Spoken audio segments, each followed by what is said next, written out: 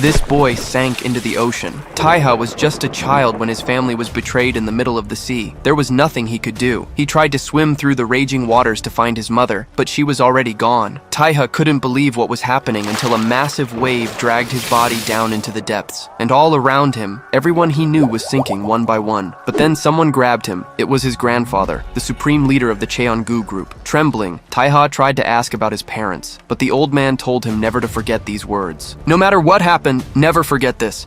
You must take revenge on all of them. Then he handed Taiha a pen that would prove his identity as the rightful heir. After that, his grandfather took off his own life jacket and put it on Taiha, throwing him back into the open sea. Days later, the boy was found by the Italian mafia, who would raise the greatest assassin of all, a cold-hearted man driven by a lonely quest for revenge. The story begins with someone saying they never imagined it would take 17 years to return to Korea. Two urns displayed the names Huijong-yo and Suyok-jin. Looking at the urns, a man says it's been a long time since he last saw his father and mother. In his thoughts, he admits there was a time he wondered how much a human life was worth. 17 years ago, at 10:32 p.m. in the Gulf of Aden, a cruise ship begins to sink. The boy was frantic, looking around and searching for his parents. The storm grew more and more intense. The child screamed continuously, searching for his family. He tries to swim against the strong ocean current. Just then, the boy spots two floating bodies. Getting closer, Dongwoo realizes it's his mother. Looking at the body more closely,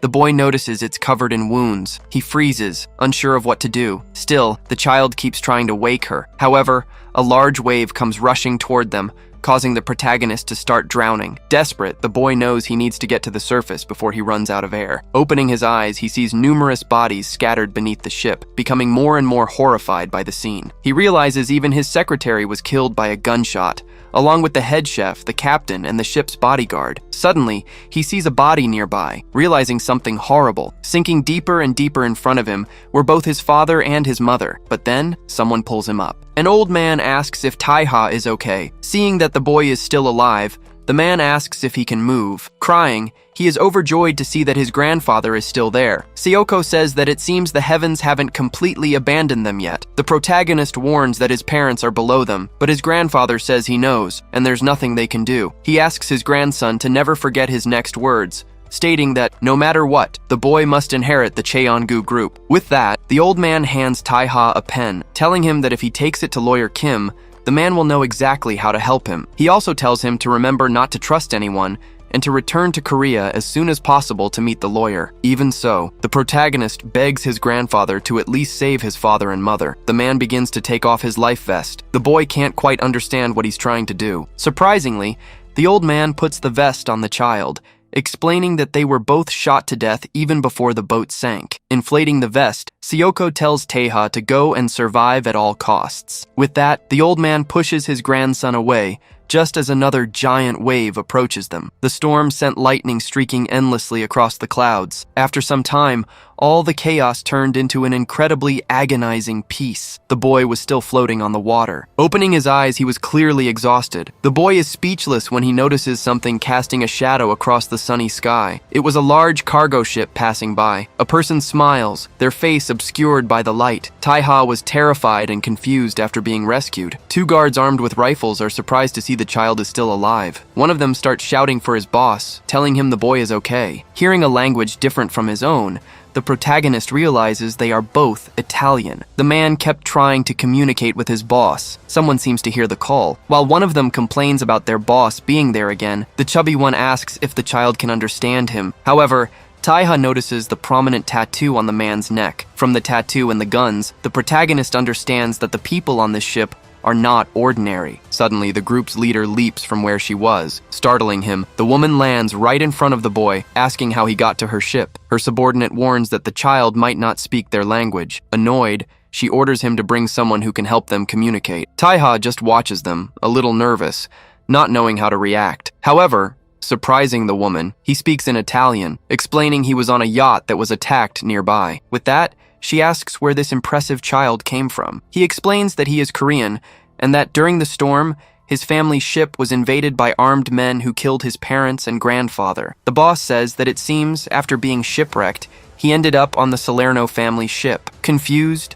the boy wonders what the Salerno family is. She starts laughing at the situation, an Asian kid who can speak Italian claiming to have come from the Gulf of Aden in the Middle East. Taking out a knife, the woman says it's embarrassing, but she can't believe him. Pointing the blade at the boy, Regina asks if there's any reason she shouldn't throw him back into the sea. The boy doesn't know what to say to stop her. Nervously, he tries to think of something as fast as possible. So, Taiha shows her the pen his grandfather gave him. He explains that he's the grandson of Seoko, chairman of the Cheongu group, and the son of Suyok, his grandfather's third son. Because of that, instead of throwing him back, they could help him contact his people and reap the benefits. Agitated, Regina asks if he's really talking about the Cheongu group. She knows it's the most successful conglomerate in South Korea, and apparently, this brat is part of the family. So the woman in charge tells her subordinates to check the news related to Korea. While they search for anything related to what the boy said, she asks if the child speaks any other languages. He informs her that he knows Cantonese, English, Japanese, Arabic, Spanish, Hindi, and Esperanto, claiming to be fluent enough for basic conversations. One of the men says he found some news from Korea. Regina smiles, realizing this is fascinating. She says that if the boy wants to contact someone in Korea, he can ask them. But the boy remembers what his grandfather had said, telling him to look for lawyer Kim, as the man would know how to help him. The protagonist states that he needs her to contact someone outside of his family, in Seoul at 1:12 a.m. Someone answers the phone, asking who it is. The person says they're calling from abroad, will be speaking only in English, and asks if he is lawyer Kim. Regina says that from the photo she sent, the lawyer must have already realized she has the group's precious grandson with her. She asks if she should send him back to Korea, but the old man questions what she means by that. She makes an offer of $10 million, informing him they should meet at the Panama Canal for the exchange. However, the guy claims he's too busy to negotiate, so he makes a counteroffer of $1 million. Setting his drink down on the table, he picks up a microphone that was beside him. Cursing, he says it will be $1 million. While dancing with some people, the madman says he'll pay $1 million if she kills Taiha. He tells the woman to kill the boy and send him video proof within the next 5 minutes, and she will receive $1 million as a reward. Regina asks what would happen if he didn't send the money after the job was done. As everyone watches, the lawyer assures her it only takes 3 taps on his phone to send such a small amount. Besides, if she doesn't do it, Kim says he will leak to the press that they were responsible for the attacks. Hanging up, he tells his master not to worry, as he has already contacted some mercenaries near them. Thanks to that, the Cheongu group is now all theirs. The boy was still paralyzed by everything he had heard. After all, that man wants him dead in the next 5 minutes. Making him even more scared, the woman says that it seems this is how things work. Because of this, her reason to keep him alive is now gone. Terrified, Taiha begins to beg them not to kill him, but Regina states he's no longer a member of a rich family. Besides, they're probably already preparing his funeral, asking if the boy knows what that means. She claims it's quite common in her world for people to kill others to take over their assets and achievements. Horrified, he laments why his uncles and relatives are planning to kill his entire family. The 2 guards whisper to each other that their boss won't kill him, she's just having fun teasing him. Trembling, he can't believe he survived the sea only to die at the hands of people he doesn't even know. He wonders what Cheongu even means, and if it was really worth killing his parents and grandfather for their positions. Suddenly, someone bursts into the room, warning that they're under attack. The man reports that 3 patrol boats and a heavily armed military helicopter have appeared. She asks if it's Interpol, but the man says no, explaining that they're ignoring their radio transmissions. Regina doesn't understand what's happening. It would take someone completely crazy to do something like this. Looking at the child, she finally understands who's to blame. She realizes those Koreans must have contacted these people to look for the boy. Out of nowhere, Taiha stabs his right hand with the pen. No one understands what the child is trying to do. He says the Cheongu group will never give her the money. Besides, the woman has nothing to gain by killing him. The trade leader of the Salerno family is surprised by the boy's reasoning. The protagonist asks to join them, vowing to be loyal for the rest of his life if she helps him get his revenge. The woman wonders how he learned the Salerno insignia. The mad woman starts laughing manically. Excited, Regina tells Matteo to get ready,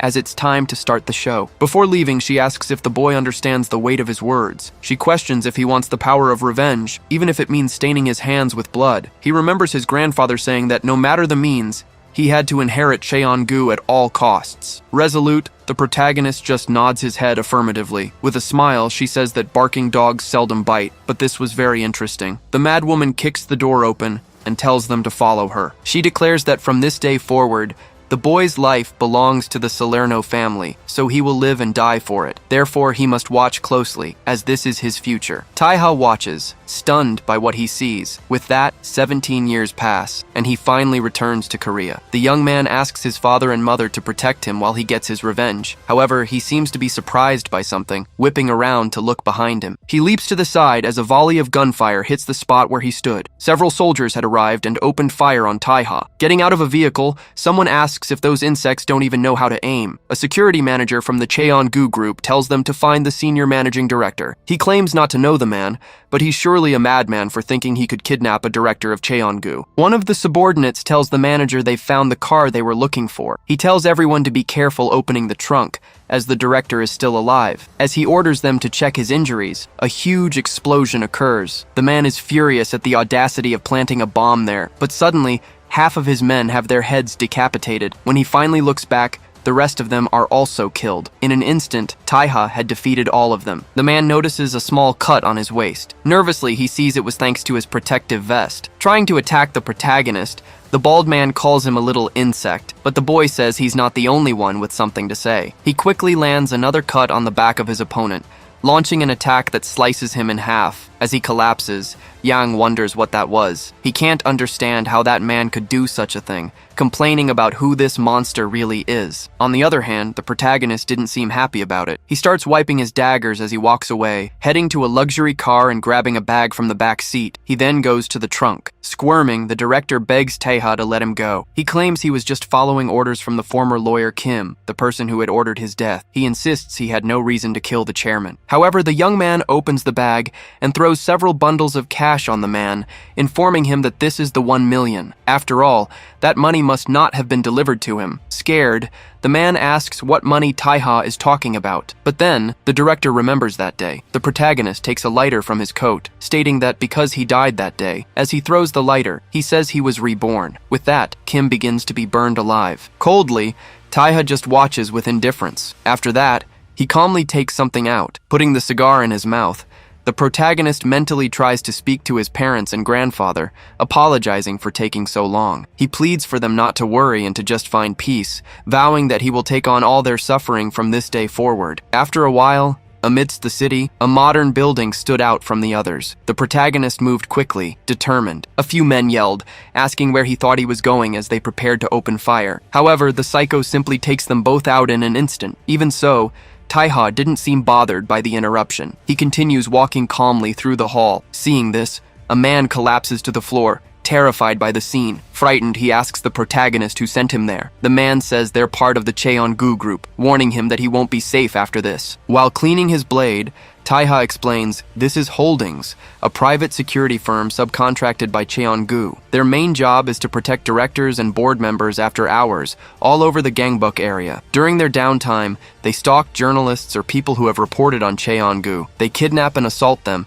sometimes even killing them. In other words, they're hitmen. The captured people were completely broken and desperate. The protagonist simply tosses one of his daggers to the man. After that, he tells them to use it to free themselves and make sure they never saw him there. And just like that, their bindings are cut. The three were still confused by everything that had happened. The man gets up and returns the knife to him. They run, shouting their thanks as they flee. Meanwhile, the remaining company man yells for them to come back. One of the escapees glances back, hearing the man's shouts. The large man demanded to know who he was, asking if Taiha was part of their family. Removing his mask, the young man says no, explaining he just wanted a more private conversation. He states that he needs the schedule of everyone on the board, from the directors to the chairman. The man says he doesn't know, and even if he did, he wouldn't tell him, because he and his family would be killed. The protagonist notes that he seems to value his life. He says he'll start with his eye, and tells him to raise his hand when he's ready to talk. A large screen on the side of a building displayed a news story about a celebrity. In contrast, several homeless people were sitting on a nearby staircase. Because of the heat, even a cicada was dead on the ground. Breaking the silence, someone appears to be in a hurry. While walking, Taiha notices that a cigar would draw too much attention, wondering if he should try Korean cigarettes. The avenue was bustling at this hour.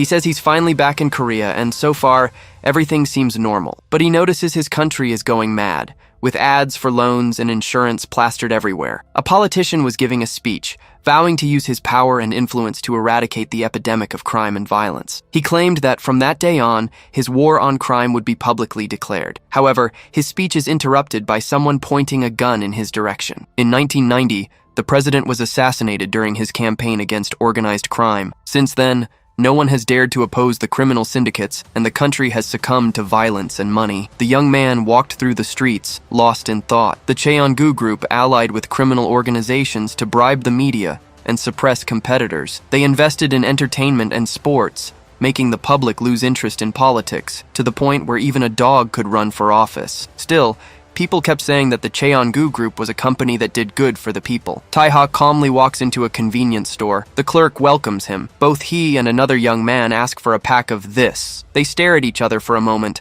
not understanding how such a coincidence could happen. Slightly irritated, the protagonist changes his order. However, they both have the same idea and ask for a plus at the same time. The two stare at each other again, suspicious. Awkwardly, the clerk tells them they only have one pack left. Taiha sighs deeply, clearly annoyed. As he leaves, he tells her to give the pack to the other man, saying he'll be fine without it. The man continues to watch him as he walks away. After the man pays, he finds the protagonist outside, who politely says, "Excuse me." He asks if he could borrow a cigarette. The man asks if he couldn't just go to another convenience store. But Taeha explains it's been a long time since he was last in Korea, so he'd like to try one right away. The man gives up, trying to avoid him. While handing him a cigarette, he says he can't believe someone wants to try this tasteless thing. As they walk, the man says he'll get a fine if he smokes there, and recommends he wait until he reaches a designated smoking area. Observing this, Taiha admits that when you've been in the mafia for about 17 years, a single glance is enough to size a person up. He assumes the guy is strong as those he faced overseas.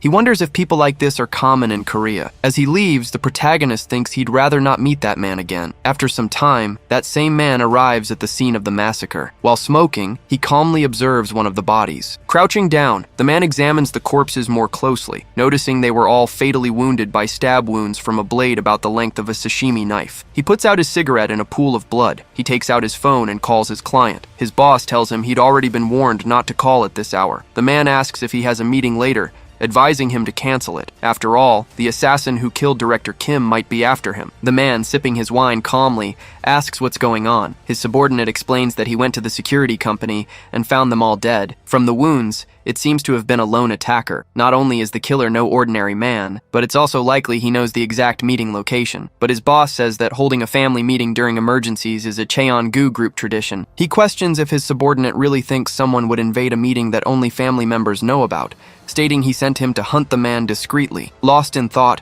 the man realizes the knife wounds remind him of something. He remembers the protagonist asking for a cigarette. He remembers his hands as he took the cigarette. He reasons that if the kid doesn't use knives, there's no way he'd have all those scars on his palms. With this in mind, Huimin asks his boss if anyone in the family is skilled with knives. Laughing, his boss says those people can barely slice an apple. Besides, everyone is present, except for the children. He offers another 100 million for Huimin to go guard the place and ensure his safety. Leaving the office, the man says he'll head to the meeting, but asks them to increase security anyway. Annoyed, his boss just says, "Fine." Handing his phone to an employee, the boss mutters that the psycho is just a gangster who thinks he can give him orders. While walking through the corridors, he adjusts his clothes and prepares for the meeting. Arriving at the meeting, he greets his boss and asks when the chairman arrived. Speaking on the phone, Huimin informs his gang leader that he plans to help the Cheongu group for one more day before returning. However, he is called a traitor. But instead of getting angry, he asks if his boss has been drinking. He informs him that he was offered another 100 million for the job,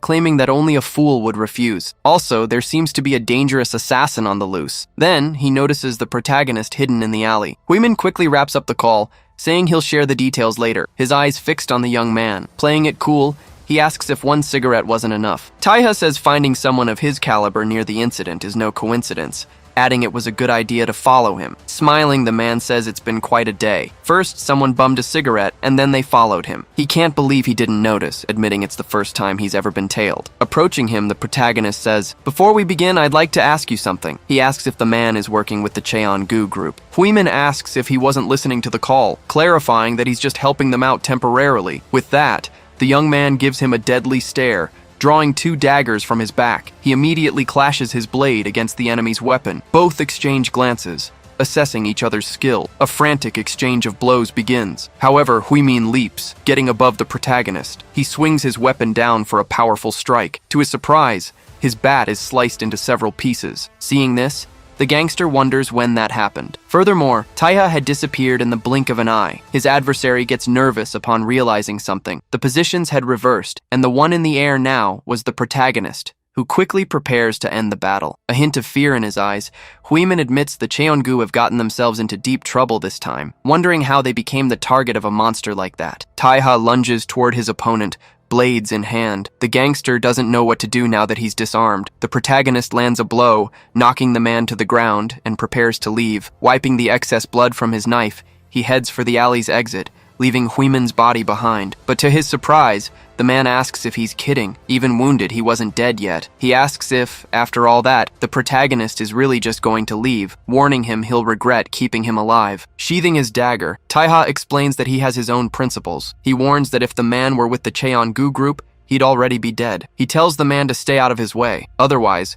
the next time he hears about him helping his enemies, he won't be so kind. Besides, if he can't accept being spared, he can just consider it payback for the cigarette. Still on the ground, Huimin smiles, realizing a single cigarette just saved his life. He admits that this time he got off cheap. A little later, a car speeds through the streets. Obviously, the protagonist was the one driving. For some reason, he seemed angry and in pain. Seeing a wound near his waist, Taiha notes that at least the blow wasn't deep. As he drives, he says that at least he can still move. He speeds up even more, needing just 32 minutes. He says that his 17-year-long plan for revenge is finally coming to fruition, with only 32 minutes left until its completion. Again, the boy is overcome by childhood memories. His mother told him not to look, while his father used his body to shield them both from the gunshots. However, terrified and worried, he runs toward his father. The man asks what she's doing. He tells his wife to grab the boy and run, so his mother grabs Taiha so they can try to escape, but the ship begins to lurch violently. Even the assassins struggle to keep their balance. His mother pushes him out the door. She tells her son to find a life jacket and jump into the water. With a smile,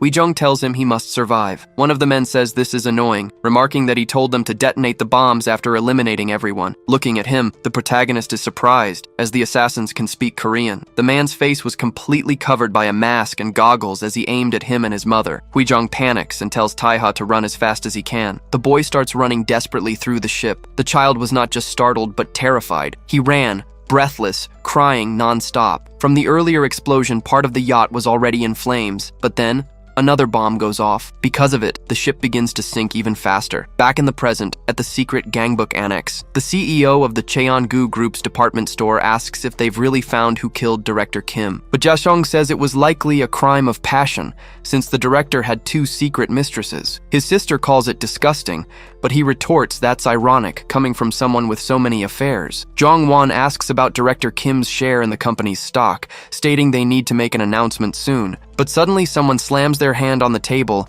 getting everyone's attention. The man tells everyone to be silent. Guho tells his son to speak. Chiang says 2 employees were found at the scene. However, they didn't have much to say and were dismissed. They also confirmed there were no other witnesses present. He explains they were just subcontractors, so they don't know much. Plus, the police assured them the incident wouldn't leak. Suddenly, his father throws a glass of wine at his head. Everyone at the table was stunned, not understanding what just happened. The old man asks where the Oseong gang is. Chung was visibly irritated by this. Despite this, he cracks a smile, saying they don't seem to know anything, even sending Huimin, their 7th in command. However, the old man smashes a bottle over his son's head. The old man says that in 24 hours, he hasn't found the killer or his whereabouts. Instead, he tipped off a gang. He says that if the former chairman and Suyok hadn't died 17 years ago, someone as incompetent as him would never have set foot in here. Besides the wine, the man's face was completely covered in blood. Regardless of what happened, Chiang assures them he'll find him within the next 12 hours. The rest of the family sees that the 2 of them haven't changed, and it bothers everyone. Juhui asks why he's so harsh with the eldest, pointing out he's still his firstborn son. However, her brother says it's not out of hatred. He asserts that it's definitely out of fear. Grabbing a cloth, Chiang immediately asks his subordinate for his phone. While wiping his face, he looks for something on his phone. He asks where his men are. His assistant informs him they are ready. The man says this is exciting, adding that he's eager to see how grand their entrance will be. On a road at night, the protagonist headed toward his objective. Taiha admits he has always been keeping an eye on the Cheongu group. 17 years ago, on the day he was accepted by the Salerno family. Even before his grandfather's funeral, Guho became the new chairman, taking over all the shares and securing his position. He took advantage of the chaos from the failed war on crime, allying with factions like the Oseong Gang to increase his power. Even though that was the beginning of the Cheongu era, they still hold meetings with official members at times like this. This was an old family tradition from when his grandfather was alive. Neither the system nor the traditions changed. Everyone killed to climb the ranks of the hierarchy created by Sayoko. They were even willing to murder his parents and him. One of the guards was monitoring the cameras, wondering whose car was approaching. So he asks his superior if the members are expecting a guest, but he's told no. He reports a car heading toward the front gates. Moreover, it doesn't seem to be slowing down. Seeing it's probably some maniac, the head of security orders them to raise the bollards. With that, several containment spikes begin to rise from the ground. However, the protagonist speeds up even more. After all, he doesn't need any tricks up his sleeve to deal with people who have been sheltered their entire lives. Unbuckling his seatbelt, Taiha says there's no point in making elaborate plans. His car's front end is completely destroyed on impact. Even so, he leaps out with his blade in hand. He declares that the only thing he hopes for is that they haven't forgotten his family, so he can say it to their faces. The guards look at the intruder terrified. The boy quickly takes them all down in a single attack, and he claims that he's back. Confused, they ask what that loud noise was. They wonder why it's getting louder. It seems to be coming from the front gate. Unlike the others, Chiang seemed puzzled, yet confident. His uncle tells the man to go check on all the commotion. But surprising Jongwon, he says there's no need for that. All the guards inside the hall point their weapons at the family members. The eldest sister asks what's happening. Guho, angry, asks if they're really trying to pull something at a time like this. However, his son stands up calmly, wiping his mouth. The old man asks if he's really going to do it. With a smirk, Cheong claims his father expected this to happen sooner or later. That was why his father was always angry with him. He was afraid of ending up like his grandfather. With a terrifying look, the man says that, after all, he was the one who killed his grandfather and uncle. Meanwhile, the protagonist passed through the gates, saying his revenge would finally begin. The security guards raise their weapons, asking if this is some kind of ambush. Jishong asks if his nephew has gone insane. They question what the guy is doing, saying he should never point a gun at his family. However, Chiang claims he isn't doing anything, but they keep cursing him out, saying they get what he's trying to do. Looking at one of the guards, Juhui asks if he's really going to betray them for that kid. Even though he's her personal bodyguard, Youngmin apologizes, showing he's abandoning her. Even the second son's bodyguard says it's not personal, but the rewards for betrayal were just too tempting. Another guard remarks that if they had just gotten a raise, this wouldn't be happening. The only person who remains silent is Chiang's own bodyguard. The man's father says he can understand the others betraying him, but he can't understand why his own son would do this. He asks if his guard will really turn his back on them. Junsu just watches, not moving or saying a word. The man says he isn't paid to protect him personally, but rather the Cheongu group. Jongwon asks if the guards really think they'll gain anything from this. He tries to continue threatening them, but a gun is pressed to his head. His own bodyguard kills him in cold blood. With that, the two remaining siblings become desperate and beg for mercy. However, gunshots echo through the hall as blood splatters everywhere. Chong hands the cloth to his subordinate. He walks calmly toward his father. The old man admits he always expected something like this would happen one day. Ever since the day his other son died of acute leukemia, his wife had asked for a divorce right after, not wanting a single cent. Trembling with rage, he says he always suspected Xiang was behind everything, and because of that, he always kept his distance. While spinning the gun, the man says that for someone who had his own father and brother killed, Guho talks too much. Placing the gun against his head, the man asks the old man who it was that sent his own father and brother to the bottom of the sea. He asks what else he could have done, since if he hadn't killed everyone, Suyak's son would have inherited the presidency, and they wouldn't be here now. The psychopath gets closer, and asks why his father never declared him the future successor. The old man grows more and more terrified by all of this. Furthermore, his son was staring at him menacingly, while Guho claims that if he had done so, the boy would have killed him sooner. He doesn't deny he would have killed him earlier, but says he's a little upset to hear it. His father assures him that even if he kills him there, the man will never become the president. But Chiang cuts him off, saying he already knows. After all, power transfers through political or violent coups are not recognized. That's a clause made by the committee. With that, the man says it's a shame. He informs him that the person making a noise outside isn't one of them. The president asks who it could be. As he shoots his father, he explains it's a young master who has waited 17 long years for this day. The guards were firing at the intruder. They were trying to surround him, as the killer didn't have a firearm. The protagonist remembers that the Central Security Force is made up of people who guard the executive members, so they hold high positions. Therefore, he assumes these bodyguards will be much stronger than the previous ones. He stops running for a moment. Changing his direction of advance, the boy claims that it won't be a problem, so he zigzags toward the enemies to dodge the gunfire. He uses one of the guards' bodies as a shield. Desperately, the man begs them not to shoot, as he'll be hit. However, the guards don't care and open fire. Leaving one of the guards terrified, his weapon is sliced in half. In an instant, Taiha manages to defeat them all quickly. The leader orders his men to evacuate the president as quickly as possible. However, the protagonist throws his dagger at the man, but a guard manages to stop the knife. A man with glasses asks why they're making so much noise, questioning if they can't do this quietly. 3 department heads appear to try and stop him, but that small group is simply ignored as the protagonist kills the others. One of them says he can stop him alone and tells his companions to wait. However, despite being extremely strong, Taiha was suffering from the wound he sustained earlier. With every minute that passed, the wound seemed to get worse. Snapping back to his senses, he realizes his enemy's fist is already extremely close to his face. Thus, his only option is to block the attack as he's thrown backward. He manages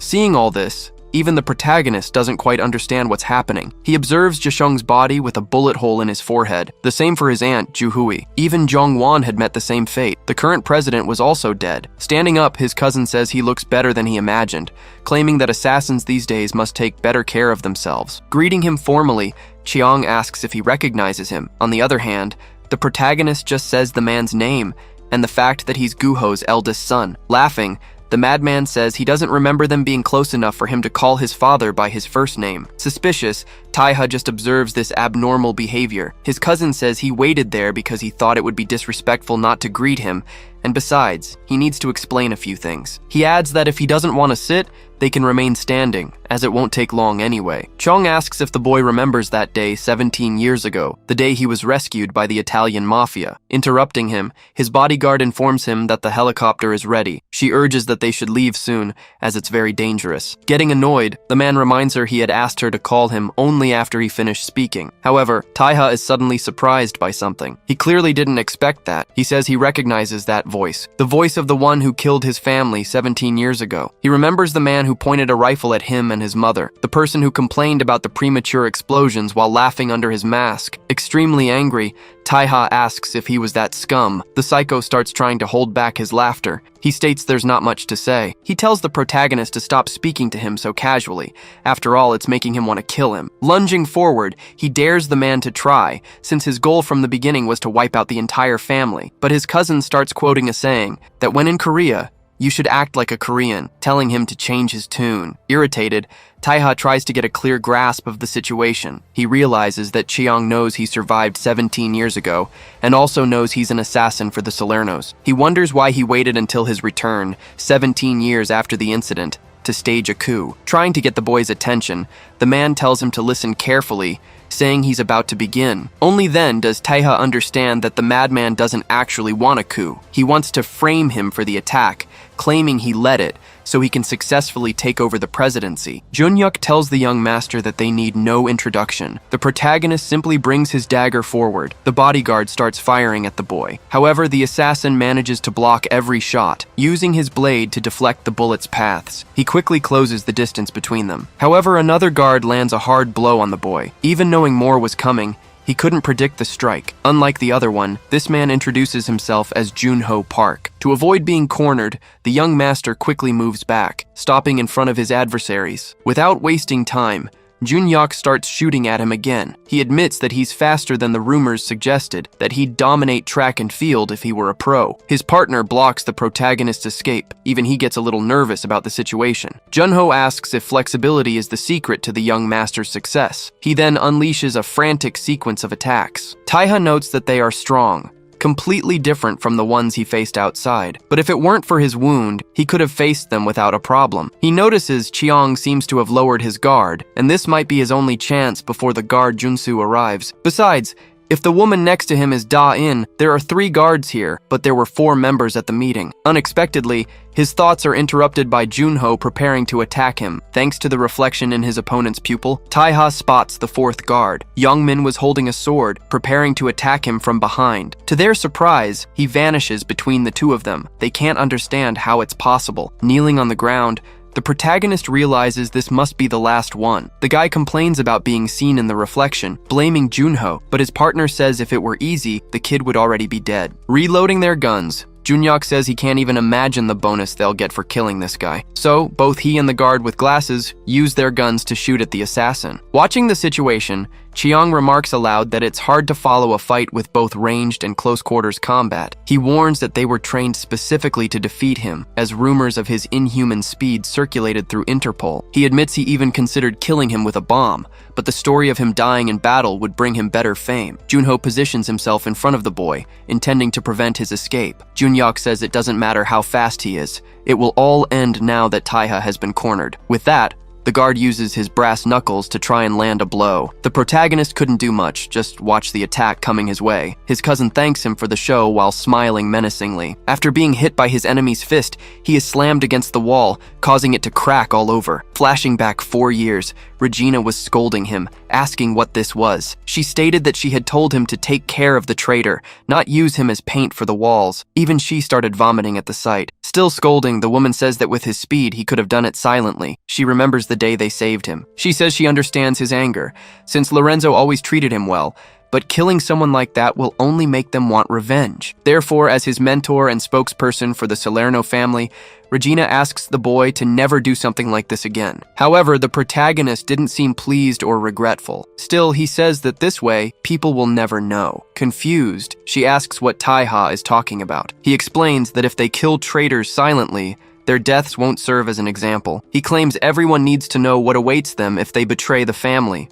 Rumors need to spread, exaggerated and distorted. This way, the number of traitors will decrease. Otherwise, it will be a relentless fight. The woman asks if he chose the path of violent deaths to prevent greater bloodshed. Except for where he stood, everything around was stained with blood. She says it's absurd for such words to come from a boy standing in a river of blood without a single drop on his face. Interrupting her own thoughts, Regina says that it seems being an assassin really doesn't suit him. Back in the present, Junho freezes as a glint appears in the middle of his chest. The man starts spitting blood as the glint continues to shine. Even Chiang and his bodyguard are surprised. The protagonist had brutally cut the man down. With a threatening gaze, he faces his other adversaries. Frightened, Youngmin quickly raises his gun, but in an instant, his eye is pierced. After taking the hit, the man mentally admits they underestimated him. Besides his speed, he also has strength. Moreover, those who have truly seen his skills never lived to tell the tale. Despite showing all this capacity to keep fighting, Taiha was even more injured, and his wounds were getting worse. Junhyuk was desperate, as no one had said his strength was this great. However, Junsu appears and calls out to the woman.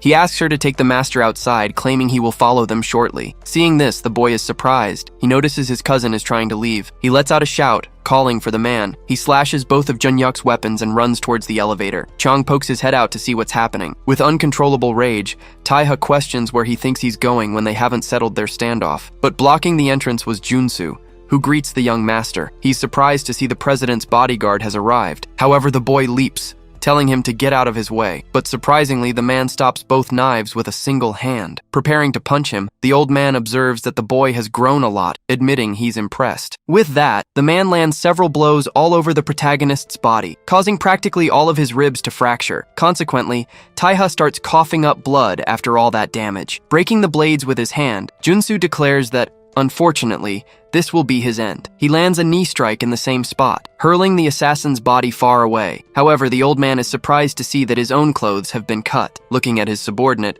the man tells Junyak to get up, claiming he knows he's fine. Nervously, he admits he thought he was done for. The old man warns that the building will explode soon, telling him to grab his partner and leave. Lying on the floor was the protagonist, who appeared to be dead. Arriving at the rooftop, the president's bodyguard heads towards the helicopter. Chiang asks if he finished the job. The man assures him he did, and informs him they will detonate the building as soon as they take off. Junsu says he will make preparations for takeoff, but the man tells him to just keep the door open and get them in the air. Putting on his headset, his guard warns that they'll be distracted boarding the helicopter, suggesting he close the door. However, the psychopath states he needs to see this, claiming he's waited a long time for this moment. With that, the helicopter begins to take off, while Chiang stands at the open door. He watches calmly, smiling, cursing, and saying he always hated that house. While the man complains about how boring and hypocritical his family was, Da-in and Junsu exchange glances. Suddenly, the madman remembers the moment the protagonist said things weren't over between them. With a smile, he calls him a poor child. After all, he lived to get his revenge only to meet the same fate. He asks if they both knew that the term family comes from the Latin famulus, which means slave. Taking the detonator in his hand, he asks everyone to witness how he will change Cheongu from this day forward, completely destroying the mansion where the secret meetings were held. Inside, Taiha was on the floor, unconscious. Still dazed, he recognizes the sound of the helicopter and realizes it's all over. Changing his mind, he declares that there's still time. Meanwhile, Chiang watches the place detonate. Tossing the detonator down, the man says they really finished things with a bang. While the protagonist leaps through the flames, the madman says he's going to lie down for a bit since it's so hot. He tells his subordinates to head straight for headquarters, but Taiha hits him with his knife. However, he only manages to strike his calf. His cousin starts screaming in pain. Both guards get up, worried, annoyed. His cousin calls him an insect and asks what he's doing. The protagonist questions if he really thought he could escape after destroying so many families. As he hangs from the knife, his weight causes it to tear even further into Chiang's leg. While blood gushes out, Taiha says he will kill him no matter what. Dain draws her gun and asks her master to step back. However, the madman snatches the pistol and says he'll do it himself. Pointing the gun at his cousin, Chiang questions if he really thinks he's the hero of this story. Assuring him that he is the main character, he calls him a lowlife and tells the boy to die. As he falls, Taiha manages to avoid the fatal shots, even though he's hit in other places. With that, he goes into a free fall. Immediately after they close the helicopter door, his bodyguard calls the hospital, warning them of an emergency. The protagonist was falling from an absurd height. Luckily, he collides with a tree, which slows his descent. Even so, he ends up hitting his back on the wall of a house. He then falls onto a truck rolling near a creek. Someone passing by on a bicycle happens to see the scene. The person stops and looks towards him. It was one of the victims he had saved from the security company earlier. The young man realizes that this was the man who rescued him. Seeing the state of his body, the guy wonders if he's too late. But then, he hears a cry for help, looking back towards Taiha. He tries to get a closer look. The protagonist was asking for help, barely able to stay awake. Even extremely injured, he kept saying it wasn't over and asking for help. In a messaging app, someone had sent an 11-minute audio file. The person was calling for backup, reporting that a guy had refused the breathalyzer test 3 times and was insisting he was Congressman Kim. A man was writing something down while listening to the audio of former director Kim, using his influence to threaten police officers. He asks someone if the voice and name are clear enough. The person asks where the director is right now. The young man replies that he's probably at the police station giving a statement and will be heading home soon. His contact seems a bit hesitant, so the guy offers 200 and asks if that's enough to take down a major figure from the majority party. For a while, the only notification was that the person was typing, but to his surprise, the counteroffer is 30. Obviously, he gets extremely frustrated by this. He argues that it's worth much more. However, the buyer claims it's not even election season, so nobody cares about those old guys. The guy says that he clearly doesn't understand the current market,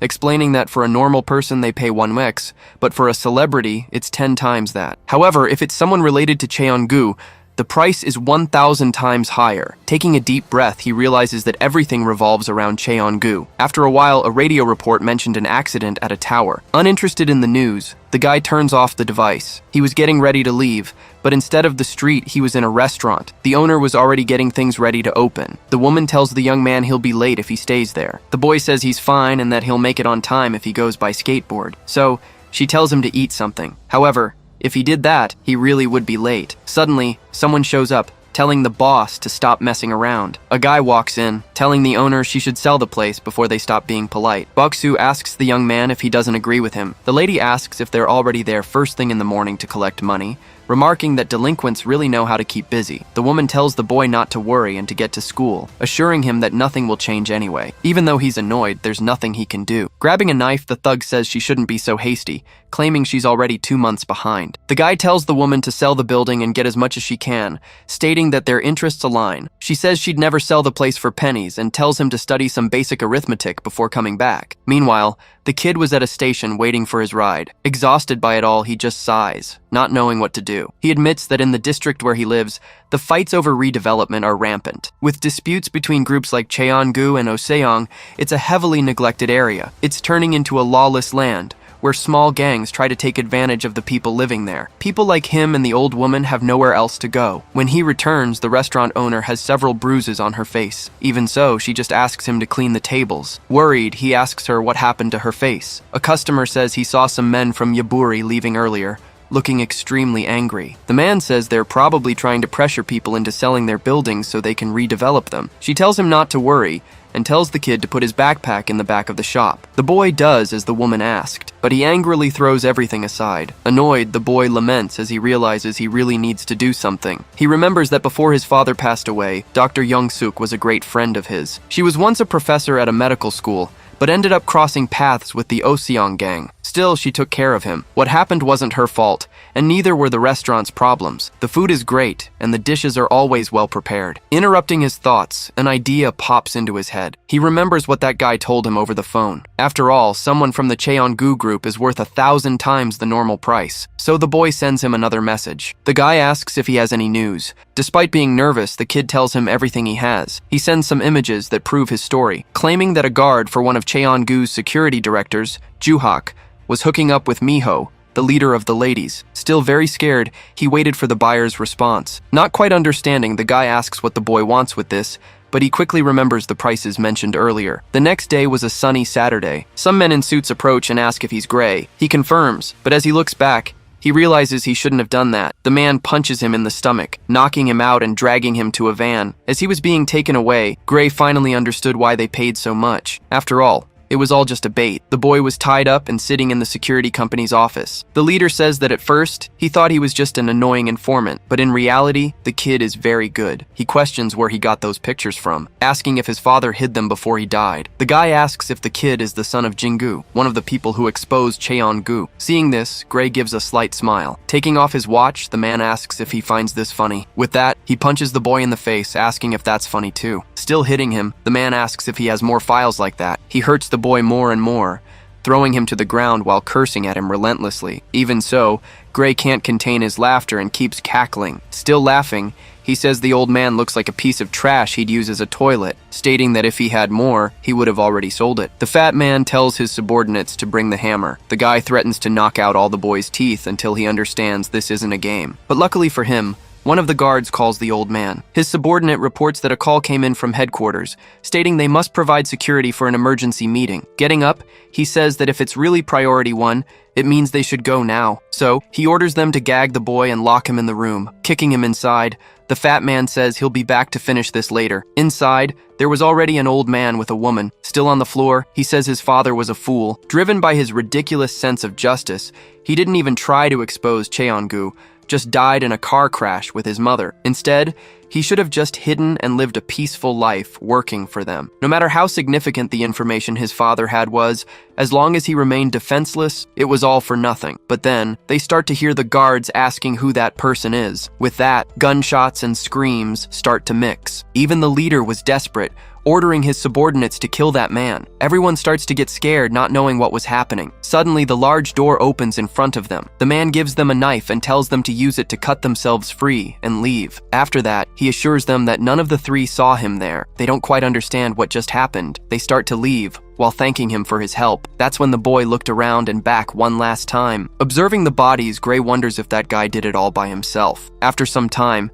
he finally returns home. Young-suk asks what happened to his face and where he's been all this time. She gets angrier and angrier, demanding the boy to speak up, but Gray says nothing happened. With a smile, a girl asks her not to worry. The boy heads to his room. The woman watches him, clearly worried. As soon as he enters his room, he collapses on the floor. Still shaken, the boy wonders if the Oseong gang sent that guy there. After all, they had firearms, but he still killed them with just 2 knives, as if he didn't care. As he opens his drawer to look for something, the boy keeps wondering if the guy was sent by someone. Closing it, the kid guesses there might be something more to it, realizing it might be revenge. He recalls the moment the department chief mentioned his father, questioning if he had more files related to Cheon-gu. The boy admits that no matter how significant the information is, it's worthless unless you have the power to use it. While accessing the files, Gray says he needs power. He realizes it's practically impossible to find that man among those files just by his face. However, he remembers what one of the subordinates had said when he announced an emergency meeting was going to happen. With that, he remembers the priority level 1 code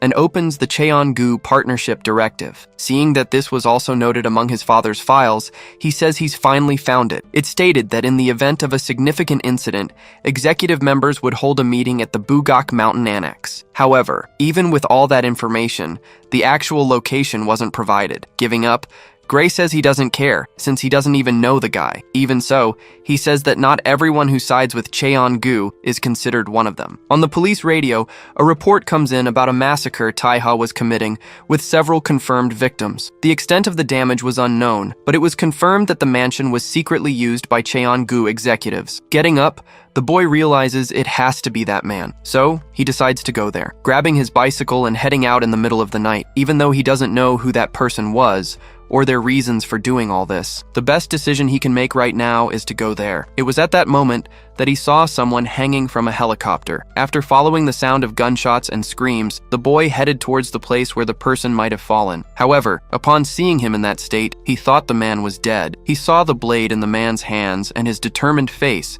as he declared that it wasn't over. Gray is surprised by all that tenacity. After a while, he arrives at his house, shouting for his adoptive mother. As always, she was working. Startled, the woman asks who that is and what happened to him. Desperate, the boy begs Young-suk to save the man. Some more time passes. The man was better and asks who he is and why he saved him. Gray introduces himself and says he buys and sells information, stating that lately he's been looking for something specific, claiming he was hoping to find someone just like him. Doubting his words, the protagonist asks if someone like him could really be a data broker. The boy explains he's more of an information wholesaler, always providing clients with great intel. Besides, his main clients are other information dealers and the Uedo financial sector. He explains that he almost died after falling into a Cheon-gu trap, thinking he was about to meet a fellow informant. Taiha asks if the boy was one of the hostages that day, wondering if he recognized him after seeing him just once. Gray says it went well, adding that he wants to win an award for the youngest data broker or something like that. With that, the protagonist starts looking around, noticing the things the boy owned. After that, he asks how many days he's been there, and the boy tells him it's been 4 days. The man wonders if he slept for that long. However, he calls out to Gray and asks if the so-called broker could find someone for him. But unfortunately, he has to admit he was bluffing, claiming it was hard enough just to find him, and that he'd need another broker for that. Besides, finding someone requires a lot of money, and above all, he'd like to ask for something in return for saving him, since he spent a lot on medical expenses. Ignoring everything else, the protagonist asks if what the boy is trying to say is that he can't find him. Gray asks what the man would do if he wasn't able to. However, Taiha simply turns his back and says it's fine. Grabbing his jacket, he thanks him for his help and says he'll get rid of him once everything is taken care of. The young man asks if he's really leaving just like that, but the protagonist says he still has business to attend to. As a final piece of advice, he tells the boy not to interfere or try to stop him, as it won't end with just a kidnapping. Scared, Gray just sits back down in his chair, but he soon cracks a smile, realizing that this is apparently how things work. After leaving the young man's room, he notices a strong smell of pork and wonders if the place is a restaurant. Surprising Taiha, Young-suk says that he shouldn't be on his feet. She says he was hit by 22 caliber bullets, which made it possible to stitch him up, but that if his fractures don't remain immobilized, he'll be a lost cause even if another doctor helps him. Thanking her politely, The protagonist says she must be the doctor who saved him, assuring her he'll pay her back. However, she says she's not a doctor, claiming to be the owner of a gukbap restaurant, and asks him not to come back if his stitches open up. With that, the protagonist heads outside. Looking around, he wonders if this is a market. Ignoring his surroundings, Taiha picks up a phone. Answering, he says this isn't his phone. Gray informs him that his broke, and he can use this one until it's fixed. He says there's also a case with earpieces in his pocket, and tells the protagonist to use them. Looking at the device, Taiha is surprised by its size. The kid explains its battery, connection, and microphone, also warning him that the top button on his shirt is a camera. The protagonist says he made himself clear, warning that he'll die if he gets involved. However, to his surprise, the boy asks why he is exterminating the Cheongu family. The boy tells him not to be surprised. After all, even with Korea being a mess,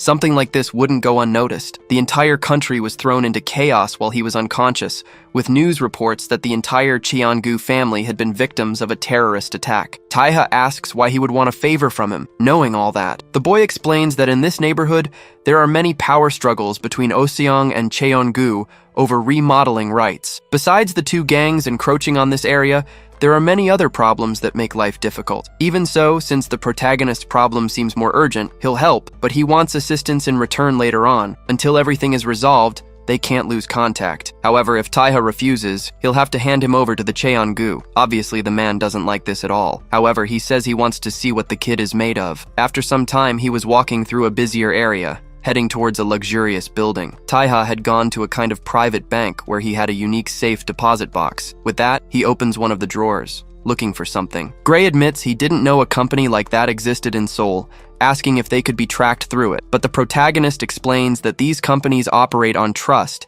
so they would never consider dealing with other businesses. He says that people usually go there to hide jewels or sins, making it the safest place possible. Seeing this, the boy realizes that the man is apparently preparing a disguise. He becomes thoughtful, watching Taiha's actions, confused since the assassin had no firearm and a knife wouldn't be enough. Many drops of sweat begin to fall to the floor. His body was getting heavier, making it hard to keep a neutral expression, and he also felt as if he were being stabbed, feeling just like when Regina used to beat him. The protagonist asks if the boy found the guy he had asked him to look for. He asks if the CEO of the company Night Move, Piljung, is the broker who helped him get into Korea. Apparently, he worked in Europe, became famous in the field, and is now looking for a clandestine ship to China. Gray explains that pressure on the borders has increased after what the man did to the Cheongu family. The protagonist tells the boy to announce to the dealers that there's a ship available at 10 times the normal rate. His companion asks what he's going to do when he finds the guy, wondering if Taiha wants to leave with him. Sheathing his knives,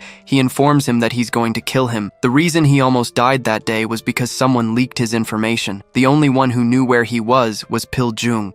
Coldly, the protagonist states that traitors must die. Later, in a church, he admits he doesn't care if it's a longtime friend or not. A hooded figure enters the chapel. Approaching the confessional, the man calls for the priest and asks if they can talk. He speaks a specific phrase: a man brings water to his own mill. Piljung complains that the place is too stuffy, questioning why they are meeting in a holy place. He claims that he may not look it, but he is a devout Catholic nonetheless. However, the so-called priest just asks where the money is. The informant gets the money from his bag. Showing the 100 million won, the man says it would have been more profitable to exchange it for $10,000. Changing the subject, Piljung says he needs to know something. After all, this country is full of frauds like him, which is why he can't trust the priest. Gray warns that there are many men outside. Suddenly, several people enter with melee weapons in hand. The man states that it's very strange for someone to secure a ship that even he, a person who works with information, couldn't find. He claims that the rule in their line of work is clear. If someone lies, they must pay with their own life, stating that the protagonist must be prepared to face the consequences of his actions. But,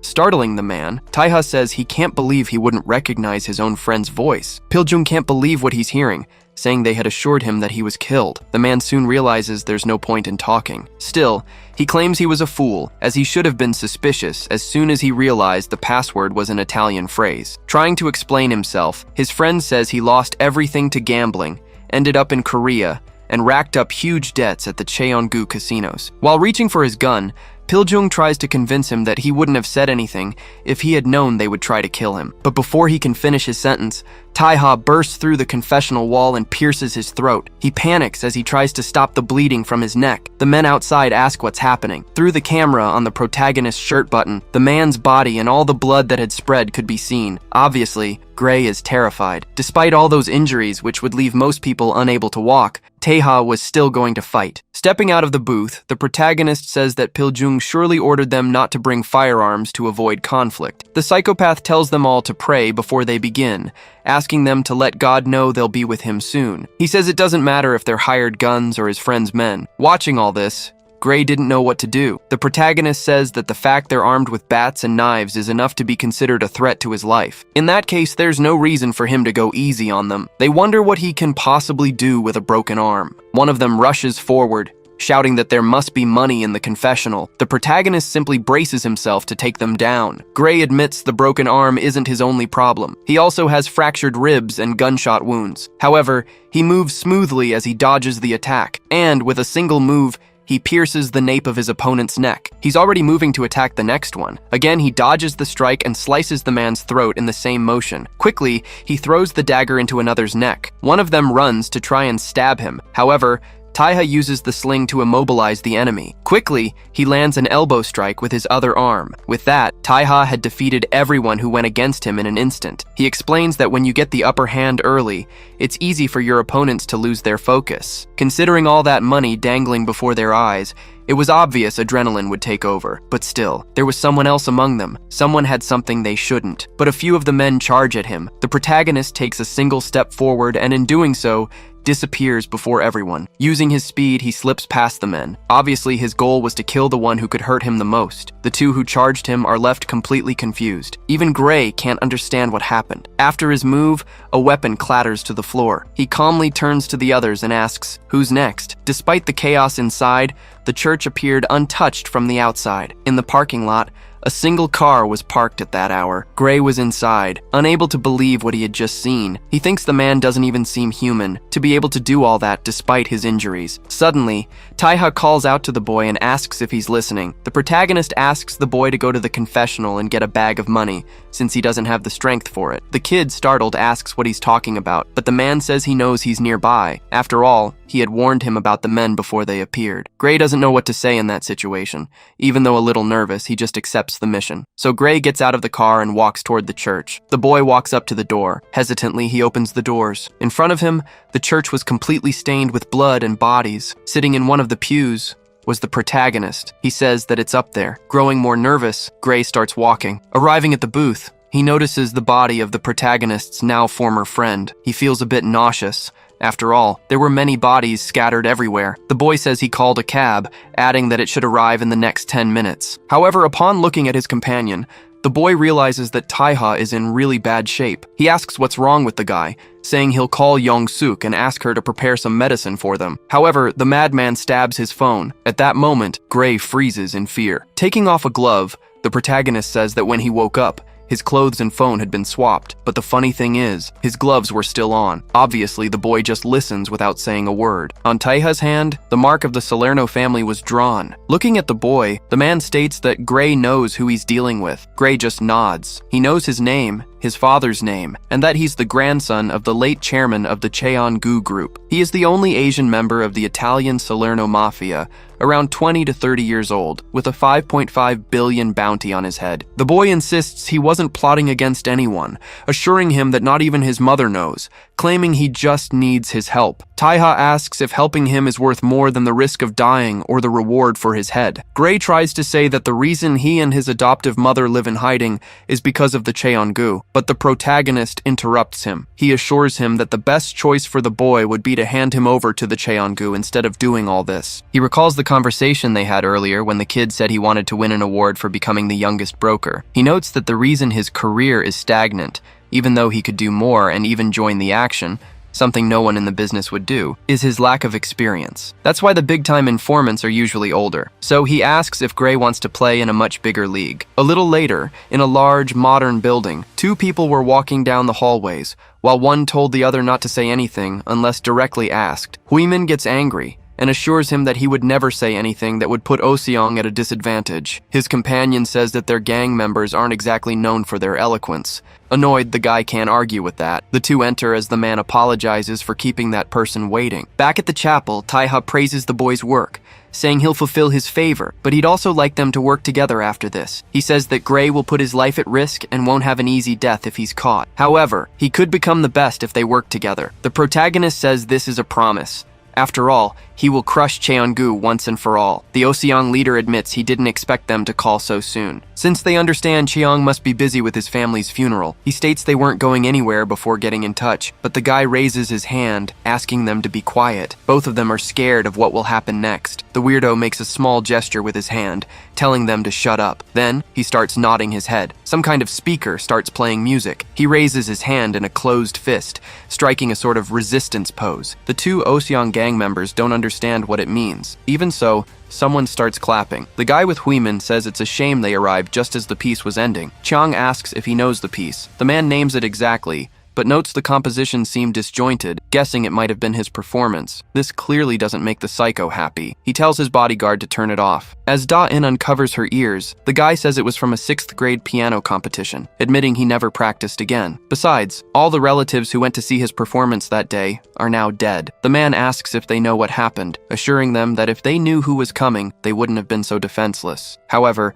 Huimin states that he warned him, even advising they cancel the meeting, since the killer was no ordinary person. As Huimin insists Cheong was the one who ignored his warnings, Cheong cuts in. He tells the other guy to put that cigarette away, claiming he was the one who knew best. This visibly angers him. Cheong says this was a traditional emergency meeting for his family, something that can't be cancelled on a whim, claiming that's why he paid him 200 million won to take care of that man discreetly, without alerting the other members. The guy rests his knee on some sort of cane. While touching his leg, he says that instead of taking care of the killer, they suffered losses, and now he has to use this thing. With that, the man says he can't help but wonder how Huimin is still alive, even though all the other guards died. The guy claims he already explained, saying the killer operates by his own rules, and he didn't fit them. With a smirk, the psycho says that maybe a terrorist's rule is to avoid friendly fire. Obviously, this infuriates Huimin. He tells the guy to stop spouting that nonsense, asking if they really think he'd risk the honor of his organization and his parents. Cheong says it must be nice to have parents to support you,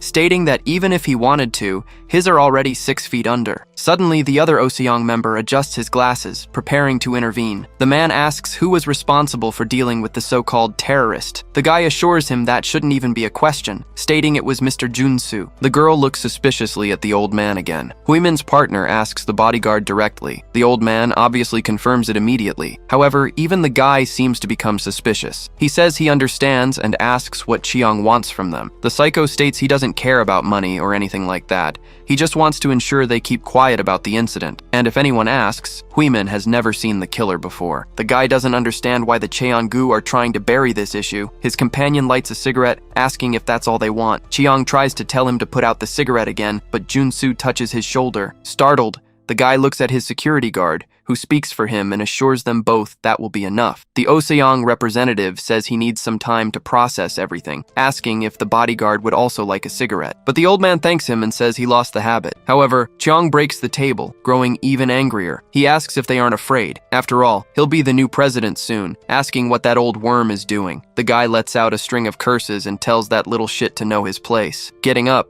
he says that's what his boss would say, which is why he's putting him in his place. As he leaves, the man addresses the bodyguard directly, stating they agree to the terms. Tossing the cigarette butt on the floor, the guy tells them to have an ashtray next time, and a wet napkin too, preferably. With that, the three of them are left in the room in a deafening silence. Cheong remains quiet for a few seconds, not saying or doing anything. Huimin says he's a real badass. After all, he dismantled all of Cheongu's arrogance just with his words. Adjusting his glasses again, he says that's his role here, since Cheong clearly doesn't understand how things work, stating that the old president really taught him nothing and deserved his fate for not dealing with that brat sooner. The guy is incredulous, asking if he's really trying to say that. Calmly, the old man claims the incident was likely a coup planned by Cheong to secure the president's position. The elevator opens, and they start walking again, declaring that it's imperative they find the killer who attacked the Cheongu group. Huimin tries to say the guy is dead, but his companion assures him that's not true. After all, Junsu is strong, but he never kills people. The moment he asked the old man that question was when he directly confirmed his suspicions. The guy is even more impressed by this whole twist. He declares it's unlikely the man was hired by Chaeyoung since Junsu lost too many men.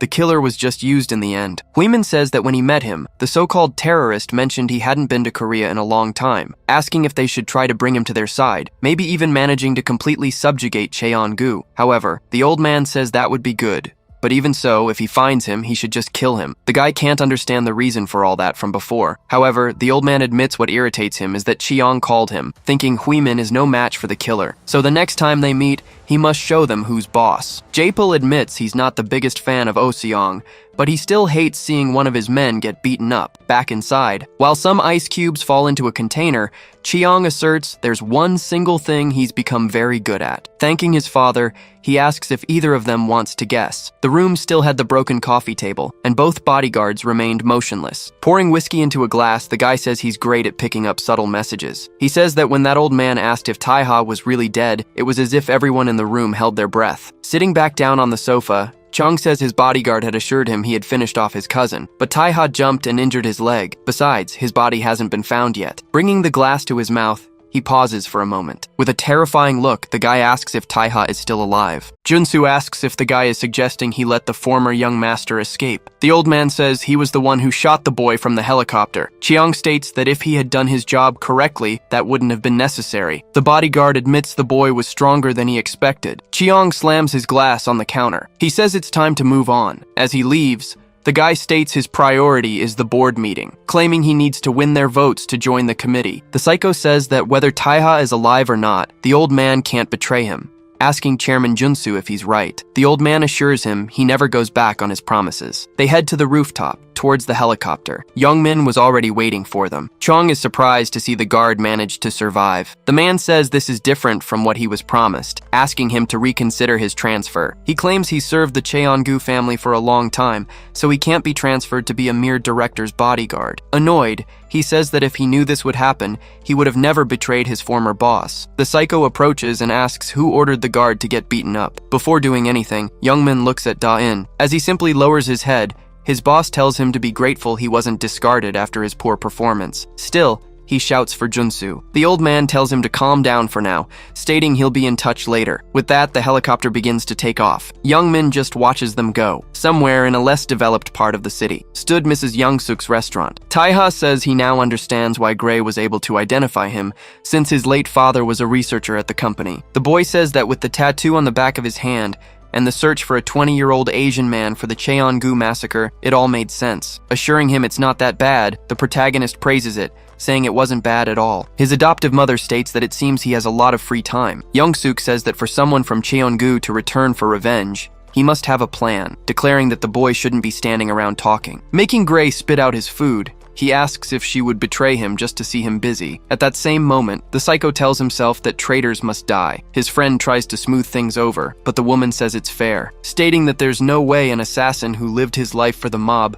can trust others easily. However, the protagonist says he was just handling some matters that would be more important in an emergency. He tells the lady not to worry, stating that anyone hated by Cheon-gu or Oseong is not his enemy. With that, Taiha calmly goes back to eating. They both realize the assassin is probably stating he can take care of them later if he's betrayed. Suddenly, those thugs enter the restaurant, complaining about the heat. He tells the woman to blast the AC, asking how she expects to pay her interest if customers don't stay. Youngsuk declares she paid everything, questioning why they are making a scene again. She asks Taiha to come back after lunch and a smoke, also telling Gray to go to school. Boksu tells her to leave them alone, assuring her he won't do anything to them. However, he seems confused and annoyed by something. He says he's never seen that kid around here, questioning how someone could end up eating in a restaurant like this. Meanwhile, the protagonist was surprised by the size of the radish kimchi. Getting furious, the guy asks if the brat is choking on his food or something. Getting up, Gray tells the lady he's heading to school. He walks towards the exit, looking back, remembering he asked his friend to promise him something before hearing his favors. He tells Taiha not to kill or do anything like that, begging him not to turn the neighbors against each other. The protagonist asks if the boy thinks he goes after people recklessly, but Gray declares that's exactly what he did. Getting back on topic, the guy asks what his request is. His friend reminds him that Jangseo's 3rd district is at a stalemate between Cheon-gu and Oseong. When these disputes were about to turn into a total mess, a local gang called Yaburi stopped the fighting, but Taiha asks if if a small gang was really able to stop a power struggle between Cheongu and Oseong. Gray again assures him that everyone's safety was guaranteed by this Yaburi. However, they're also buying buildings to create a housing cooperative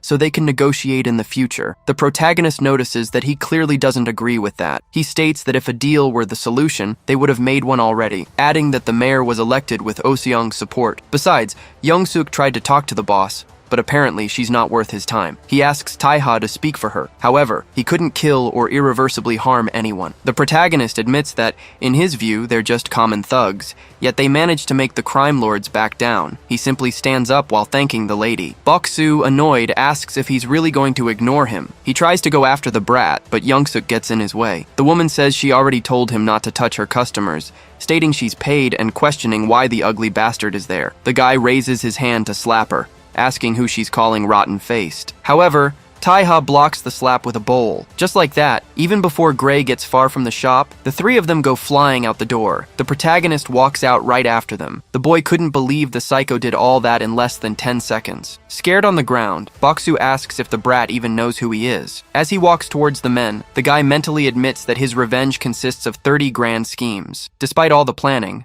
some points were still uncertain. After all, he hadn't considered that his real enemy would be Cheong. He considers it a failure, but he can guess his plan for the future, since, despite being from the Jin family bloodline, he still needs to be elected chairman by the board of directors. Therefore, he'll use the development of the Janseo district to disrupt the board, asking the delinquents to take him to their boss. While they ask if the boy is crazy, a girl across the street questions who he is. Suri asks if he wants to start a war against her gang all by himself. However, Taiha just answers no. He calmly takes out a cigarette and lights it, informing them that he's just there to talk. Suri asks what he means by that. She says she can't possibly believe him with her men down on the ground, but the protagonist just looks at them, understanding the situation. The boy apologizes. He says they don't seem interested in listening, so he has no desire to talk to people like them. Looking up, Taiha realizes that's how they manage to keep both sides in check. With armed men spread across all the buildings, he figures that if these guys took over the entire city, Jiangseo's 3rd district would become the base for their armed forces.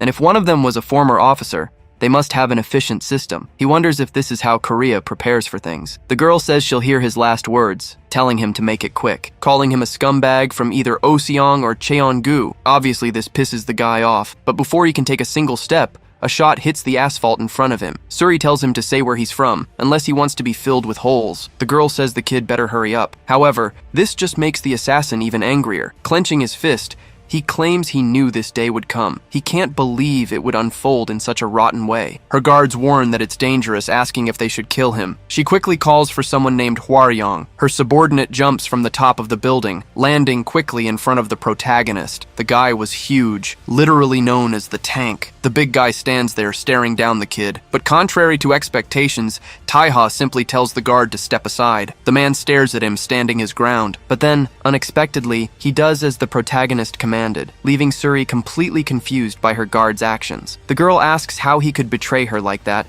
as her other subordinates rush toward them. Surprisingly, the assassin just grabs the milkshake she was drinking. Tossing it aside, he says it's no wonder nothing she does goes according to plan. This, obviously, leaves her stunned, unsure of what just happened. He leans close to her face while looking at the building, whispering something in her ear. She's confused and frightened by the turn of events. As he leaves, the protagonist says they don't seem worth his time anyway. The girl was still frozen, as her men asked if they should go after him. However, she calmly approaches Hwaryong. The man admits he couldn't sense any threat coming from the protagonist. The girl asks if that's why he let that guy get close to his boss, noting how truly united her gang is. With a smile, the man asks if she felt it too, claiming that even he was able to. He says it's been a long time since the war, long enough to forget what it's like to see the real deal. Later, back at the old woman's restaurant, they were working on fitting the door back into its frame. Gray asks his companion to hold it steady while he screws it in. They fix the restaurant's entrance. They both announce it's back in place, claiming the door now closes properly. While Young-suk asks if he's sure he fixed it right,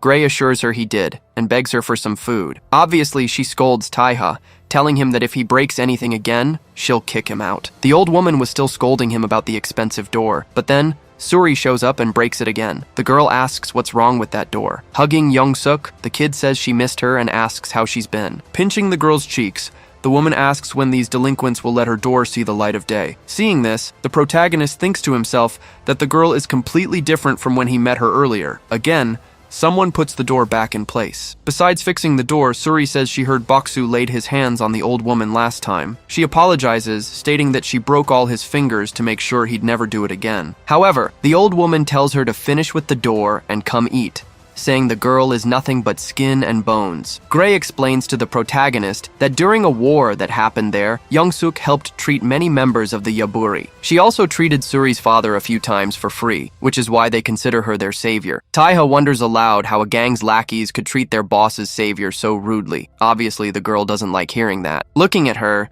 the protagonist says everyone calls her boss, but the girl is just a figurehead. She leaps, wrapping several wires around him, focusing especially on his neck. Suri curses at him, saying she's been going easy on him from the start, but the kid doesn't seem grateful. Confident, the girl tells him to repeat what he said. The protagonist notices these aren't normal wires, realizing their tensile strength is different. Surprising her, the guy claims she should know that better than he does. He states that among the men positioned inside the buildings when he was there, some seem to have their weapons pointed at a specific spot. Instead of aiming at the intruder, they were aiming at their own boss. He says that while things look like an external stalemate, she's actually just a puppet being controlled from within. The moment he got close to her, the boy had asked Suri to meet him at the old woman's restaurant, since there were too many spies there. He asks who sent them to buy up the buildings, questioning if it was the Oseong. As the girl pulls the wire tighter, the protagonist claims there's only one last alternative. He asks if it was the Cheongu, but the girl pulls the wire, visibly furious. But to her surprise, all the wires have snapped. With his dagger in hand, Taiha says he's got his answer. Elsewhere in the city,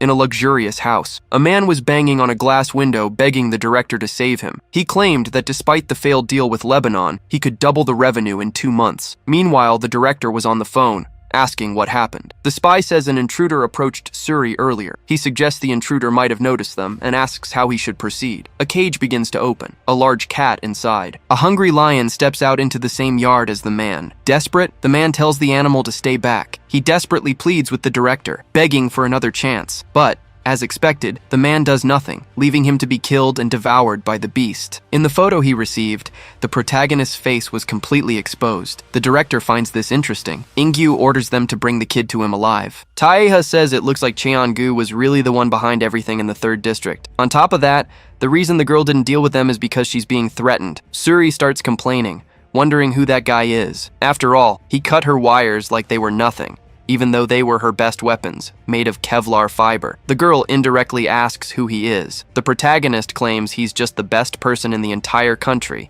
at killing Cheon-gu members. This, obviously, just confuses her even more. He states that if Cheon-gu is her problem, he figures he can help her. She is surprised by the old woman's arrival. Young-suk also states that Suri can trust that guy. This startles her even more, since the woman usually doesn't meddle in anything. With that, she gets off the table. As she's leaving, the girl says that if it were just a matter of killing a few people, everything would have been solved already. Annoyed, she warns him that this is his last warning, telling Taiha to get out of the neighborhood. She walks away, leaving the 3 of them in the restaurant. Later, the protagonist and the old woman were smoking outside. He thanks the woman for trying to help him earlier, when she asked the girl to trust him if the issue was about dealing with Cheon-gu members, but Young-suk just says it's the truth. Complaining, she asks if there's anyone else in the country capable of going against them. The protagonist asks who secretly orchestrated all the trouble with Cheon-gu. The woman says it was the director of the electric company Ingyu, assuring him that Worm is always behind everything. She explains that when the former Yaburi boss, Suri's father,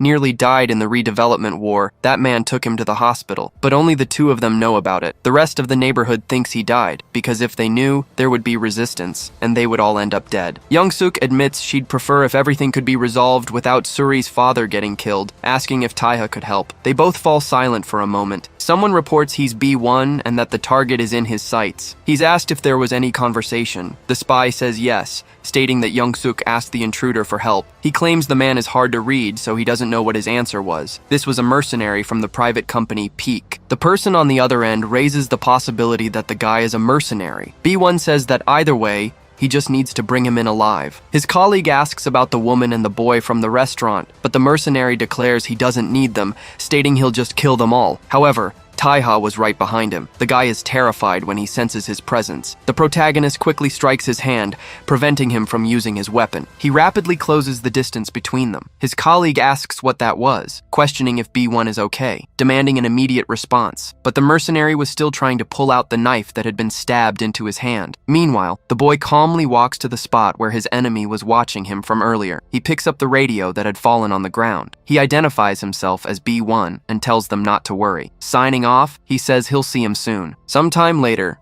the next day, at the hospital separate from Cheongu, a guy is eating something while stating he had requested all contracts be completed yesterday. He questions whether Suri took his words seriously. The girl says she's trying to convince everyone to sign the papers, stating that this will prevent problems later. Her father was breathing with difficulty through machines. Ingyu says he really doesn't see useless people as human beings. While stabbing something into the guy's leg, the psycho asserts that from his point of view, they're just pieces of meat. Obviously, the girl is shocked and yells at him. Still striking her father with the fork, the director says the machines are beeping like crazy, claiming this proves he's alive. He claims he's doing his best to keep that piece of meat alive. Suri, very nervous, assures him she understands, saying she'll get all the documents signed no matter what. She was trembling as she begged Ingyu to stop, claiming she would do as he asked. He grabs the girl by her face as she pleads with him to just leave her father alone. The psycho calls her a little tramp, assuring her that if she follows all his orders, everything will be fine. Obviously, she was furious, but she couldn't do anything. The creep says he loves to see that defiant look,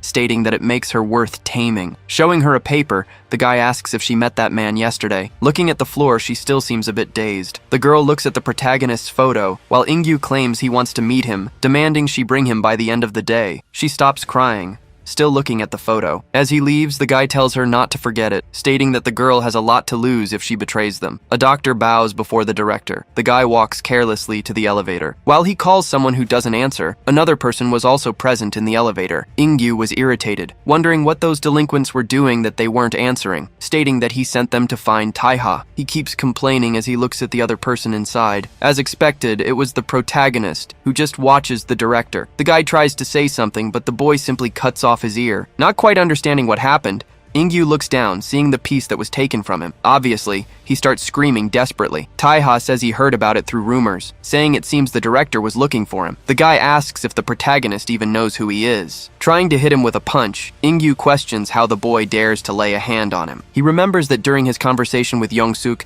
she told him that Cheongu hired mercenaries in the redevelopment war. They were men from the Peak Company, ruthless assassins who do anything for money. The protagonist asks if the director really thought everything would be solved by just throwing more money at it. Grabbing the mercenaries' dog tags, Taiha declares that if the guy wants to spill blood, he has to be prepared to see his own shed. He shoves all the dog tags into the psycho's mouth. The psycho assures Ingyu that no matter where or when, he will find him and stab him once a day from now on. With that, he tells him to get ready, stating that the race starts now. After a while, the guy was running desperately, wondering what was happening. He fell to the ground as the protagonist calmly approached him. The director screamed for him to stop. Crying, he begged him not to come any closer. Taiha had killed all the guards, which explained his calmness. The boy stabs his leg.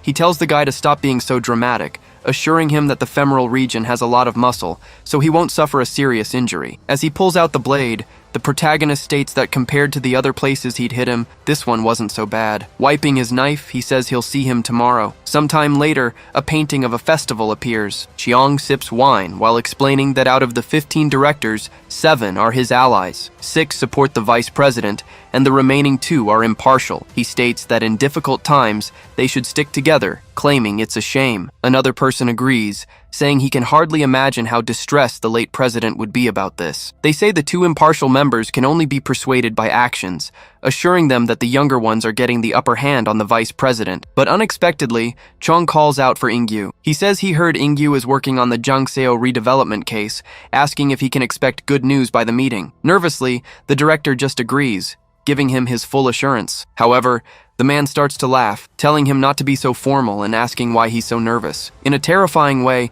the madman tells his colleague to try his best, so they can avoid any hostility in the future. Placing a hand over his latest wound, Ingyu assures him he doesn't want anything like that. Later, He heads towards his car. He sits in the back seat, in a lot of pain, remembering the protagonist's words as he was pierced with his dagger. The man curses him, vowing to destroy him next time. His driver asks if he should take him home. The director kicks the seat, questioning if that kind of question is even necessary. As Ingyu locks everything he can, Taiha appears in the passenger seat, asking if the man has committed a crime. Obviously, the man is in disbelief that he managed to get in there. Taking out his blade, the protagonist says that apparently that leg has no manners. He quickly shoves it into the guy's knee. This makes the director scream desperately. Afterward, the psycho calmly gets out of the car and says he'll be back tomorrow. Terrified, Ingyu asks who he is and why he keeps doing this. He states that he won't be able to get what he wants if the man doesn't tell him. Night falls. Taiha says it's already the 7th day, and even though he's stabbing him in non-fatal areas, the director must surely be at his limit. He tells Suri that even if they hand him over, their group can never go back. They ask what the protagonist was thinking going after the director,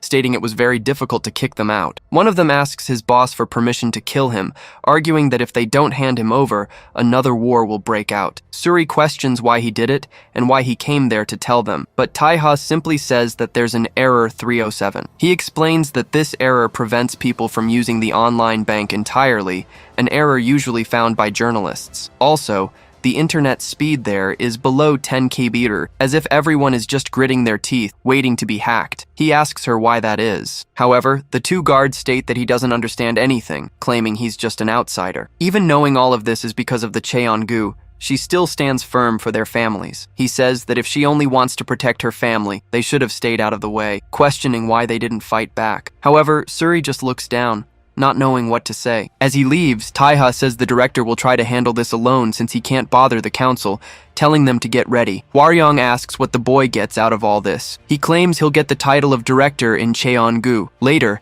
at the same house where Ingyu released a lion to eat his subordinate. A man says that this is a tragedy for both of them. The CEO of the mercenary company Peak says he never imagined the powerful director would be suffering such humiliation from an outsider. But Ingyu tells the guy to shut up, claiming he's not putting up with this because he likes it. While smoking, he curses the protagonist, saying that if it weren't for the council meeting, this would already be over. Insik asks why he doesn't just mention it, but the man fervently denies that possibility. He explains that the meeting's name is purely symbolic, claiming it could completely reorganize Cheongu. He states that he has always maintained a friendship with Cheong, and that after he's finally appointed, he'll have a god on his side. He says it's better if he also gives his all, because if the project fails, he'll be punished too for associating with him. With that, Insik says that Madman managed to handle his men, so he did a background check on his own. He asks if Ingyu has ever heard of the Salernos from Italy. The man admits he has no idea, asking if it's some kind of mafia. The CEO confirms it is, claiming they're insane. He says the boy is one of them, going by the name Vendetta, and he's their best executioner. The only thing known is that he's Asian, claiming that since he's a senior director of the Cheongu, he must have a lot of money. With that, Insik asks how much he needs. He says that if a nuclear bomb has appeared, they'll need to create their own bomb, declaring that someone who rivals him has been called to Korea. He says Jerome is a guy who's crossed paths with this Vendetta twice and lived to tell the tale, but the director says he should have found someone who understands the protagonist, not just a survivor. However, the guy explains that the kid is infamous for hunting down traitors to the ends of the earth. He mentions that Vendetta once went to the Amazon rainforest to hunt a traitor, surviving only on insects. Ingyu asks if that doesn't just make Jerome good at running away, but Insik says if that were the case, he wouldn't have come right away. The CEO states the commission is $700,000 up front, $300,000 later, and another $300,000 in brokerage fees, claiming it was very difficult for him and his men to bring the guy in. The man asks how many men Insik still has, and he assures him that if he wants his company to participate, the payment will have to be double. The director makes a call, ordering them to bring 200 kilo of bills to the first basement floor. With that, the elevator doors open. Inside, something glistened in the light. He asked the CEO if it really made sense to spend $1.3 million to kill one man. Ingyu says there are 200 kilos of 50,000 won bills, each weighing about 0.97 dream, stating that the man can do the math. He assures him that it's more than enough for him to retire, adding they need to have a productive conversation. Someone was looking at a blueprint somewhere. Gray says it's the blueprint of the director's property, explaining he contacted a security company and bought the layout. Taiha asks how he managed to buy it. The boy says that besides the Cheongu security firm itself, all the others will trade for cash. After all, Cheongu is always ready to replace anyone who isn't profitable. In other words, Their employees have no loyalty. Seeing this, the protagonist says his grandfather would be rolling in his grave if he heard that. The boy explains that most of Ingyu's schedule is sent from headquarters, so it'll be risky, but the best time is 10 p.m. However, they realize they don't have the blueprint for the first basement floor. Gray says he's sure one exists, since there are stairs and elevators, but he suspects the blueprint might be with the director himself. He notices the phrase B1GRC appears a few times, and based on his research, it's a type of cement used in construction. It's highly resistant to moisture, chemicals, and weather, and it's used for soundproof walls and even in zoos. Hearing this, the protagonist becomes thoughtful for a moment. Taiha asks the boy for a favor, and Gray says he's listening. Vendetta gets closer to the boy and whispers something in his ear. He asks why so suddenly, but the protagonist just says he assumes he'll need it. Gray says he has one at home, but he never thought the guy was the type to use those things. But Taiha claims there's no type for these things, and asks the kid to keep an eye on the CCTV for any mention of an intruder. After that, he calmly leaves the restaurant. Someone asks if he's going out again. Hwaryong asks if the psycho is going to provoke the director again. The protagonist says he finds it hard to believe that someone getting stabbed every 24 hours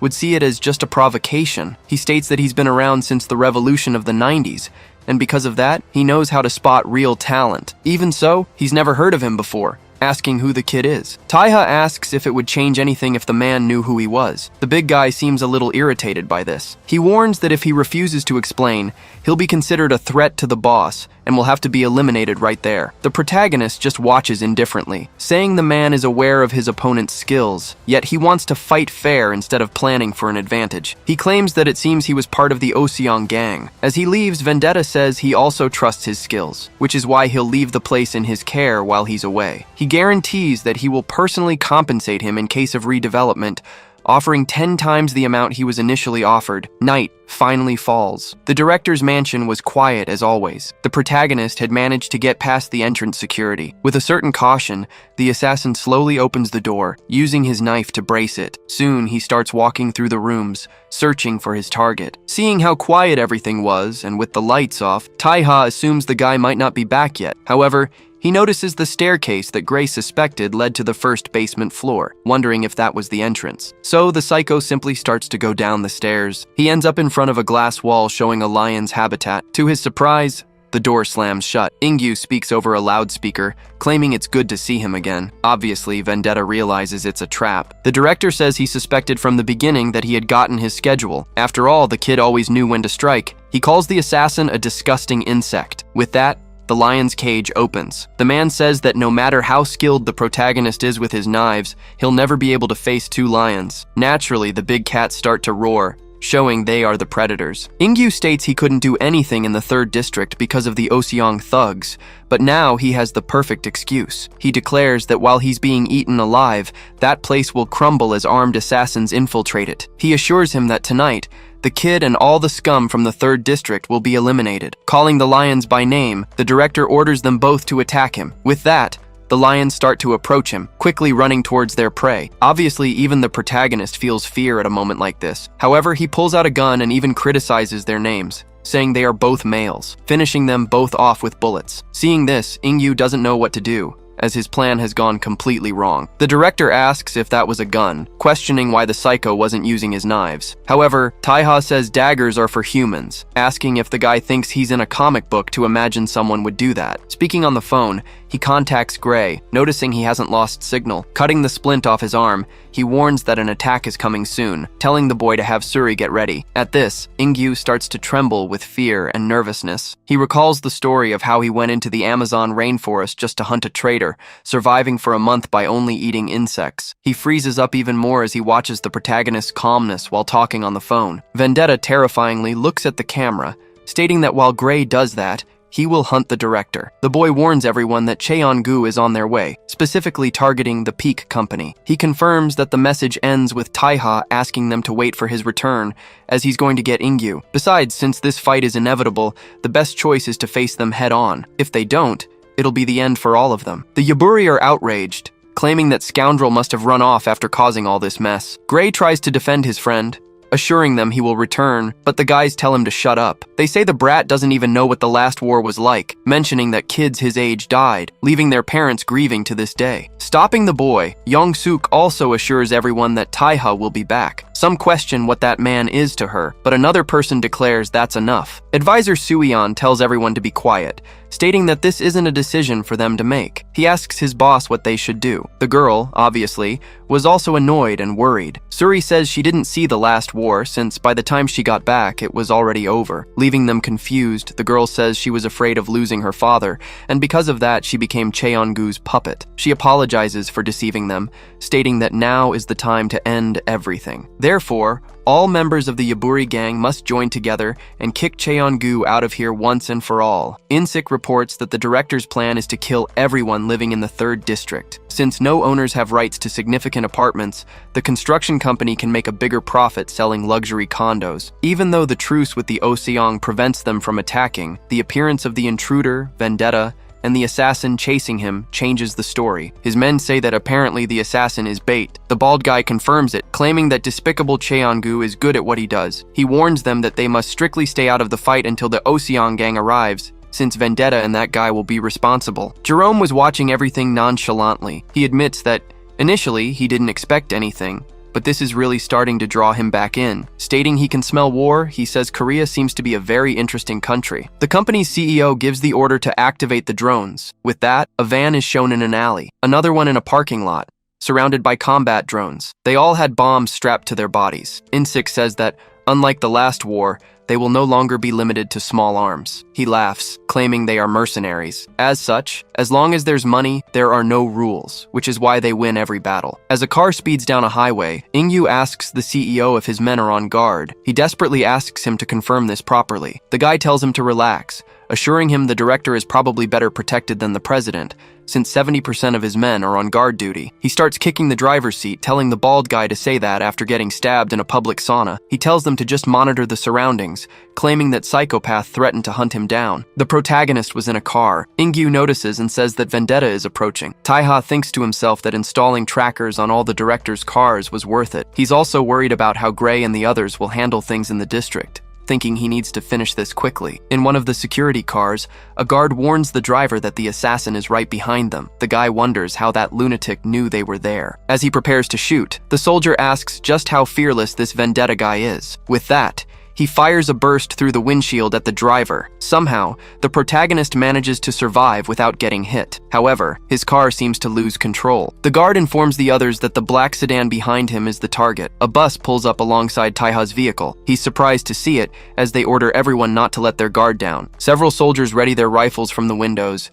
stating they won't give him a chance to catch his breath. However, the protagonist quickly slams on the brakes while swerving into the barrier. He breaks one of the doors as he jumps out of the car, using it as a sort of surfboard on the asphalt. Obviously, his car flips over further ahead. He looks back, startled, trying to figure out his next move. After all, besides the several cars, 2 motorcycles with armed soldiers were approaching, so he uses the door to knock one of them down, leaping up and landing a knee strike to shatter the other guard's helmet, quickly finishing them both off, and stealing one of the motorcycles for himself, speeding up as much as he can to catch up to the director. For some reason, one of the escort vehicles was a car carrier truck. One of the guards says he has a visual telling his comrades to open fire. The Matrix's Neo dodges all the bullets. He gets into their blind spot and heads for the ramp. Realizing it's time to play some GTA, he accelerates even more to gain momentum and jumps over the truck. Still in the air, he already prepares for another daring move, skillfully jumping from the bike towards another vehicle, landing on top of one of the security cars. Carefully, he gets up and stands, taking a deep breath and getting ready. He grabs his 2 daggers and says that from now on, the real fun begins. Since they couldn't risk hitting their colleagues,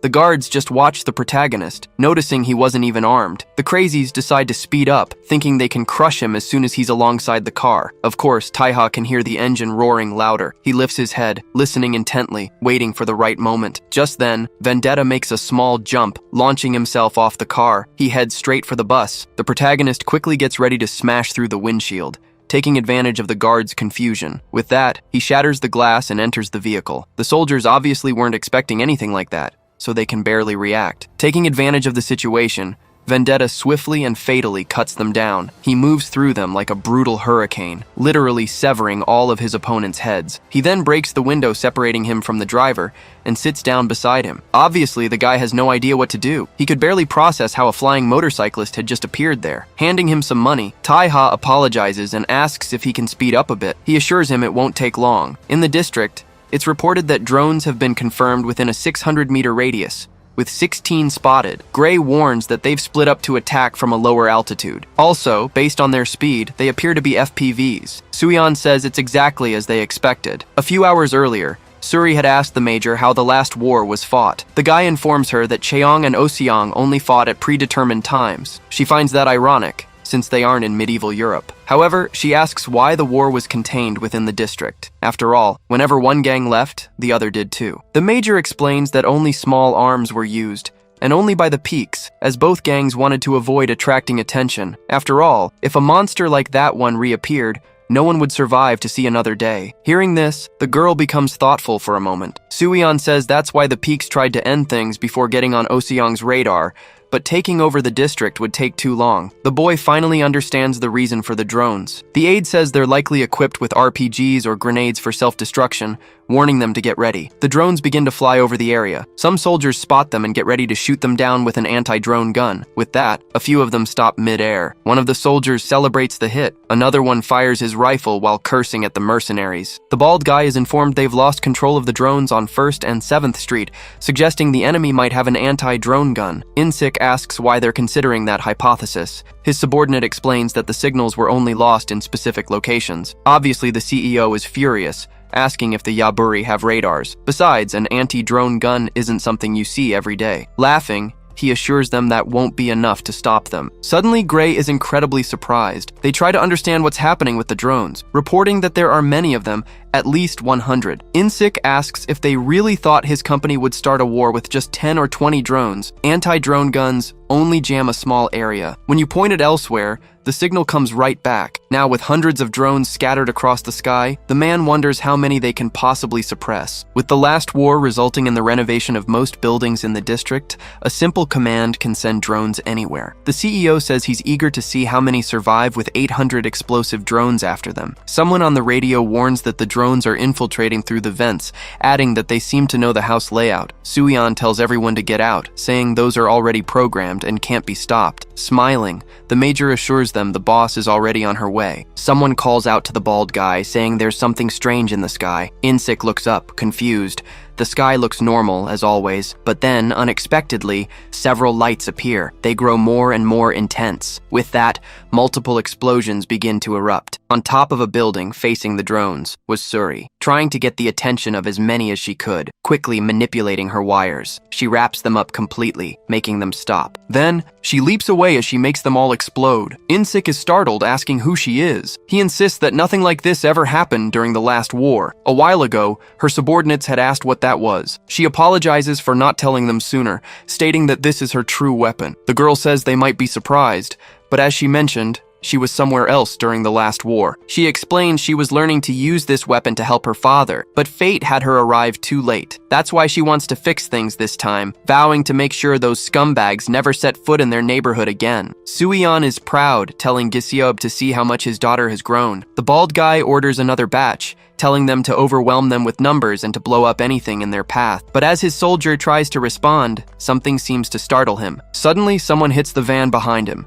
Someone had informed Hwaryong that a drone command center must be there. The big guy confirms they were right. At the sight of him, the CEO gets nervous. The tank heads toward the bald guy, stating he'll take care of him first. 10 years ago, the guy asked his friend if he really wanted to start a gang. He said times were changing. Instead of paying a gang for protection, it was easier to create their own. The Major replied that he was still a soldier. Besides, no one there was as good a fighter as Giseob, but the guy assured him they wouldn't be getting together to beat anyone up. It was just a way to make negotiations easier. With a smile, he asked his friend what he thought of the name Yaburi. Back in the present, the mercenaries wondered how Hwaryong had found this place. The soldiers reported that Alpha Team had identified a threat. The big guy ran faster and faster, ducking his head to avoid the shots. Annoyed, their captain ordered them to stop aiming for the head and shoot for the feet. But the tank had already slammed one of them against the wall. His partner couldn't believe what was happening. Then, the big guy quickly struck the second mercenary, throwing him against the wall, already unconscious. A sniper reported that the Alpha Team's threat was in his sights. The man admitted that the guy was a monster. However, before he could do anything, his body was sliced apart. As expected, it was the girl's doing. She was running swiftly across the rooftops. Insik noticed this and cursed her furiously. She informed everyone that she had just taken care of another sniper. Suyeon congratulated her on her work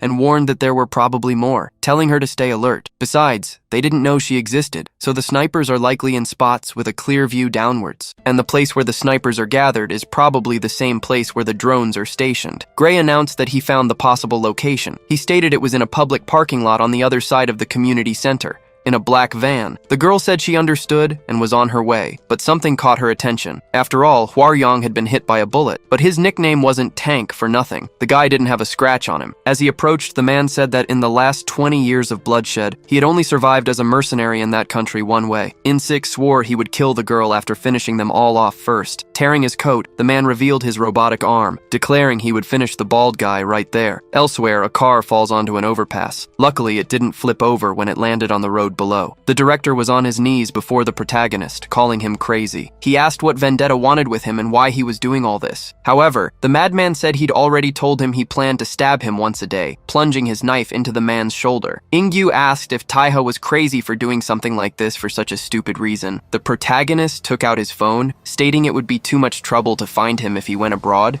so he would take him to the district. But the director replied that it was already too late. He assured him that by now, there was nothing left on the streets of that neighborhood. He declared that he had ordered his men to exterminate everyone, including children and the elderly, telling them not to discriminate. He mentioned spending over 100 billion won, asking if the kid had any idea what that meant. He said they were to destroy everything within an hour, using bombs, missiles, or anything they deemed necessary. The protagonist said he heard many people died in the last war, caught in the crossfire between the two gangs. He claimed that, apparently, the man still didn't understand why he was only going after him. He stated that there's no one deadlier than someone who has lost their family. Since people like that have nothing left to lose, they risk everything without fear. But there's a group of people even stronger than them, those who have a family to protect. At this, the director remembered that day at the hospital. Taiha said he was sure the director had also seen the eyes of someone who would do anything to protect their family, an agony that tears at their lungs, a fury that shatters their hearts, all trapped in ragged breaths that promise vengeance. People like that are strong, and the one who made them that way is none other than him. Therefore, the protagonist told the man to shut his mouth and follow him in silence. But Ingyu asked if the boy really thought things like family and vengeance were stronger than money. Back at Hwaryong's fight, the mercenary admitted he never would have guessed he was a former Oseong member, the 16th in command of the gang during the last war. As he dodged the shots, the big guy said that was in the past. Swinging his axe, In-sik told his opponent not to sell himself short, stating that everyone knew what the ranking meant. Anyone in Oseong's top 20 is considered one of the strongest in the nation. Suddenly, Suri's wires appeared in the middle of the battle. The girl quickly managed to wrap up the bald guy completely. As he cursed the girl, the man wondered what kind of wire this was that he couldn't even cut. She said his name, claiming she heard he was the one who killed the most people in her entire city. Cursing him, Suri promised to take his head to soothe the grieving hearts of all who remained. With that, Hwaryong leaped towards him to deliver the final blow. The CEO tried to ask them to wait, but luckily for him, Jerome appeared and saved him. This obviously surprised the big guy. Not unlike him, Suri also didn't understand what had just happened. The man stated that choosing toys like drones to win is the reason the bald guy found himself in this situation. Grabbing a crowbar, the assassin asked, "Am I wrong?" Looking straight at the two of them.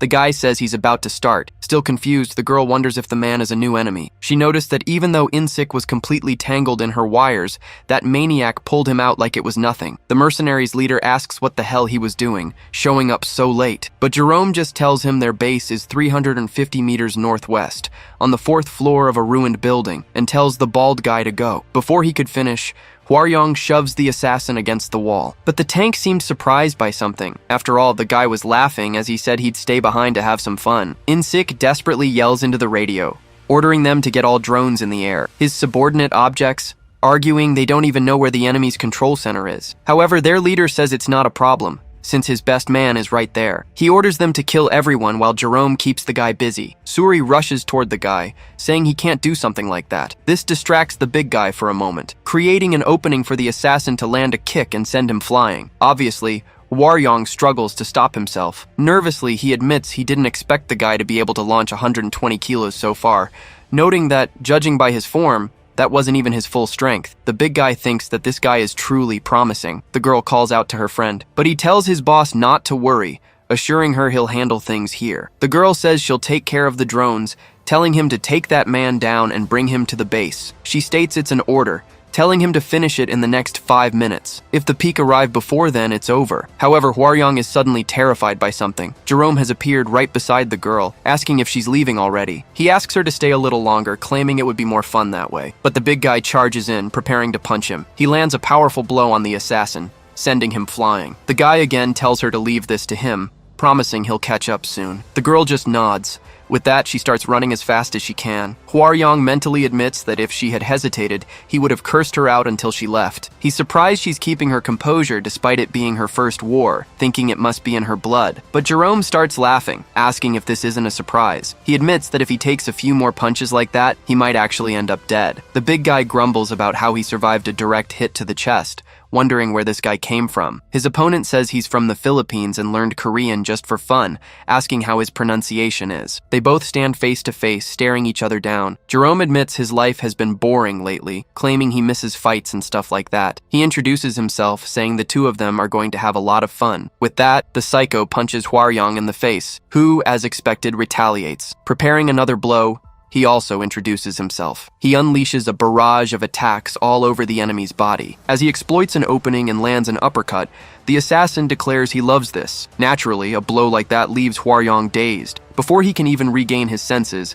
the psychopath lands another one. While still getting hit, the big guy remembers someone who discovered his identity. He recalls the protagonist, who said he trusted his skills and would leave everything to him while he was away. Clenching his fist, he wonders why that man would trust his abilities. He remembers that during the First District War, he was the leader of the Ocean Gang's main squad back when it was new, and that Giseob, the head of Yabari, was a close friend who worked with him for the gang before retiring. Back then, he asked his friend to trust him, assuring him he'd make sure everyone could move into an apartment with a great view. But Suri's father argued that most of the people there were elderly, so they couldn't wait 10 years just to live there again. He said he would fight, and if he died along the way, at least he'd know he tried to do something. But before anything else, he asked for a favor. He said that if he died, he would leave what came after in his hands. Even though he's badly beaten, Hwaryong gets up once more. He screams as he tries to hit his opponent, but Jerome manages to dodge and counterattack, as the big guy admits he joined the Ocean Gang to find out what it meant to be strong. However, the truth he found only brought him despair, a world full of talents who towered over him like insurmountable mountains. Upon reaching the top 16, the man finally realized that was the limit of his abilities. However, his friend's death illuminated something he never knew. He admitted that what made him stronger wasn't the mountains, but the people he needed to protect. Jerome kept landing blows on him, but surprisingly, Hwaryong grabs the assassin's head. He runs, dragging him along, declaring that he's known as the tank for a reason, proclaiming he is the one who clears the path so that others can follow right behind. His enemy seemed surprised by this turn of events. Smiling, the weirdo says that Fist is full of conviction, claiming he thought they were just having fun from the start. Appearing behind him, the maniac says that if the man is going to get serious, then he'll have to do the same. Grabbing a crowbar, Jerome admits this has been fun, informing him he'll make his departure painless. At this, Hwaryong freezes, completely paralyzed in shock. A huge gash cuts across him horizontally. It even slices through the wall in front of him, causing it to start collapsing on top of him. Someone praises the man for all his hard work. Unexpectedly, Taiha appears and slices the wall, stopping it from falling on him. The protagonist tells Hwaryong to let him take it from here. With that, he turns his gaze back to Jerome. Staring him down, the assassin says that vendetta is very late. The boy says that from now on, he will be his opponent. But first, Taiha asks if his companion can move despite his injuries. Visibly covered in deep cuts, Hwaryong insists it wasn't enough, claiming he's fine. He assures them they'd have to kill him to make him stop moving. So, the protagonist tells him to go 1 block over, explaining there'll be a black car near a lamppost. Ingyu will be waiting for him inside the trunk. He declares that he'll handle things here, asking the man to drive the car to their hideout. Jerome asks if they really think he'll let the big guy go so easily. However, Taiha throws a manhole cover at his feet. As expected, the guy simply blocks it. The protagonist starts moving toward his opponent. Smiling, the psycho questions if he's serious. He quickly uses his crowbar to catch the manhole cover in midair, skillfully throwing it back. Growing more and more excited, Vendetta rushed toward him as fast as possible, barely managing to dodge it. They both stop, a short distance from each other. However, Jerome lunges into an attack,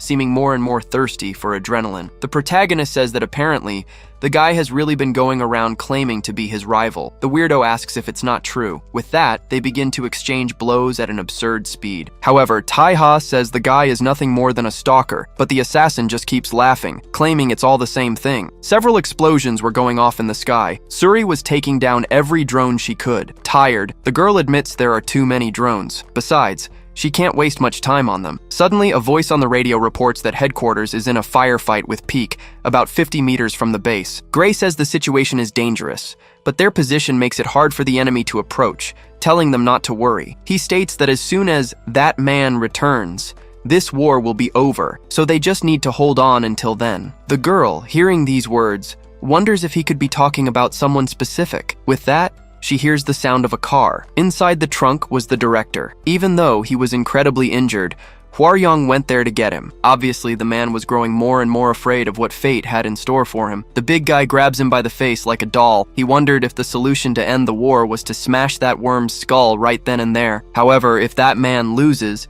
Suri won't be able to face Jerome alone, concluding it might be better to ask the Oseong for help. With that, he starts squeezing Ingyu's face even harder, telling himself that this man is to blame for everything, and that after his death, Peak and Jerome will have to retreat. Meanwhile, Taiha and his opponent fight their way past him, high above. The assassin was blocking the protagonist's blades. They both begin to clash their weapons again, coming face to face, staring each other down once more. They exchange another frenetic sequence of blows. Vendetta manages to land a kick to his enemy's stomach, sending him flying. The guy uses his crowbar to stop himself. Getting up, he admits he was surprised to learn his rival was in Korea, but he says he might be starting to understand why he came here. He shatters the air conditioner he had dug his crowbar into. He surprises the protagonist, saying that for assassins like them, this place is a paradise. Trying to hit him with it, Jerome asks if Vendetta doesn't agree. Obviously, the boy has some trouble dodging the attack. As a last resort, Taiha throws himself backward and crashes through an apartment. However,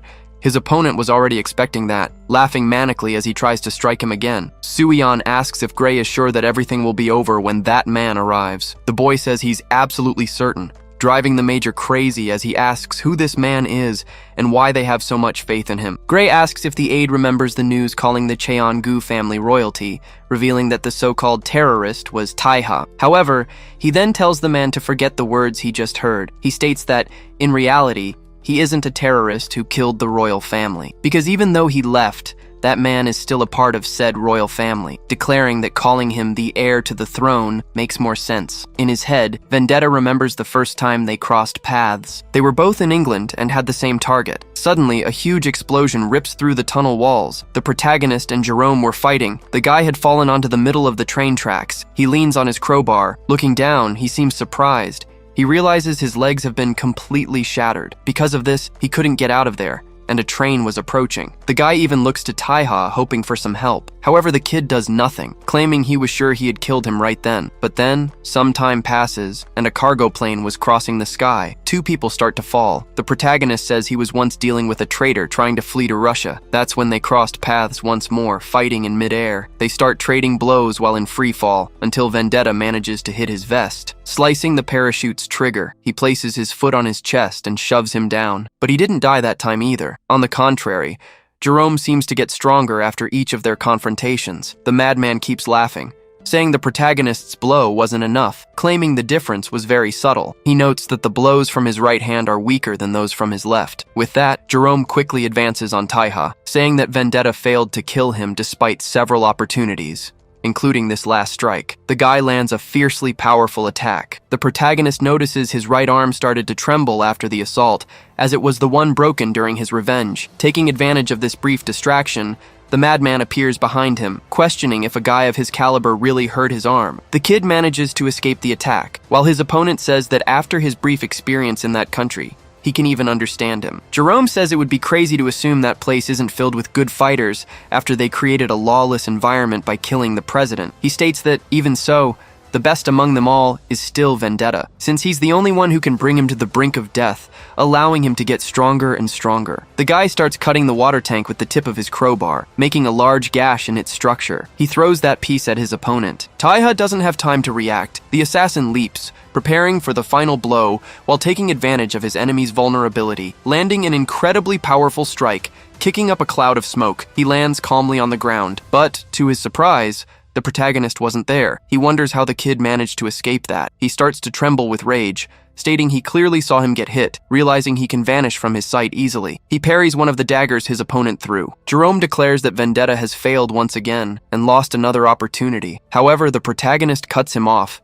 assuring him that this time, he'll make sure he's finished. When the blade finally hits the ground, Taiha is already standing in front of his opponent. The guy couldn't understand what just happened, questioning if his rival had always been this fast. The assassin Vendetta unleashes a slash that cuts everything around him in half. Taiha says he is just like him, stating that he also grew stronger in the face of death, finishing his rival right then and there. Meanwhile, Suri was running desperately across the rooftops. She says that according to the radio, this is the last batch of drones, claiming she needs to finish everything as soon as possible and return to base. The girl gets confused when she sees two men carrying a body. One of them notices her presence. Paralyzed, she wonders if they are more adversaries. However, the guy says her name, stating they are a special force from the Oseong gang. As they say they are under the orders of their captain, Huimin. He appears in front of the protagonist. He immediately informs him that he has received orders to kill him, asking Taiha what he should do. They both stare at each other after that unusual question. The protagonist remembers him, wondering how he knew his location. He realizes he must not be one of Ingyu's men. Besides, if the guy wanted to kill him, he would have ambushed him instead of revealing himself. The kid says he thought he was special, stating it seems he's part of Oseong. Huimin asks if he wants thanks or something, claiming he should know he can't cause a mess here. Taiha says the guy probably didn't get the full story, but he assures him that he wasn't the one who made the first move. Just as the two were about to argue in detail, the psycho starts getting up like a zombie behind him. This obviously leaves both of them completely stunned. Barely able to speak, Jerome admits that was pretty serious. Logically, Vendetta picks up his other dagger that was on the ground. However, the corpse was able to dodge. The psycho pulls a grenade from his pocket. He throws it, saying he'll see his friend another time. The other two are stunned by the blast. The protagonist scans the area with his eye, trying to find him. He starts to walk,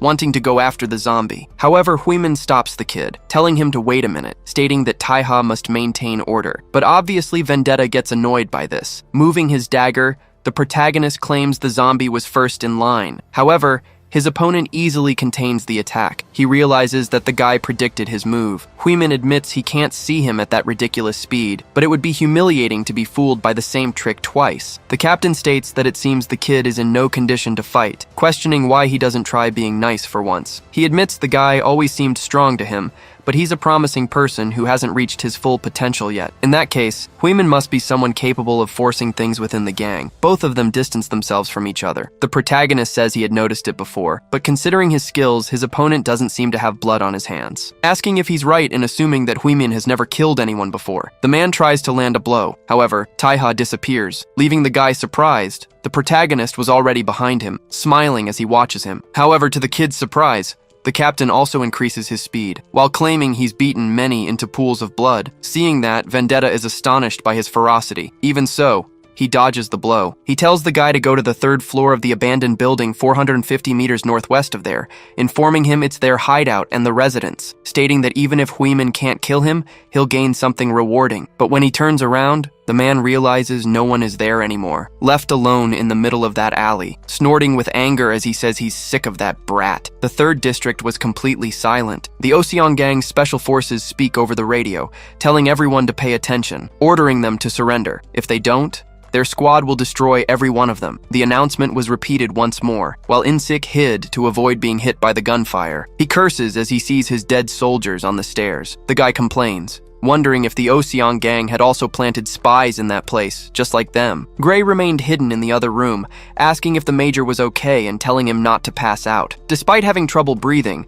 Suyeon asks the kid to speak quieter, claiming they can't let them know their locations. It's said over the radio that they found 2 individuals in the hideout. However, there were many soldiers in the surrounding buildings, making the area dangerous. His subordinate asks why they don't retreat, assuring him it will be difficult with Oseong there. But Insik tells them to shut up. Obviously, the mercenary leader could only think about the money, stating that opportunities like this only come once in a lifetime. The major speaks to the bald guy, saying it seems he wants to go all the way. The guy claims that if they manage to kill Gizeob, Jerome will do the rest, but this just needs to end things here. He continues, saying he will kill the Yaburi leader with his own hands, but a hand was silently approaching him, freezing him with fear. This person covers his mouth. It was Hwaryong, who questioned if he had really just declared that their lives were worth 10 billion won. Turning around quickly, the bald guy states that the man should be nothing more than a walking corpse by now. However, the big guy steps back, saying he'll make him spit out every drop of blood, assuring him it's for all those he killed, landing a punch in the middle of his chest, making the mercenary leader vomit a large amount of blood. The force of the blow was so strong it even threw him out of the building. The mercenaries in the building across the street are startled by this, but before they could do anything, some wires appear. With that, they begin to be strangled. As she jumps,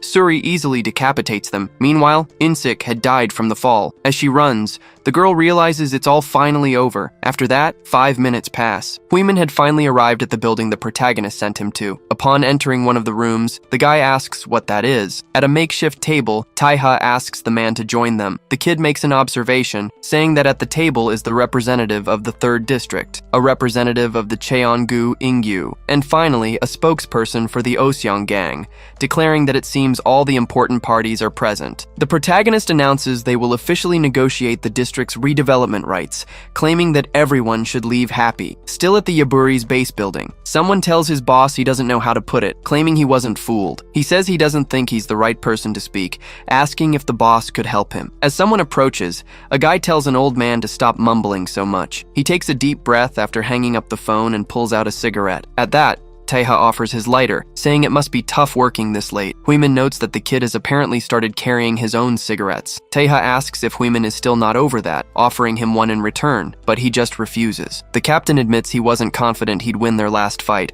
claiming that'll be true for many of their future battles. However, he states that if he gets the chance to fight him 3 more times, he guarantees a win. The kid just watches him in silence. Annoying the guy, Vendetta says it's a shame he only has 1 life. With that, one of them finishes his cigarette. As the protagonist leaves, Huimin asks how he can be alive and well after facing Junsu. He says he won't tell him anything there, declaring that, like it or not, the guy will find out everything the next time they meet. The captain smiles, saying the brat never gives a straight answer. He adds that he wants to see if Taiha will act the same way with the man who's about to arrive. Sometime later, back at the abandoned building, Huimin returns accompanied by 2 other men, including J-Pill. As they enter, Hwaryong promptly bows, showing them respect. He introduces himself as the former leader of Group B of the Incheon branch, saying he's sorry for making the vice president come all the way out there. The man says it's been a while since he last saw him, noticing the man has some injuries. However, the guy says that fortunately, he's not having any trouble moving. J-Pill claims that he seems to be the troublemaker there, telling him to stop with the formalities since Hwaryong is no longer in the gang. He tells him not to bow so easily to others,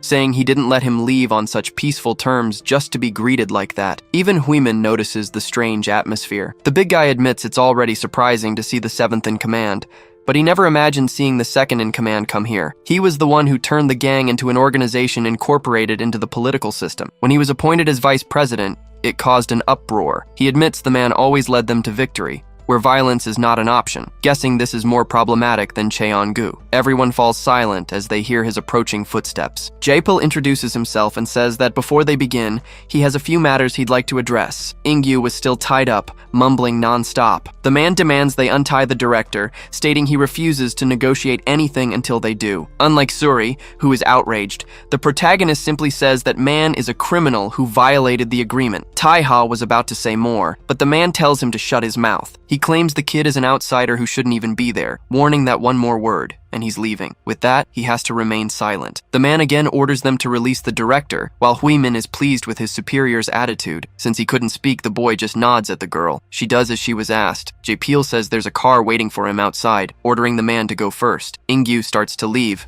assuring them he will pay his debt. He tells them all to wait, promising he'll make their deaths as painful as possible. Suri obviously was furious about the whole thing. The girl asks what the old man's problem is, stating that he was about to be betrayed by the manager, yet he still did that. However, J-Pill asks how the bitch expects him to believe everything they said. This leaves her even more confused and outraged. He questions how he could know if it was really a breach of agreement or some kind of internal squabble between the 2 of them. She slams the table, stating the director held her father hostage. The man who was was almost killed by their third best subordinate. Looking at the protagonist, the man asks if he wasn't the one who stabbed Ingyu at the hospital. This, obviously, leaves her speechless. He states that even if the director was really threatening her people, there would still be no reason for war. Therefore, after they provoked and threatened that man with an outsider, his duty there is to hold them both responsible for breaking the contract. After that, Jae-pil asks if they have any evidence strong enough to refute him. Visibly, the protagonist was dying to kill them. On the other hand, Suri says that in that case, they are no longer interested in negotiating with the Oseong gang. The man says that decision is no longer in the girls' hands, as they accepted the terms of the agreement but violated them. The representative announces that they will send a proposal within 24 hours and that they will have another 24 hours to respond. With that, the three of them leave normally. Suri kicks the table, extremely irritated. Trembling, the girl says she couldn't even say everything she wanted to, declaring that Jae-pil never intended to negotiate from the start. Taeha just agrees with her. She also suspects there's a spy among them, since the old man knew everything before he even got there. The girl looks at the protagonist, asking if at least everything is going according to plan. He says yes, praising her for her work. Meanwhile, the Oseong members head to the car. Surprisingly, the man states that Huimin should go separately, claiming he doesn't offer a career to cowards who hide at the first sign of defeat. But obviously, the captain doesn't like that, saying he explained exactly what was happening. He declares he's still new and asks what he expected. However,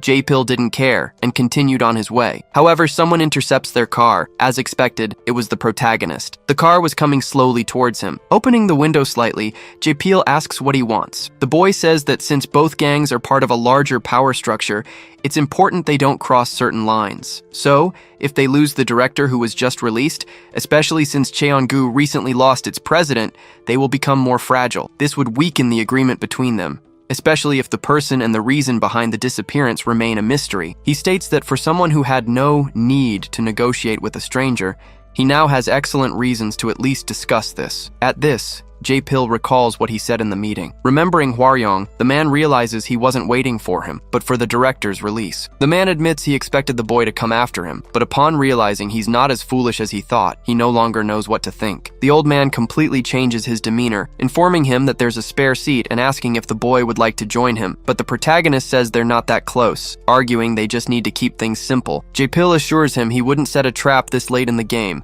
saying he just knows a great cigar lounge. Taeha says that just adds to the problems, since he's extremely picky about his cigars. The man says he heard he was away from Korea for a while, asking where the protagonist had been living. The boy says he was in Italy. The old man says that even though he isn't very familiar with them, the place he's talking about also has cigars, trying to remember the name. Before the man could even finish his sentence, the madman gets in the car, stating that he should have mentioned something like that from the start. Jae-pil is a bit surprised by the assassin's reaction. He informs him that the speed limit in Seoul is 31 miles per hour, but Taeha tells him not to worry and just to hurry up. After that, they arrive at the place. A man with white hair approaches them, informing them that these are the cigars the gentleman usually smokes.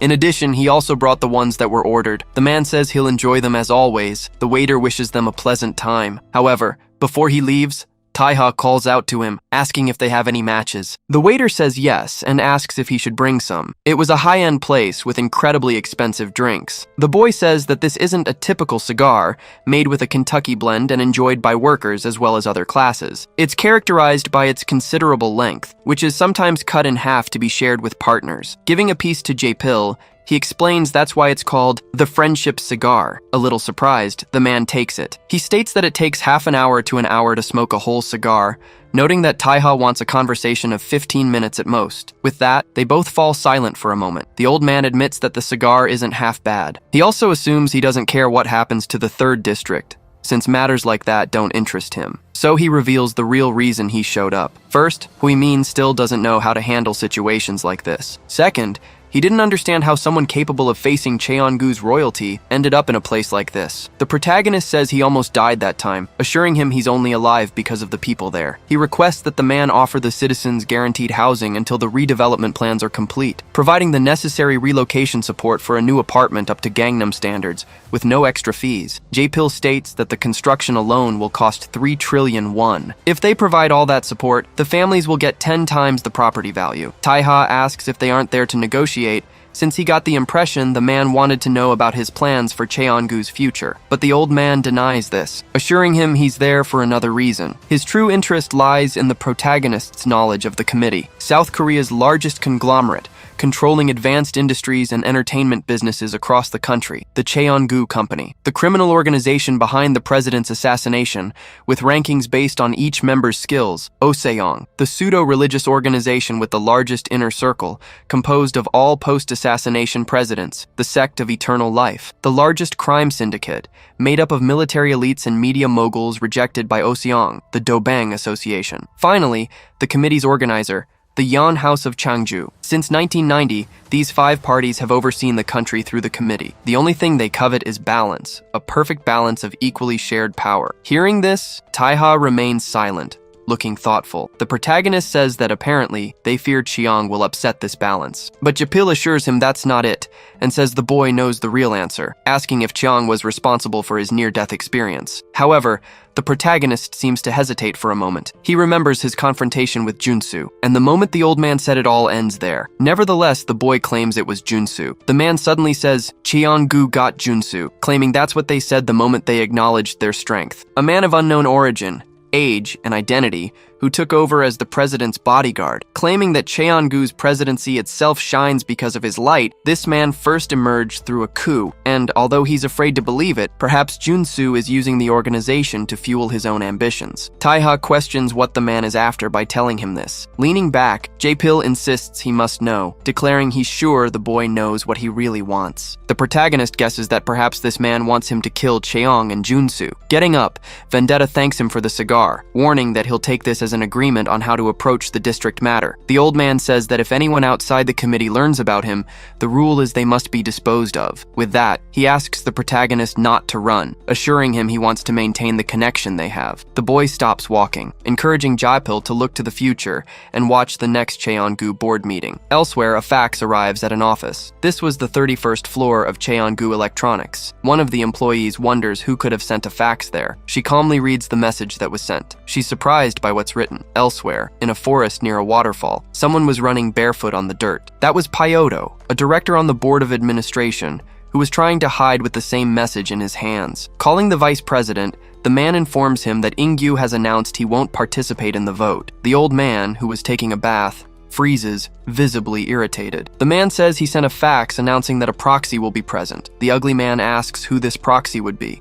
The street was lined with protest banners, making it clear that entry to the building was restricted and residents would fight the demolition. Inside the cafe, the brewing process was detailed, involving an espresso machine and a pre-warmed ceramic cup. For the drink, a dark roast blend of Arabica and Robusta beans was used, ground while the machine hummed softly. Then, drop by drop, a very strong ristretto began to pour from the machine, the dark liquid dripping rhythmically into the cup. The coffee then filled the ceramic cup, and the light crema floating on the surface signaled a perfect result. He then proudly presented the cups, explaining it was an authentic Neapolitan ristretto, its aroma filling the air. A person in a cap, with long hair, carefully observed the small cup in her bandaged hand. Then, she raised the cup and took a small sip of the dark beverage. The other customers in the cafe reacted with shock, finding the drink too hot and extremely bitter. The indignant group asked if he expected them to drink that, complaining that their throats felt like they were on fire and questioning if he was trying to kill them. He then explained that he usually has a shot of it before work for an energy boost,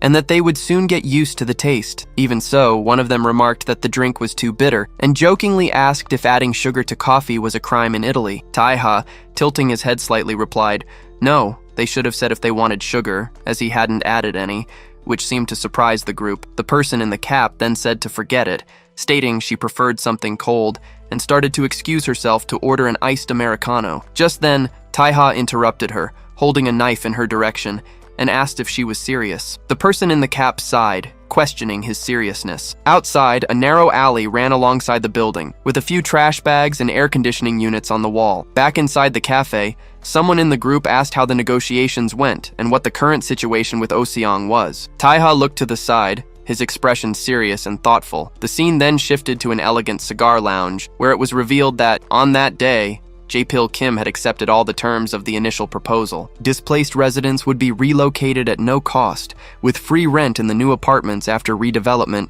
and no charges during construction. After the move, any property sale had to go through a company designated by Oh Seong, which would receive 50% of the profit based on the property's initial value. Tae-ha reflected that the terms were unexpectedly better than he had anticipated, though there was a catch. Back at the cafe, Suri-yoon, the second-generation leader of the Yaburi gang, asked in surprise if he wanted her to step down from her position. Tae-ha confirmed this had been the final condition presented by Jae-pil Kim during the negotiation. In the lounge, Tae-ha's expression remained serious as he processed the information from that earlier conversation. During that conversation, Tae-ha had addressed Jae-pil Kim, asking if he was referring to Miss Suri-yoon. Jae-pil Kim then wanted to know if Tae-ha was aware of who taught Suri-yoon to use custom-made wires as weapons in her fights. Tae-ha replied that while he didn't know the details, he was aware she had trained with someone before leaving abruptly. Jae-pil Kim proposed one more condition. The leadership of the Yaburi gang was to be transferred to Hwaryong Lee. Tae-ha, slightly surprised by the demand, asked if it would be too much for him to question the reason. Jae-pil Kim explained that, officially,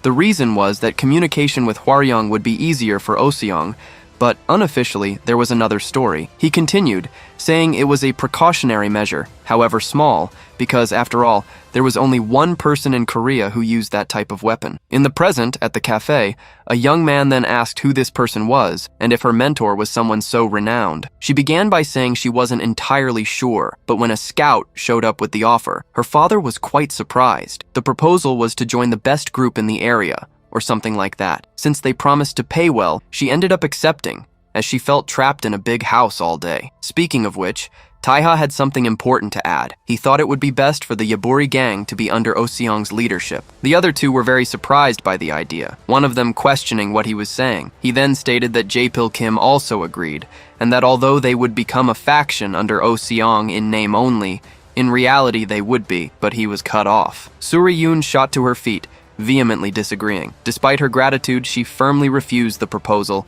claiming Oh Seong was to blame for her father's condition, and they could not serve an enemy. He insisted that this was the only way to save her father. He continued, reminding her that her father was still at Cheongu Hospital, and his safety would be the first to be compromised once Cheongu realized In-gyu Hong was missing. Even so, she seemed reluctant and shaken by the situation. Just then, footsteps approached, and a voice urged them to do as he said, addressing her as boss. A group of men appeared, and the one with his arm in a sling declared he believed it would be wise for them to also be under Oh Seong's command. Surprised, she grew concerned, telling the newcomer she had told him not to push himself. He then argued that if they didn't join Oh Seong now, Cheongu would surely return seeking revenge, and when that happened, it wouldn't be with mercenaries, but with their real forces, which would be very dangerous. Tae-ha looked at the man who mentioned Cheongu security. His eyes showed he was paying close attention to what was being said. The man continued, explaining that for 3 years, a lot of blood had been shed, and no one, not parents, friends, or neighbors, had been safe. He added that even knowing Giseob was alive in Cheongu Hospital, no one dared to speak up, fearing he would be harmed. He stated he would fight, and if he died trying, at least he'd know he tried. But he worried about his daughter and had a small favor to ask. Then, addressing the boss, he said the neighborhood's strength didn't come from Giseob or anyone else, but from her, who protected and led them. Everyone bowed in respect, and he thanked her for everything she had done. He warned her that she had a lot to lose if she betrayed them. Tears welled up in her eyes at his words. Suri-yoon wiped her face and adjusted her cap, telling him not to be so dramatic. She agreed to the decision and, smiling, invited everyone for a drink. Someone excitedly suggested they go to Bowman Restaurant and that they needed tables outside. Meanwhile, Tae-ha watched the group from a distance, lost in thought. He placed the cup on the table, stating that with In-gyu Hong's fingerprints secured, getting into the board meeting would no longer be a problem. Confident, he thought it was his turn to claim victory and that Cheong just had to wait. The car sped up as someone inside asked if they had found Director In-gyu Hong's whereabouts yet. Director Pyodo Jang, a board member and a supporter of the vice president, wanted to know if there were any updates on the situation. A woman on the phone reported that, unfortunately, they still hadn't found him, and that the PR and HR departments at headquarters were working together to locate him. But he wasn't found at his residence, and it was reported that 2 lions the director kept there were found shot to death. Shocked, Director Pyodo Jang asked if the lions were shot, and the person on the phone confirmed that yes, that seemed to be the case. The woman continued, revealing they had also been contacted by the Oseong faction, who informed them that Director Hong had proceeded with the redevelopment plans. In Jangseo's 3rd district, Oseong claimed a violation of the armistice and declared full control of the redevelopment, surprising Pyodo Jang. He wondered what the hell was going on, reflecting that Director Hong might be an unqualified man, appointed to his position only because he had Cheong Jin's favor. He couldn't understand how he had disappeared so recklessly and began to suspect murder, fearing the consequences for his representative. Suddenly, someone called him Pyodo, startling him and making him stammer, "Vice President!" The vice president of the Cheongu group, Gwanghu Yang, a member of the board, asked to be reminded again of the name of Director Hong's representative. The scene shifted to Cheongu City, a building in the Uido neighborhood of Yeongdungpo district, where the Cheongu headquarters was located. Director Ingyu Hong, a supporter of Cheong Jin and visibly injured, mentioned that the board meeting was taking place on the 60th floor. Taiha, who was with him, confirmed and asked if the board of directors consisted of those 15 members. Correct. Director Ingyu Hong remained silent, visibly tense. A knife was pressed against his neck, and he stammered, confirming that yes, that was right. The young man reminded Ingyu Hong that he wasn't keeping him alive just for information, as he already had enough and was simply checking what he knew. Confused, the director asked why then, and what he wanted from him. The captor stated that he wanted nothing, while the other, surprised, questioned this answer. He explained that even if Ingyu Hong returned to the board, he would be ruined once it was revealed that he had handed Jang Seo over to Oseong, especially since he was appointed by Cheong Jin. The young man stated that, having lost Cheong's favor, all that was left for him was death, prompting him to reflect on what he needed to do to survive. He then instructed him to think carefully about why he shouldn't have to kill him. With that said, he turned and began to walk away from the area, his footsteps echoing. The young man turned his head upon hearing the question of whether he was leaving. A group was waiting for him. Suri asked if he was leaving without saying goodbye, especially with Ingyu Hong tied up like that. He replied that, despite appearances, Ingyu Hong was still a director at Cheongu and useful for countering any potential moves by Oseong against their redevelopment plans. But he added with a slight smile that if his presence became unbearable, they just had to call and he would take care of it. He then turned to one of the men in the group waiting for him. The silver-haired man asked about the promise he made, wanting to know if he intended to keep it. A memory came to the young man's mind of when he asked Gray if he didn't want to move up to a bigger arena. He touched Gray's shoulder and warned him that Cheongu might cause trouble, asking him to stand firm until the situation stabilized. The woman and the other man said their goodbyes, thanking him for everything. Taiha thanked them, saying it was a pleasure, and said goodbye with a "see you soon." The scene shifted to a long, empty runway under a clear sky. Two men were talking on the runway, one asking if the other had heard that Director Hong would have a representative, and the other confirming it. One of them noticed his colleague had started smoking again, and the other just confirmed it. The first one commented that he was jealous, since he couldn't even chew gum without being scolded, to which the other replied that he talked too much. A young man blowing a bubble with his gum remarked, "That's why they should have given them a raise when they asked nicely." Junhyuk Hwang, an executive bodyguard from Cheongu Security, asked what they thought, if they would probably support the vice president. A man in glasses, distressed, protested that this was different from what he was promised, and asked them to reconsider his transfer. Youngmin Moon, another executive bodyguard, said maybe, but it didn't matter. They just had to follow the captain. The supporters of Cheong Jin and the vice president were clear, and Mr. Jin was confident of victory with the support of 7 board members. Junhyuk Hwang continued, stating that if Director Hong's representative was indeed that man, it would be up to the 2 neutral members to decide who would become chairman. The plane landed hard, as he commented on his surprise that the newcomer, inactive until now held all the control. The other agreed, adding that this individual held the key to their future. As the plane taxied, it was explained that Cheongu Security was the main force responsible for the organization's protection, with specific, delimited powers. It was further detailed that the members of this force only obeyed orders from Junsu Baek, and were forbidden from engaging in commercial activities within Cheongu. However, footsteps could be heard as it was clarified that members of Cheongu Security with remarkable intellect, power, and political vision could exceptionally join the board of directors. At that moment, Do Gyung-han, one of Cheongu's directors and the official successor to Junsu Baek, as well as a neutral member of the board, was descending the stairs. Although he was just a director on paper, he had the absolute favor of Junsu Baek, and served as an idol for the entire security team. His eyes remained serious and focused as he looked ahead. The two men waiting for him bowed deeply, showing their gratitude for him making the trip. In front of him, a row of uniformed men was lined up, as the entire force of Cheongu security formally gathered to receive him as Director Han. The scene then shifted to the South Sea in South Korea,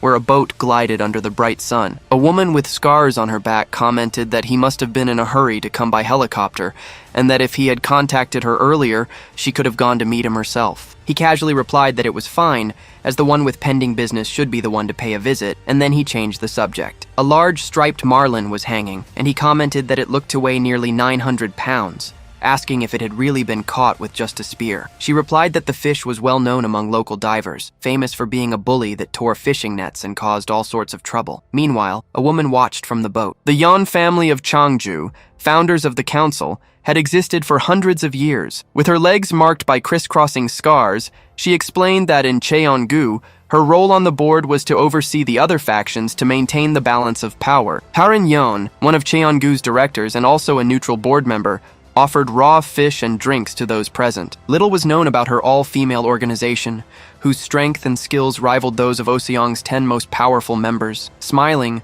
the visitor politely declined the invitation due to lack of time, and said he had come to ask if she already knew about the situation involving director Ingyu Hong. She promptly replied that yes, she was aware. She then mentioned hearing that his representative was a man named Soo-hyuk Jin, a name quite familiar to everyone. A memory surfaced revealing the third son of the late chairman Seoko Jin, who had died 17 years ago. The visitor wondered how the representative could be someone who was already dead. Clenching his fist, he thought it might be a ghost, but soon concluded that in fact, there was someone who had become a monster and was now making his return. He then declared that he was there to formally request that the council issue a bounty for the man responsible for his family's murder. He wanted to see him dead, and the bounty was set at 20 billion won. The story goes back 17 years. Guho Jin, the eldest son of Chairman Seoko Jin, ran, asking his father to wait a minute under the watchful eye of a woman. Just then, a man questioned why Soo-hyuk was even considered his son, saying the least he could do was give an explanation before leaving. The other son agreed,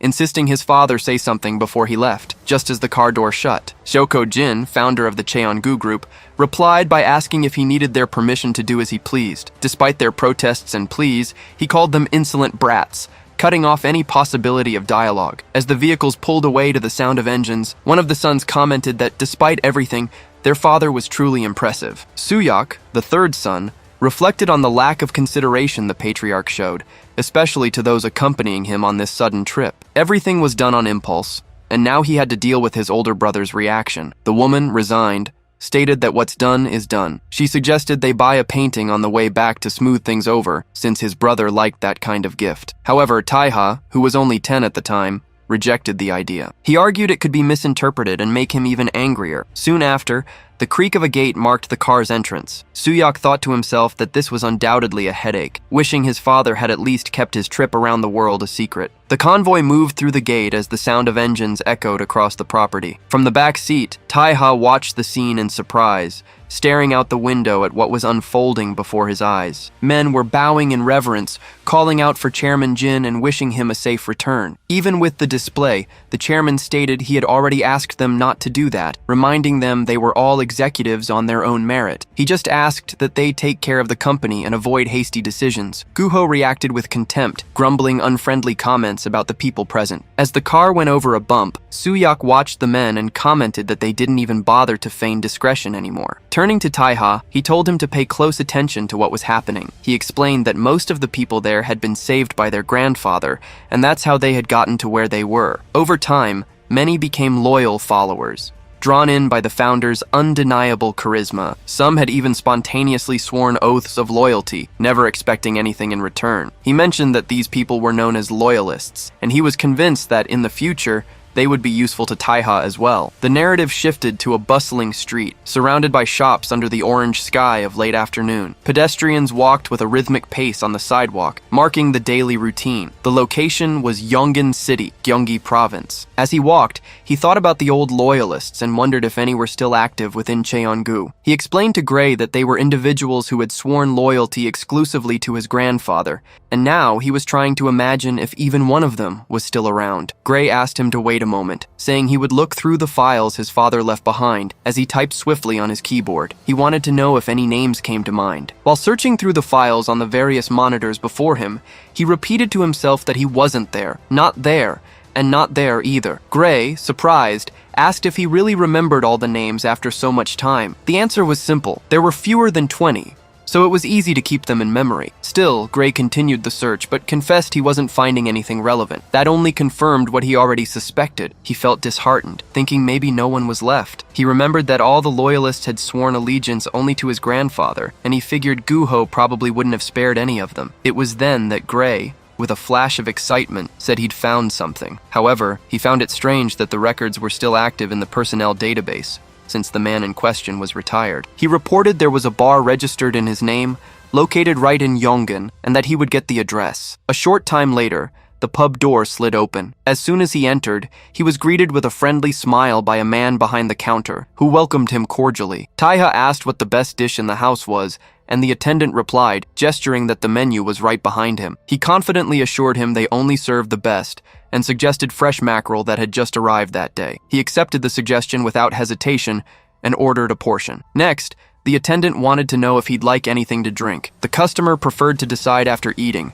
replying with a slight smile. The other man smiled back, mentally processing the order for a brief moment. He then lifted the fish and slammed it hard onto the cutting board. From the other side of the counter, watchful eyes followed every move as a wide, gleaming knife was wielded with skill. It was then that the young man sitting down asked when the real owner, Guangsu Gu, would show up that day. The attendant reacted with a relaxed smile, asking who exactly he was talking about, then claiming he himself was the owner. The response, however, was immediately challenged. According to the visitor, that wasn't true. Confused, the man behind the counter wanted to understand what that meant. The other, maintaining a firm gaze, admitted he was no expert on raw fish, and then paused intentionally. Next, he pointed out that the knife being used wasn't for slicing fish, suggesting the disguise could have been more convincing. Before any reply could be given, the attendant lunged with a sudden strike. In the same instant, a blade appeared, blocking the attack and producing a metallic clang. The impact was so strong that the tip of the larger knife broke off. Surprised, he wondered if that smaller blade had really caused that much damage. The young man leaped back just as the pub door opened. An older man entered, scolding someone named Hyunbin for leaving the lights on and worrying about the electricity bill. However, upon seeing the scene before him, he froze with a confused expression. The attendant, clearly alarmed, yelled for him to get out immediately, calling the other man an intruder and promising to handle him alone. Meanwhile, the older man kept his eyes fixed on the scene, trying to understand what was happening. With a slight smile, the young man in the suit addressed him with a calm greeting, saying it had been a while since they last saw each other. At that moment, a memory took shape. In the image from the past, the young man appeared beside that same man, listening intently as he spoke about the loyalists. Inside a car, he revealed that his bodyguard, Guangsu, was also one of the loyalists. The other man, visibly flattered, replied that compared to the rest, he was still just a beginner. On that occasion, he made it clear that his only wish was to serve the young master to the best of his ability. The present came rushing back as Guangsu's face, now in the restaurant, showed raw emotion. Tears streamed down his face as he fell to his knees. On the floor, the drops marked his turmoil. He expressed deep relief at seeing him alive and well. He finished, his voice choked with emotion, respectfully calling him young master Taiha. In the background, the attendant watched the scene, stunned. The scene changes to a quiet, organized office, bathed in the soft light of dusk. Guangsu invited the young master to come in,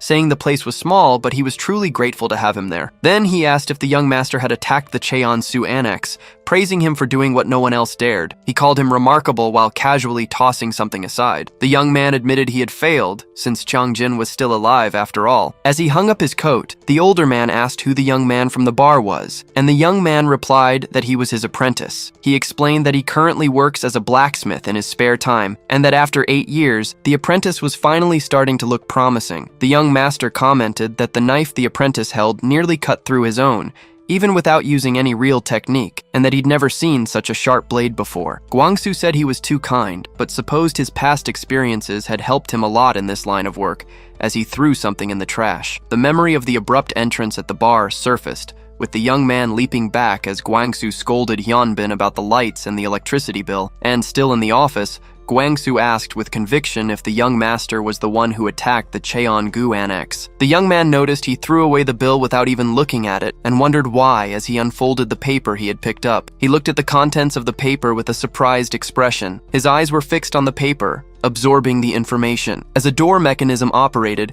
Guangsu said, "Anyway, young master." Guangsu Gu, former vice president of Cheongu Security, then asked what the young master had been doing all these years. After a pause, the young man replied grimly, "Execution." The focus is entirely on the trash can full of crumpled papers, including what looked like a bill. He then clarified that he had been busy killing those who betrayed his family, showing a wanted poster with his picture and a large reward. 17 years earlier, a man sat alone in a dark room, waiting. Suddenly a door creaked open, revealing the darkness on the other side. Another man entered and pulled up a chair, remarking that Guangsu had seen better days. He, Gu Hojin, the eldest son of the Cheongu Group's chairman, found it pitiful to see him like this. As Gu Hojin mentioned that his father's funeral, along with Suhyok's and his family's, went well, Guangsu collapsed onto the table. He continued, explaining they had arranged a story that Guangsu wasn't on the yacht because he was caring for his sick mother. Guangsu shot up suddenly, furious, and told the other man to shut up, accusing him of being behind everything. He listed the caregiver's dismissal and his mother's disappearance,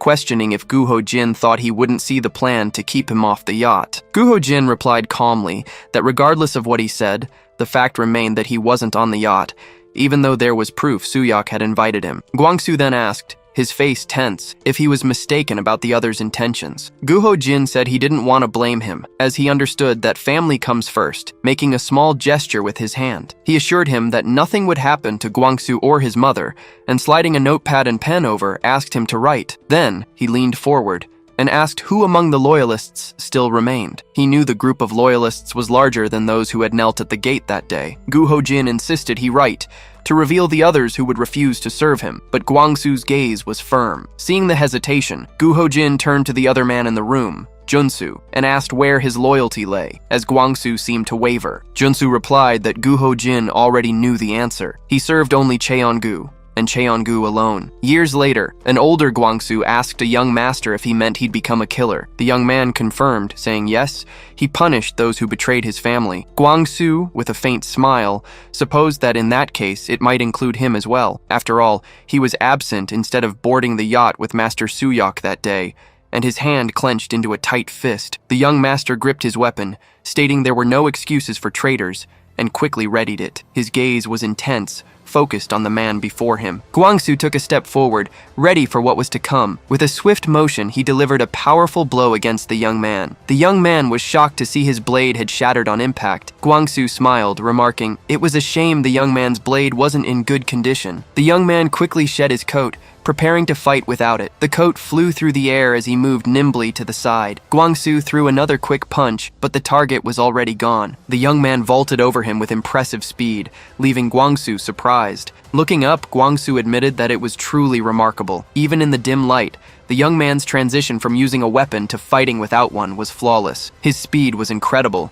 making Guangsu wonder how many fights he had been through. The young man's face showed his complete focus on the combat. Guangsu, on the other hand, wore an enigmatic smile during the fight. He remembered an old moment, embracing the young man tightly and saying that as Guangsu Gu, he would gladly face him, no matter how many times he came after him. The scene returned to the room where Guangsu was now alone. He placed a bottle on the table, speaking about the Salerno family and saying he now understood. He recalled that on that day, after the deaths of Master Suhyok and the chairman on the yacht, a great purge began. Gu Hojin eliminated all those loyal to the old chairman, but Guangsu somehow was spared. The young man asked why, and Guangsu explained it was simply to serve as bait. At that time, Gu Hojin was convinced there were still more loyalists within Cheongu, so he decided to spare him, believing other survivors would seek him out. But after 17 years, it seemed everyone had forgotten him. He figured the young master must be wondering why, of all people, Gu Hojin chose him. Of all the loyalists, of all the people who could have been used as bait, it was brother Junsu who interceded on his behalf on that occasion. The name Junsu Baek made the young master pause for a moment. The young man said that on the day of the yacht incident, he received something from his grandfather while searching under the chair. He was supposed to deliver it to a director named Insu Kim, a lawyer, but since he also betrayed his family, he was forced to deal with him. Then, he placed a fountain pen on the table and asked if Guangsu recognized it. Guangsu was visibly shocked to see the object. The young master pressed, asking who the remaining members of the loyalist group were. A memory of the old interrogation room surfaced. Guho Jin was questioning how long Guangsu would maintain his loyalty, mentioning that even the lawyer, Kim, had switched sides. Guho Jin said that such loyalty wasn't grand and that no one was left to appreciate it. In the memory, Guangsu slammed his head on the table with force, in despair. The sound of his head hitting the table echoed as Guho Jin and Junsu watched. Back then, Junsu told Guangsu to stop his foolishness. Guangsu, bleeding, asked if he should stop and surrender like Junsu did, as drops of blood fell to the floor. He screamed that Cheon-gu was the chairman's dream, the man who gave him a chance, and asked how Junsu could suggest he betray him. With tears and heavy breaths,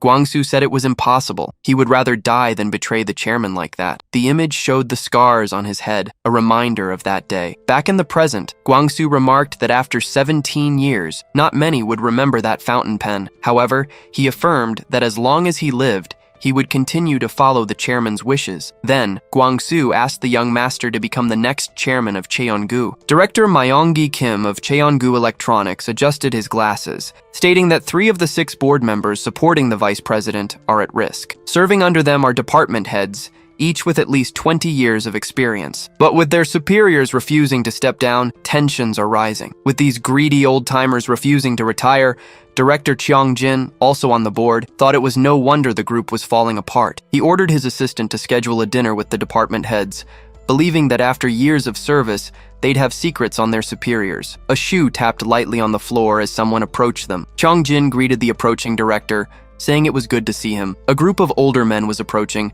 and one of them asked how he was that morning. Cheon-gu's vice president, Gwang Hu-yong, said he had a matter to discuss, and asked for a moment of his time. Cheong-jin replied with a smile that he was quite busy, as you can see, and asked them to send everything by email later. He added, with a touch of sarcasm, that even though they were all old, surely one of them could draft an email. The vice president insisted that if he was busy, they'd keep the discussion brief, right here and now. His foot tapped the floor firmly. A woman in a suit stepped between them, her hands clasped in front of her. She apologized but requested that the vice president refrain from approaching, as Mr. Beck had ordered no confrontations before the board meeting. Myung-gi Kim noted that even though the vice president was in charge, even he had to follow Mr. Baek's orders, since Cheon-gu's security had sided with Cheong-jin. However, the vice president took another step forward, ignoring the warning. The woman, nervous, said that if the vice president came any closer, she would have no choice. Her face showed apprehension as she hesitated,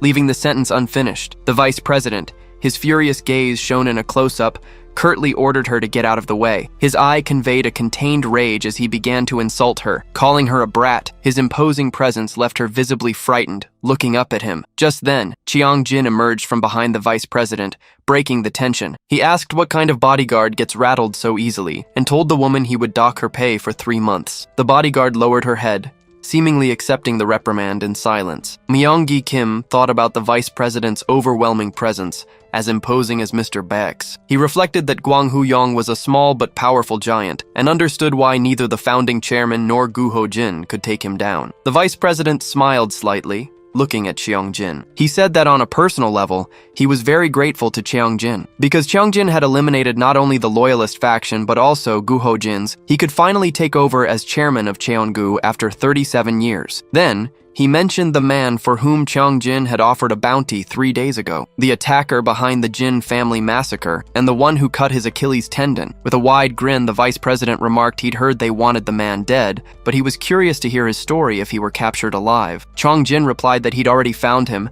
and sent someone for the 20 billion won bounty, giving the vice president an ultimatum: resign or die. He then turned to leave, leaving the vice president behind. The vice president laughed with disdain, repeating, 37 years? The scene shifted to the front of a pub called Fresh Liquor Pub. Inside, Guangsu looked surprised and asked the young master if he'd like him to forge a blade. The young master asked for a blade so firm it could withstand anything without ever breaking, and asked if that was possible. A chef at the counter remarked that this was all because the young master's knife nearly broke, and boasted that he could make excellent blades these days. Guangsu scolded the chef, telling him not to get cocky just because he can sharpen metal and to focus on cutting fish properly, reminding him that mackerels should be sliced against the grain. Turning to the young master, Guangsu asked if the request was because of his brother, Junsu. The young master confirmed, explaining that Junsu had managed to break his knife with his bare hands after all. He admitted that while he'd seen a lot in his line of work, that was the first time he'd ever seen anything like it. Guangsu commented that using the young master's father's name as a proxy for the next board meeting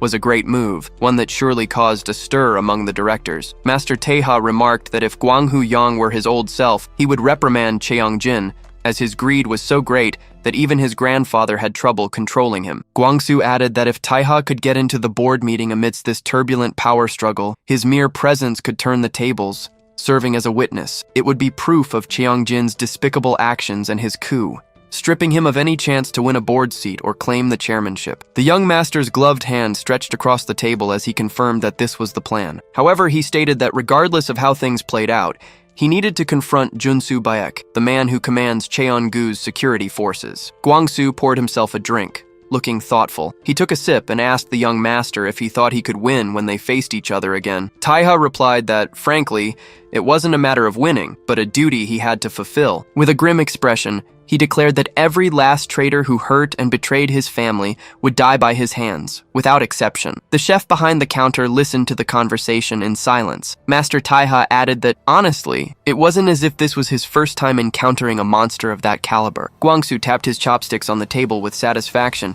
and promised that, as a member of the loyalist faction, he would forge a blade so remarkable that even his brother Junsu would be left speechless. The young master thanked him, stood up, and said he would stay elsewhere for now, asking to be contacted when it was ready. The bell on the door chimed as he left the pub and stepped onto the street. Someone watched him from a distance and said, "Ooh, nice, there he is," as Taiha walked down the sidewalk. He paused for a moment, as if sensing something was off. A man in a cap approached, saying he was the one with the 20 billion won bounty and that he needed to come with him. Taiha wondered if he was a bounty hunter, surprised that not even a day had passed since the bounty was announced. He started to ask who told them where he'd be, but was cut off by a swift movement and a whooshing sound. Suddenly, he was struck hard by an attack from above, slamming him to the ground with a massive crash. The impact was so strong that it reverberated through the street with several booms. The assassin duo, hitter and thrower, lamented knocking the target away, as they needed him alive. The hitter replied that it wasn't his swing that sent him flying. He explained that Taiha had launched himself to offset the force his body would absorb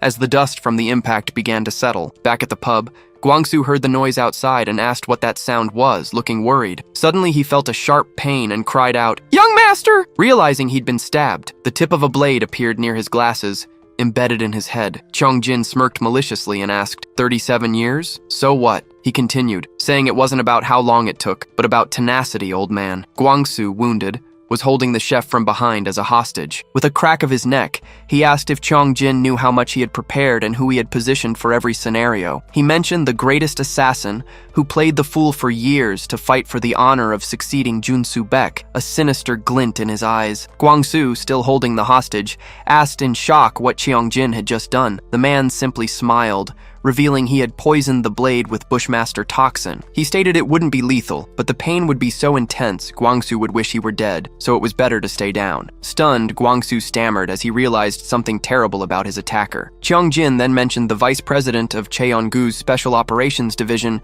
asking if the name sounded familiar. He explained it was the unofficial unit created by Junsu Baek to shape a worthy successor. In the end, Dogyong Han was chosen, and the rest were supposedly eliminated. However, Cheongjin found it wasteful to discard such talent. In a country with scarce natural resources, it was essential to make the most of its people. With that, he made his final proposal, that the vice president resign, promising him peace for the rest of his days. Otherwise, he should find someone strong enough to face Junsu Baek, known as Nameless. The former member No. 4 of the Cheongu division noted that although they had known each other for a long time, this was the first time they had truly faced off. In a swift motion, the chef threw Guangsu across the restaurant. With a trembling hand, Guangsu recognized the poison, Bushmaster, a viper famous for its potent neurotoxic effect. He questioned if Cheongu had really sent him to watch over him after he left, and if that man had been by his side all these years, in disguise. The redhead confirmed he had been placed there indefinitely, with one condition to complete his surveillance: to leave He needed to. Before he could finish, Guangsu, consumed by fury, charged forward with a scream. The goal was to locate the last remaining loyal members. The attacker reacted quickly, cutting him with the blade. Confused, Guangsu didn't understand how the enemy had moved so fast, as he had been right in front of him just seconds before. Before he could react, he was struck again. This time surprised and defenseless. Without showing remorse, the assailant commented that he didn't want to strike him the same way twice, but shrugged as if it made no difference. Then, with a dark smile, he announced it was time to go after the young master's head. Outside, a loud bang and an explosion shattered the day's tranquility. One of the bounty hunters, known as the Pitcher, shouted that there were no outs and no runners on base, launching steel balls at high speed. Running with agility, the young master dodged the explosions caused by the projectiles. It was hard to believe someone could throw with such precision and force. It wasn't impossible to escape, but it demanded extreme effort. Meanwhile, the batter prepared to hit one of the metal spheres with his bat. With a cry of, "Home run coming up!" he struck the ball with tremendous force. The projectile came at him at high speed, nearly hitting him. The real threat was the coordinated succession of attacks. He thought that with a knife in hand, he might have already ended it. Seeing Taiha dodge, the batter commented that the 20 billion bounty made sense. Only someone in Oseong's top 10 could avoid his attack. Approaching, the pitcher suggested Taiha surrender while they were still being reasonable, promising to spare his life. With irony, the young man replied that it was an admirable kindness, considering the aggressive use of the bat from the start. Laughing, the batter asked if his partner really thought a polite request would suffice, as they both advanced. He added that for players like them, actions spoke louder. If they wanted to be heard, they should take him down first. Finally, the pitcher revealed that some had hired them to capture him alive, others to kill him. They would be paid in either case, but perhaps Taiha would prefer to be taken alive. The young master stared at the wanted poster,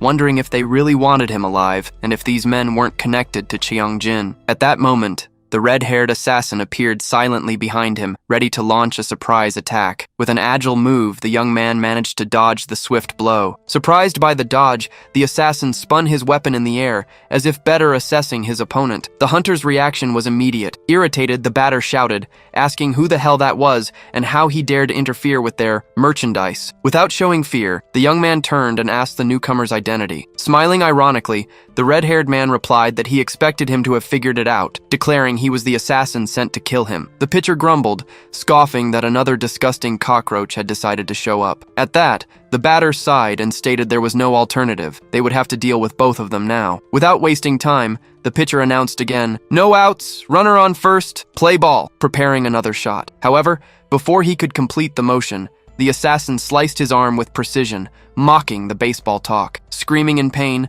the pitcher clutched his wound. With contempt, the assassin ordered him to disappear, calling him a cockroach. Staggering, the man fell screaming, while the batter watched in shock, calling his name. Consumed by rage, the batter raised the bat over his head, screaming insults at the attacker. But in a swift and precise cut, he was struck down by the assassin. Losing his patience, he told him to shut up, calling him a bloated maggot. He said he was still in a good mood, so he ordered the other to stop screaming and disappear.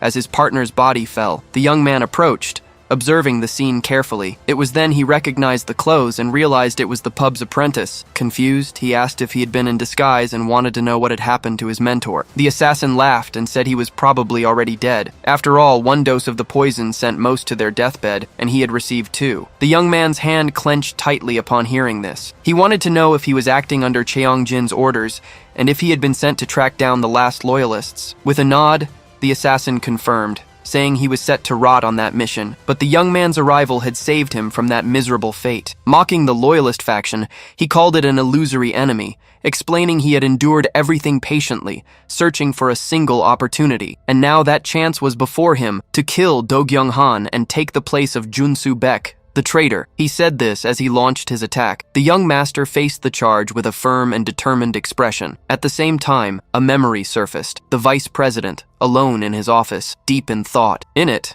Cheongjin smiled, challenging him to find someone capable of facing Junsu Baek. The vice president, still in the memory, smirked with contempt, considering Cheongjin a fool whose naivety knew no bounds. He doubted that he could have placed someone powerful enough right under his own nose without being noticed. He judged it impossible. He concluded then that Junsu Baek had pretended to ignore him on purpose, finding the act so pathetic it didn't deserve a response. After all, he was the second in command. Back in the present, the young master's eyes narrowed, fixed on the approaching opponent. In his dilated pupil, the assassin's leap was reflected, teeth clenched. However, with surprising calm, he called out for Guangsu and asked for a knife. From inside the pub, the wounded Guangsu launched himself through the window, which exploded into shards of glass. Even covered in blood, he managed to help one last time, holding the remaining knives. The assassin crashed into the protagonist's ally, shattering him on impact. A large explosion of smoke and debris filled the street where he fell. The young master quickly grabbed 2 of the knives Guangsu had thrown, one in each hand. Badly wounded, Guangsu muttered a few words in a low voice. The young man replied that he understood and told him to get some rest. With one last effort, Guangsu collapsed to the ground, motionless. The opponent emerged from the shadows, leaping towards him with a smile. He mocked, saying this was no time for distractions. With a swift blow, he sent the young man flying down the street, causing him to collide hard. Sitting on the ground, he recovered from the impact. Brushing the dust off his clothes, he commented that the loyalists were truly incredible, since Guangsu had received enough poison to kill most people. Still, he couldn't believe how quickly he had answered the call for a knife. The enemy asked if he was jealous, insinuating that Guangsu treated him better than he had treated the assassin all those years. He denied it, stepping on one of the fallen knives and shattering it, saying only that he was surprised to see him still standing. The ground beneath his feet cracked from the force. He continued, stating it didn't matter, as Guangsu would be dead soon anyway, as a light pole fell toward him. He looked up, surprised to see the object taken down by his enemy. The pole crashed down with a roar, destroying part of the street and the facade of a building. Severed electrical cables sparked and snapped on the ground. One of them whipped dangerously close to him. The lights of nearby traffic signals began to flash erratically. People screamed, asking what was happening and who was causing such destruction again. With a cleaver in hand, the killer asked if he was good at tap dancing as he closed in fast. They faced off amidst the sparking cables, their blades clashing with metallic sounds. The enemy remarked that, according to Chiang Jin, the young master didn't even land a hit on Junsu Baek before running away, and yet he shamelessly wanted to come back and face them, questioning where all that confidence came from. One of the cables kept sparking near them. To escape the live wire, he jumped onto a building's roof. He was followed closely by his opponent, who mocked his pathetic weakness. With a powerful blow, he was thrown against the side of a building, causing a loud crash. He slid across the floor of the dark hallway, acknowledging his opponent's strength. He braced for the next attack, which came quickly from behind. Their blades clashed repeatedly, creating sparks in the darkness. He thought he couldn't figure out this enemy. It was as if he was teleporting, always one step ahead, with incredible speed. However, the attacks themselves were slow enough to be countered. He remembered how the killer had acted in disguise for years, fooling even him with his supposed incompetence. Besides, he wielded a sharp blade, so why use poison? He held his knives, ready to act again. He asked his enemy if he knew what it meant to be a killer. In a flashback, he asked someone, with his feet on the table, if they were talking about assassins. The person explained that many think they're the same, but they aren't. The difference is that one is hired. He stated that in assassination, it's better to trust science. Explosives, poison, drones, the options are limitless. Besides, hiring that kind of service would be very expensive. He added that assassins don't just eliminate the target, they also ensure no trace is left behind. He commented that it sounded like his way of working, but he was scolded, told his methods were messy. Who in their right mind would paint a wall with blood? So he deduced that the recent request was a trap. The person confirmed. The client wanted both the target dead and him eliminated, a common government tactic to kill 2 birds with 1 stone. But he raised a question. What if there was someone who always eliminated targets without a trace? What would happen to the organization that had such an individual? The thought worried him. With an assassin like that, they would hold tremendous power. Back in the fight, he thought that if that man really was an assassin, it all made sense. His movements didn't rival ordinary speed. They were like a magician's, disappearing and reappearing with purpose. If he knocked down the pole on purpose to lead him here into the darkness, then it was a plan, not a coincidence. The assassin smiled, repeating that he was saved from that miserable fate. He returned the smile, understanding why Chiang Jin and Junsu Baek had let him rot for years. They wanted to create an assassin, but with his chaotic way of acting like a killer, they gave up on him. The enemy's eyes widened with rage at those words. In another flashback, the assassin, still young and in a tracksuit, was being scolded. He took a blow, falling to the floor of a gym. He begged to continue, saying he still wanted to fight. Junsu Baek refused, stating he had seen enough and was disappointed. He said he should focus on his strengths, and that it was frustrating to see him get distracted by the unattainable. Du Gyung Han, with a cold expression, declared that he would never become someone like him. The young man screamed for him to shut up, asking what he knew. In the present, his rival was called an abandoned coward who ran away with his tail between his legs, and was asked who he thought he was to talk like that. Furious, the assassin shouted that he should mark his words, promising to bring back his head and make everyone acknowledge him again as he charged forward. A blade cut through the air with speed. He ran through a dark hallway, determined. Suddenly, he realized something was wrong and told him to wait. A gloved hand pressed the elevator button to close the doors. He was told that he'd been given too many chances, but he just couldn't see what he was up against. With a determined look, the young master declared, "It's my turn now." A single gasp escaped the assassin as he turned to face the young master. Clutching his knife, he wondered if this was all a plan to lure him into the elevator. Then, the young man explained it was the same misdirection technique magicians use. By breaking the pole, he made his opponent believe he was fleeing into the empty building. He then remarked that the man had the natural qualities of an assassin, since he was so good at hiding. But whether he was a magician or an assassin, now that his game was revealed, the master declared he would pay the price. Immediately, his enemy lunged with his weapon, but the strike was blocked by the master's own blade. Still in disbelief,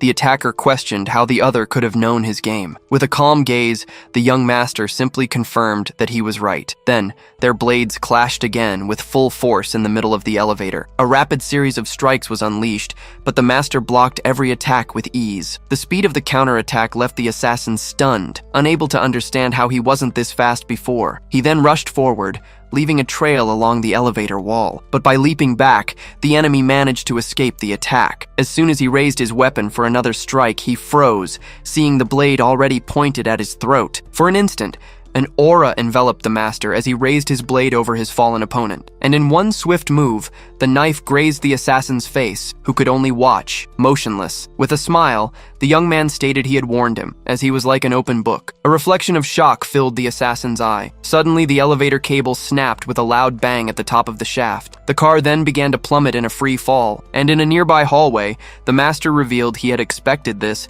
as there was only one way out of the elevator. Then, he asked how it felt to have someone always one step ahead. Unable to answer, the assassin just screamed an insult at his opponent. Then, the young master slammed him to the floor, pressing a blade against his neck. The impact sent them both crashing through the doors and into the middle of the hallway, and the blade shattered as it blocked the enemy's strike. With a smirk, the man revealed that the knife was a defective piece, asking how he could possibly be defeated with it. But before the assassin could finish his sentence, the master grabbed his face. With a piercing stare, he simply told his opponent to shut up. Sounds of impact echoed from outside the building. Then, the young master threw him against the window, which shattered, sending them both hurtling out of the building. During the fall, the assassin tried a quick strike to break free, but the young man used the broken knife to block the attack. He then took the chance to slice his opponent's face, and then the enemy's body slammed hard onto the ground. Meanwhile, the master landed on his feet without any trouble. Standing a short distance away, he took out a cigarette. He then tried to use his lighter, but it wouldn't work. Amidst the dust,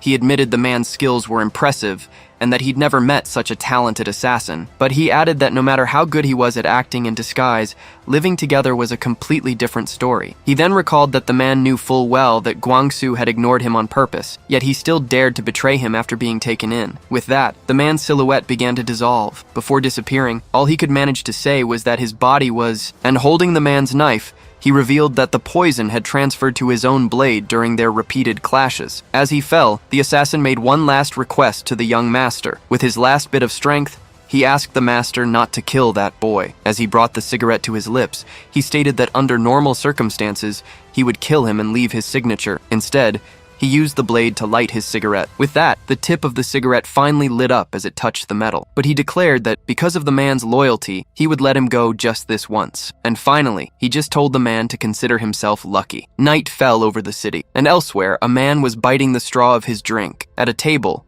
one of the men asked if the other was sure about his decision. Uncertain, he asked if Do-kyung had really said he would vote for him. The man in glasses then confirmed, adding that he'd asked him to join them so he could hear it for himself. Just as his phone vibrated, the man remarked that the good news kept coming, as it seemed the master had also been taken care of. He then tossed the phone to the other man, telling Chairman Bayek to take the call for him. On the phone, Chairman Bayek heard the order to confirm the young master's body and ensure it was dissolved. After the call, he said he would bring Nameless back, but the seated man simply asked why. He was told you can't teach an old dog new tricks, and to just dissolve them both together. After a moment of silence, Chairman Bayek agreed to the order. He then left the room and walked down the hall. Once in the hallway, he answered his phone and told the person on the line to proceed, and the voice on the other end said he was afraid Chiang would hang up on him, so he was glad to have him on the phone. Surprised, Beck realized the young master was still alive. On the other end of the line, the young man invited him to come out. As he looked up at the top of the building, he then asked if he should come inside instead. On the phone,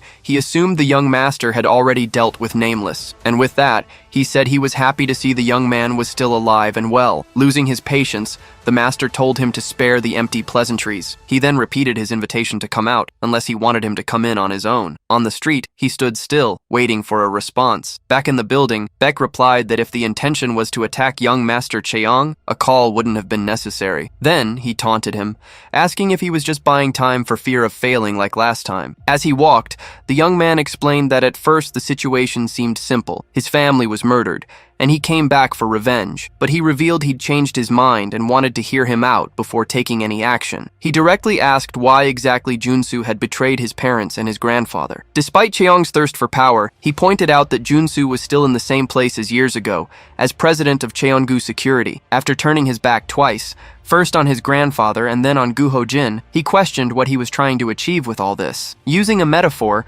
Junsu replied that a wild beast would gladly sacrifice its own life for its offspring. But if the offspring failed to grow or became sick, the same beast would break its neck with the same reverence. With the phone in his hand, Junsu asked if the young master felt betrayed, stating there was no need to analyze the situation. He then explained that the Cheongu company doesn't belong to one person, but is its own legal entity. Furthermore, the vow he made to the late chairman Seoko Jin was for a single cause. That vow, he revealed, was to protect Cheongu. With the call ended, the master just watched him. He then questioned if his parents were murdered for such an absurd reason. With his hand already on his gun, he concluded that in the end, he didn't need to listen to him. And to finish, he just asked if Junsu didn't agree. Instead of answering, the man just made a sign with his hands, which brought a look of confusion to the young man's face. In front of him, he held his pose without a word. Then, his hand rose slowly, and then one hand closed over the other. Not understanding, the master wondered what that was, maybe some kind of sign language. Suddenly, a long-haired man appeared silently behind him, and the newcomer just watched him from above. As he turned, he met the gaze of the man who had silently appeared behind him. Without hesitating,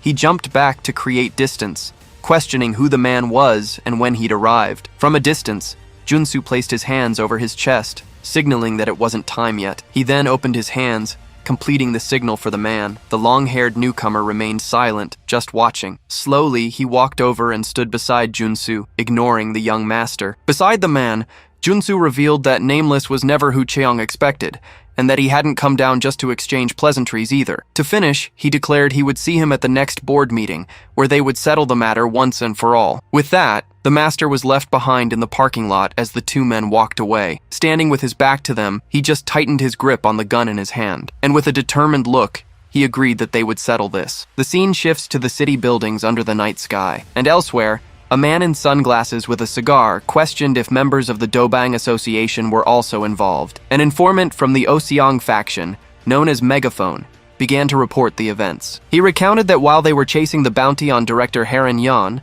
Pitcher lost his right arm, and Batter ended up in the ICU with serious injuries. The informant continued, saying that rumors were spreading that Vice Chairman Yang of Cheonsu had already met with the Dobang Association on several occasions. With this, the man in sunglasses concluded that since Junsu had aligned with Cheong, Yang had to resort to outside mercenaries. Faced with this revelation, he understood that Yang's involvement turned the family feud into a full-scale war. He then asked where that man might be right now. In a warehouse, a mannequin was sitting on a couch, and a voice gave the order to fire. Immediately, an explosion destroyed the mannequin as the three men watched. One of them explained that the explosive was designed to direct shrapnel into the spine, and that they were ready to fire upon receiving a text signal. Vice Chairman Yang then asked if he could count on them, and the man in safety goggles confirmed that everything had been assessed. It was explained that the explosives were installed in all the seats designated for Cheong's supporters in the meeting room, and since the detonator was ceramic, it wouldn't be caught by metal detectors. The other man added that the seating arrangement was correct, but that they could react quickly even if there were changes. However, he pointed out that the problem was that man, and questioned if it would be all right with his whereabouts unknown. And with a determined look, Vice Chairman Gwang Hoo-young stated that neither Chong nor Junsu were a concern, as no one could right the wrongs he had suffered. With that turbulent day ended, an eerie calm settled over the country, and as tensions reached their peak, reports of internal conflicts at Cheongu began to surface. On the day of the board meeting, the Cheongu building was surrounded by unprecedented media attention, and reporters in the crowd were questioning what was happening, since no board members or cars had arrived. Soon, one of them pointed at something, claiming that just one picture of that would provide enough material for a whole month. With Cheongu's main security personnel gathered there, the expectation was that something big was about to happen. Inside an office, it was revealed that, according to Director Yeon, Jae-pil Kim was responsible for leaking information about the meeting, and the director of the Cheongu group, Cheong-jin, commented that this was a way to fan the flames,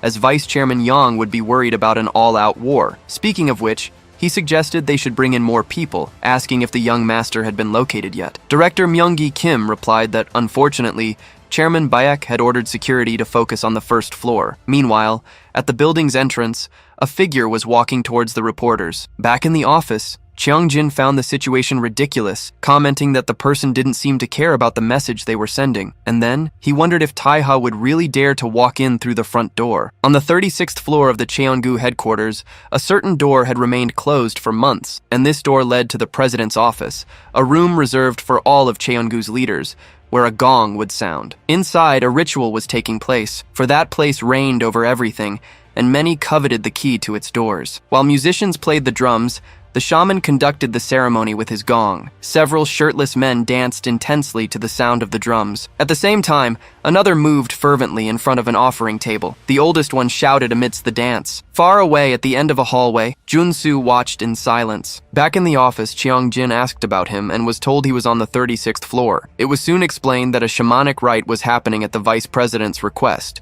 which is why the floor manager had to be present. Then, Myung-gi Kim questioned the reason for the ritual, but only heard that the vice president must be excited. It was then clarified that the man was excited about the prospect of becoming the next president, and it was questioned if he could be any more obvious. With a distant look, Cheong-jin recalled that after his grandfather's death, most people blamed his father for the massacre of the loyalists, but the truth he revealed was that the person who tortured the loyalists to death was none other than the vice president. To conclude, he claimed to have seen everything with his own eyes, as his father wanted someone to keep a close watch on him. Suddenly, the memory of a scream echoed in Myung-gi Kim's thoughts. In the scene, a bound man screamed that he wasn't part of the loyalist group, claiming they only respected the late president. With pliers in hand, the vice president demanded the Jin family's secrets, threatening him with death if he remained silent. Back in the present, Cheong-jin could hardly wait, wondering who would get Taiha's head first, him or the vice president. Outside the building, reporters tried to film the interior,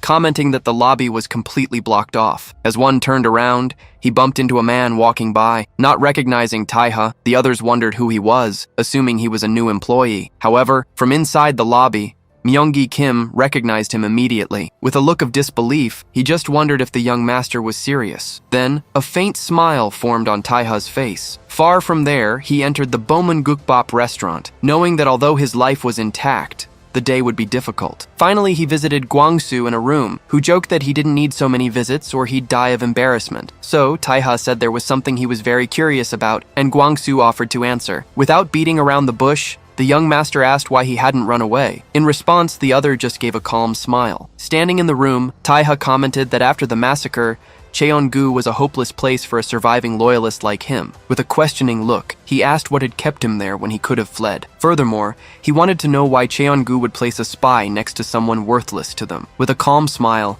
Gwangsu replied that it was because of his determination, as he believed someone would one day follow in the late president's footsteps. This blind conviction, he explained, was something Cheongu couldn't ignore, and that's why the spy chose to have hope and wait with him. Surprised by the revelation, the heir could only ask who that person might be. Suddenly, in the building's lobby, a voice shouted for everyone to stand at attention. The sudden command caught the Cheongu security guards by surprise. As a new group marched inside, it was announced that it was election day, and unidentified individuals were forbidden from entering. Then, the captain of the black team, Vui Kim, gave the order to immediately kill anyone who posed a threat to Cheongu. One of the men in the lobby commented that another acclaimed face had arrived, recognizing recognizing the captain. It was then explained that the black team was a secret espionage unit with much more field experience than the headquarters staff. It was also revealed that with the team positioned in a hard-to-reach location, Vice President Yang had secured the support he wanted. Soon, the black team took up formation in the lobby. One of the men stated that this, however, did not make them enemies. After all, the security staff might be divided by who they served, but the mission to protect Cheongu remained the same for everyone. And no matter how confident he seemed, that place was a tiger's den with 400 men ready to attack. With a slight smile, Taeha walked toward the main entrance without any hesitation. So, Myunggi Kim gave the order for the main door's shutters to be lowered as soon as he entered. With a hand on his gun, the order to eliminate him quickly was already given. However, the young master stopped at the entrance and began to introduce himself. In a loud voice, he declared himself to be Taeha Jin, grandson of the late President Seoko Jin and son of Soo-hyuk Jin. The declaration caused a stir among the reporters, while Vice President Yang watched the scene. Far away, Cheong Jin asked with a smile if he was just planning to walk in like last time. Next, Taeha told them he had escaped death in an ambush 17 years ago, and, after a long journey, had returned. Finally, with a pen in hand, he stated he was there to honor his grandfather's last wishes and declare his right as the heir to Cheongu. Then, he held up the object and asked if anyone there recognized that pen. In response, one of the guards just scoffed, saying that was a thing of the past. Confused, the other watched as his colleague started walking towards him. That's why, the memory revealed, he chose to remain hopeful and wait by his side. Then, the memory continued, with a man questioning who among the loyalists still remained. It was said that the loyalist faction was made up of more than just those who knelt at the gate that day. Then, the memory shifted back to the scene of the shamanic ritual. The shaman continued to conduct the ceremony. Using pliers, they demanded he reveal the secrets he knew about the Jin family. At that moment, Cheong Jin revealed that the one who tortured the loyalists to death was Vice President Yang. To conclude, he stated he had seen everything, since his father had sent him to watch the vice president. Meanwhile, the dance continued amidst the sound of the drums. The order was clear: speak or die for your silence. During the ritual, the vice president asked for judgment for his actions, but also for blessings for himself as the new heir. Suddenly, back in the lobby,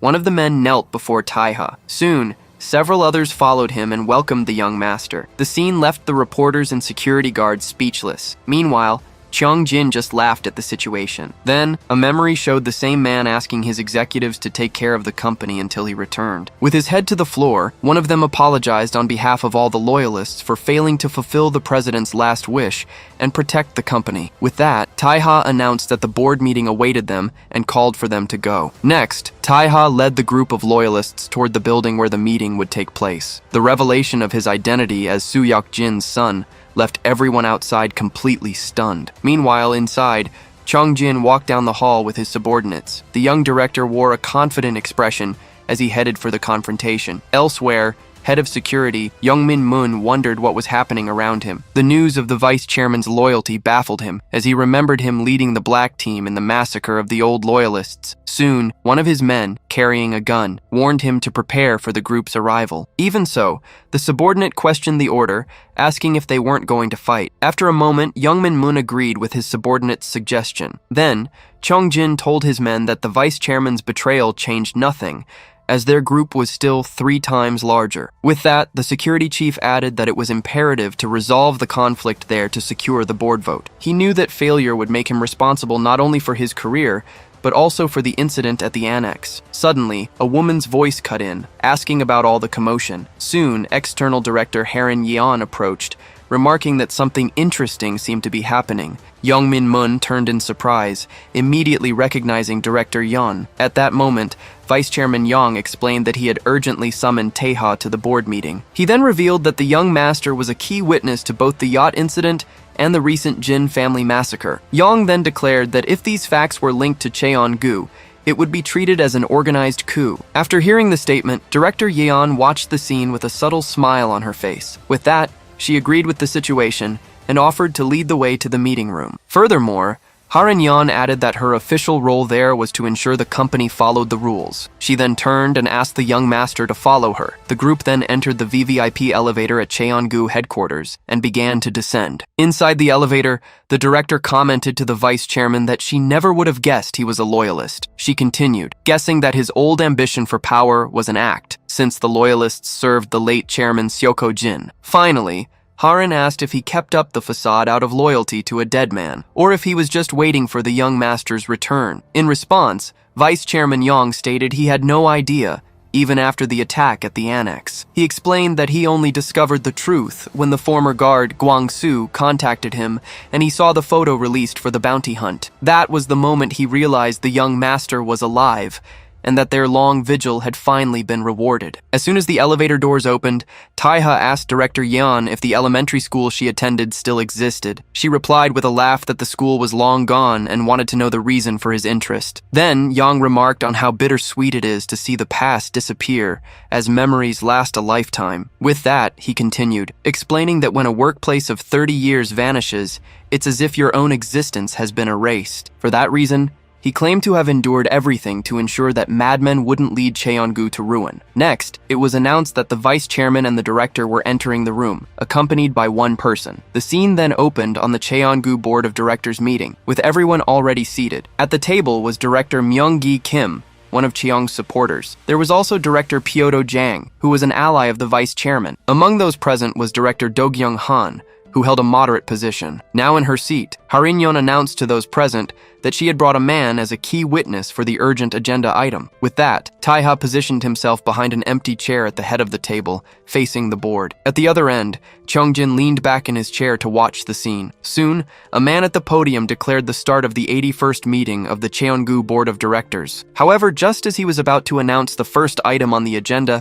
a hand shot up to interrupt him. Executive Director Taechu Oh, a supporter of Cheong, demanded to know the meaning of this situation. He protested, questioning how they could bring a wanted fugitive into a meeting that governs all of Cheongu. Even as the moderator tried to explain, Taechu Oh slammed his hand on the table, stating that was his exact point. He then reminded everyone that the matter at hand was the ambush at the annex, where important company executives were murdered. To this, Chongjin added that an incident like that was a matter for the police, not the boardroom. Vice Chairman Yang asked Mr. Oh to watch his words and revealed that the witness was the biological son of Soo-hyuk Jin. Hearing this, Taechu Oh scoffed, asking if they should bow down and serve Taiha as the new heir. He then accused the vice chairman of grasping at any hope to reach the 36th floor. The other directors on Cheongjin's side laughed at the accusation. Then, Taiha broke the silence and began listing names, starting with Captain Yuri Nikulin of the military company Watercall. While tapping his fingers on the table,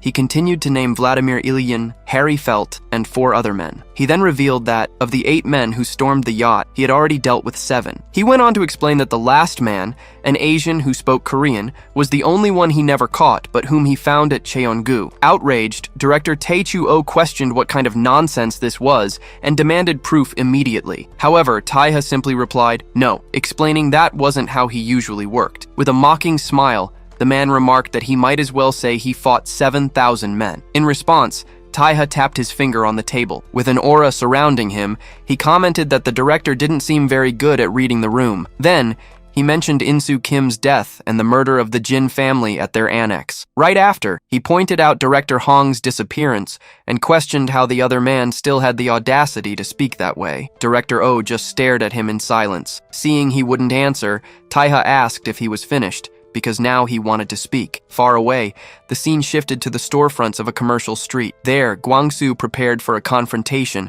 strapping on a knife and adjusting a gun in its holster. Then, he straightened his jacket and got ready to leave. As soon as he stepped onto the sidewalk, a blue van pulled up beside him and the door slid open. From inside the vehicle, a voice called out, asking if he was Guangsu. Then, Suri-yun remarked that he looked ready to go. It was then that Guangsu recognized them as the people from the city who had treated him when he was injured. The former leader of the Yaburi gang, Suri-yun, invited him to come along, since she and the data broker, Gray, were also heading to Cheongu. Still, he warned them not to underestimate the situation, reminding them this wasn't a game and they could die. But Suri-yun cut him off, stating they knew that better than anyone, as this wasn't their first time dealing with Taiha's methods. Back in the boardroom, Taechuo asked if Taiha wished to speak. The young man then began his speech, commenting on the country's laws and the revised Inheritance and Gift Tax Act. He explained that Article 1 of this law aimed to promote national wealth and therefore exempted certain assets from inheritance tax. With that, he clarified that assets like stocks and bonds were tax-exempt when passed down to blood relatives. Finally, he revealed that this law, unknown to the public, was passed just 2 months before he and his grandfather were ambushed on the yacht. Taiha continued, saying that the 28.5% of his grandfather's and father's shares were fully inherited by the late chairman Gu Ho-jin. At that moment, Taechu-oh interrupted him again, questioning his point, since the law didn't only apply to Cheon-gu. Then, Vice Chairman Yang intervened, telling Taechu that was enough. The director turned, surprised by the order. With his hands on the table, Yang began to explain that an emergency committee was formed after Chairman Seoko Jin's death. He added that the loyalists were purged. Gu Ho-jin took over as chairman, and then asked how long it all took. He then revealed it all happened in just 1 week, right after Chairman Seoko Jin's funeral. He then reminded Taechu that he was only there because 2 of his superiors had been fired, causing the director to slam the table in protest. Taiha then chimed in, suggesting that maybe it was all just a coincidence. He began to list the events, mentioning that the broker who brought him back to Korea was a Cheon-gu affiliate. Next, he pointed out that In-soo Kim,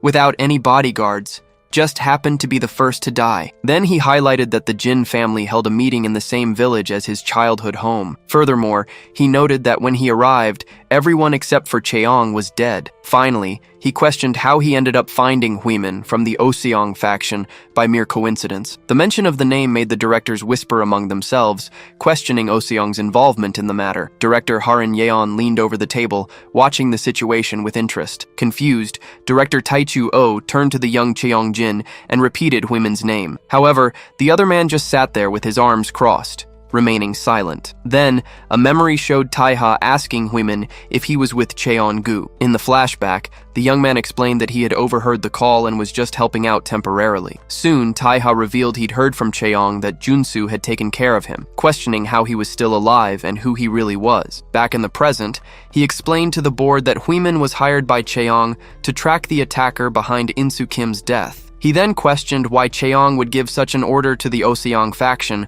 when Cheon-gu's security was at his disposal. At that point, one of the directors intervened, asking why he would expose company matters to outsiders and put it at risk. During the accusation, Cheong-jin simply watched everything with a faint smile. Still, Taiha pressed on, stating it was to gain an advantage, because if Cheong wanted to join the board after becoming chairman, he concluded that his rival would need Oseong's help and thought their support would serve him in some way. Another memory then showed Cheong telling Jaepil Kim that he understood the situation and asking what he wanted in return. The Oseong underboss replied that he didn't want money, just for them to keep their mouths shut about the matter. This revelation sent the boardroom into an uproar, with the directors whispering among themselves. Taiha then remarked that no one else seemed to know about Huimin's involvement, indicating Cheong had kept the matter a secret. He then reasoned that it made sense, since only Cheong himself would be joining the board. There was no reason for others to know about the deal. At that moment, Vice Chairman Yang stood up and, on a point of order, proposed reopening the investigations into the mentioned events. Shortly after, one of the directors agreed, suggesting the creation of an emergency committee to thoroughly investigate the yacht incident and the Jin family murders. Yang added that if the allegations were true, the board's legitimacy would be in question, proposing to postpone the meeting and summon Huimin. The proposal sparked another uproar of whispers among the directors in the room. Meanwhile, Director Harin Yeon just watched the events unfold with her arms crossed. She then turned to Cheong-jin, remarking that the vice chairman's wishes were clear and asking if he had anything to add. The young director remained silent, sitting in his chair. Suddenly, he brought a handkerchief to his face in an abrupt gesture. Finally, Director Taechu-oh watched the scene with a surprised expression. With the handkerchief still in his hand, he lamented how greed for power could transform a man. Right after, he turned to Taiha and questioned why he was deliberately straying from the truth. Then, he confronted him directly, asking who murdered In-soo Kim, shed the blood of his allies,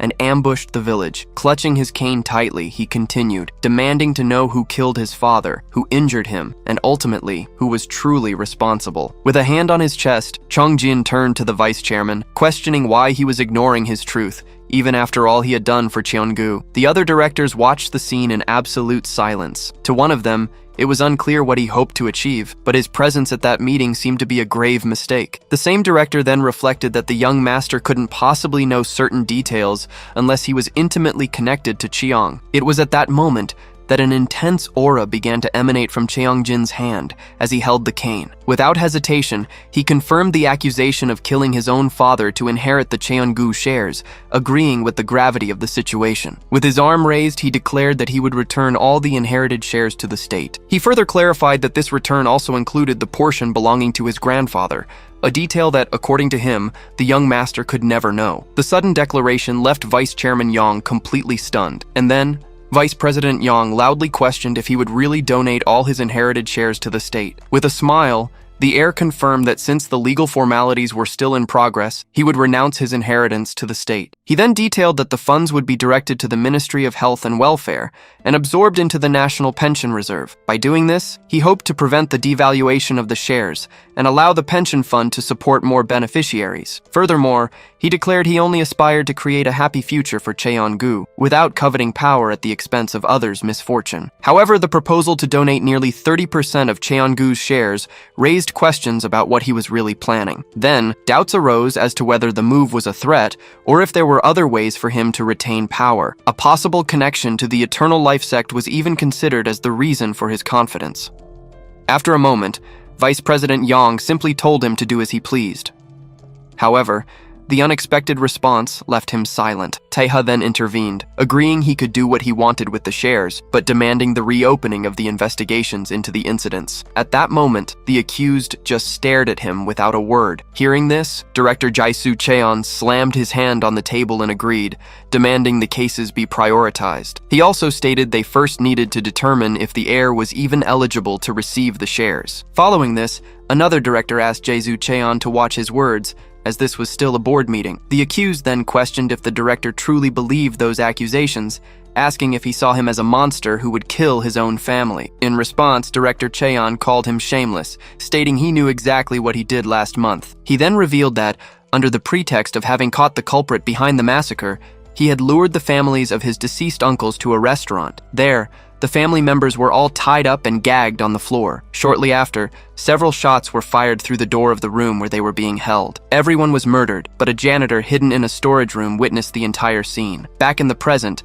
the accused calmly asked if there was any proof of what was said. He continued, questioning how they could know this so-called janitor wasn't just an invention. Director Cheon replied that the janitor was a well-regarded woman with 8 years of service, and that he had run a background check on her. He raised his voice to emphasize his point. In response, the accused slammed his cane on the floor, questioning if they were accusing him of killing his entire family because they were a threat. With his arms wide open, he asked if they really saw him as someone who would kill anyone who crossed his path. Director Cheon then leaned back and stated that the truth would be uncovered with the investigations. Meanwhile, Taeha remained silent, observing his opponent's reaction. The calm expression while denying the accusations seemed to catch his attention. Still, despite knowing every word was a lie, the situation felt like being coiled by a snake. Meanwhile, the heir just wore a wide, confident smile. Taeha realized he needed to postpone the meeting quickly, as his opponent was definitely plotting something. So he raised his hand, agreeing that the investigations were essential. But Director Oh slammed the table,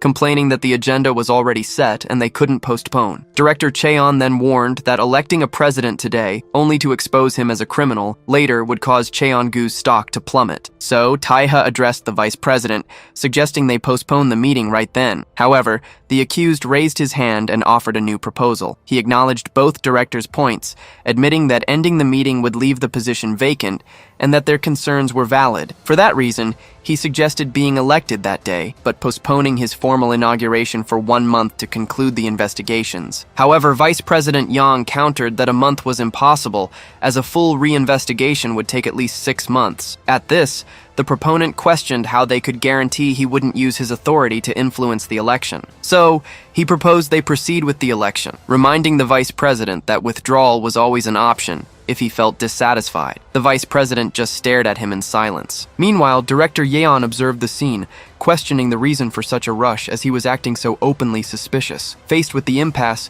the moderator announced they would proceed with the main agenda of the meeting, the election for the presidency. He informed them that 2 candidates had declared their intention to run. The moderator then named the 2, Director Jin and Vice President Yang. The vote count indicated a possible 7-7 tie, depending on a single decision. But the possibility of a tie raised the question of the accused's ultimate goal, since the regulations would require a new vote. Thus, a new suspicion arose, focused on a possible betrayal among his own supporters. The moderator then began the vote, asking all those in favor of Director Jin to raise their hands. Immediately, several hands went up in support of the candidacy. Among the votes was that of Director Do-kyung-han, the moderate, who also raised his hand. With the count reaching 7 votes, the result seemed to be heading in the expected direction. However, another hand unexpectedly rose in the middle of the room. The hand belonged to Director Pyodo Jang, one of the vice president's declared supporters. The unexpected action left Yang stunned. Then, Director Jaisu Cheon stood up and shouted Pyodo's name. The man tried to justify himself,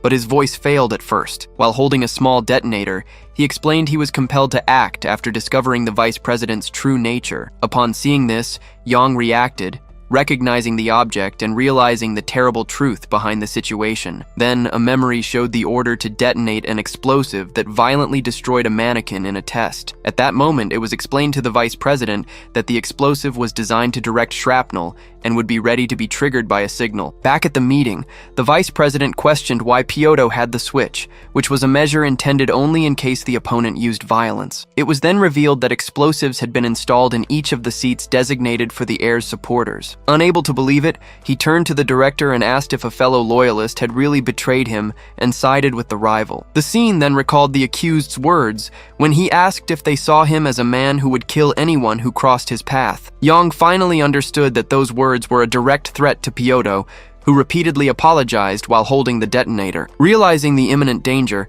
Taiha immediately shouted for everyone to get down as he pushed the vice president to the floor. Then, Director Pyodo pressed the button, activating the explosives under the seats of his former allies. For a moment, the scene showed the peaceful facade of the Cheongu building under a clear sky. Then, a voice gave the final order to fire, and a blast of blood splattered against the meeting room window from inside. Amid the chaos, the man at the center of the accusations remained calm, even with blood splattered on his face and screams all around him. Right after the detonation, Myung-gi Kim looked at the carnage around him and wondered what had just happened. Amid the blood-soaked floor, the moderator announced that Director Chiang had secured a majority with 7 votes in his favor. With that, the chairman of the board meeting, Seung-han Lee, declared him elected as the new president. After the gavel fell, the bodies of the vice president and Director Cheon dropped lifelessly in the room. Next, the winner stood up and, looking at the bodies on the floor, mentioned the storage room. While wiping the blood from his face,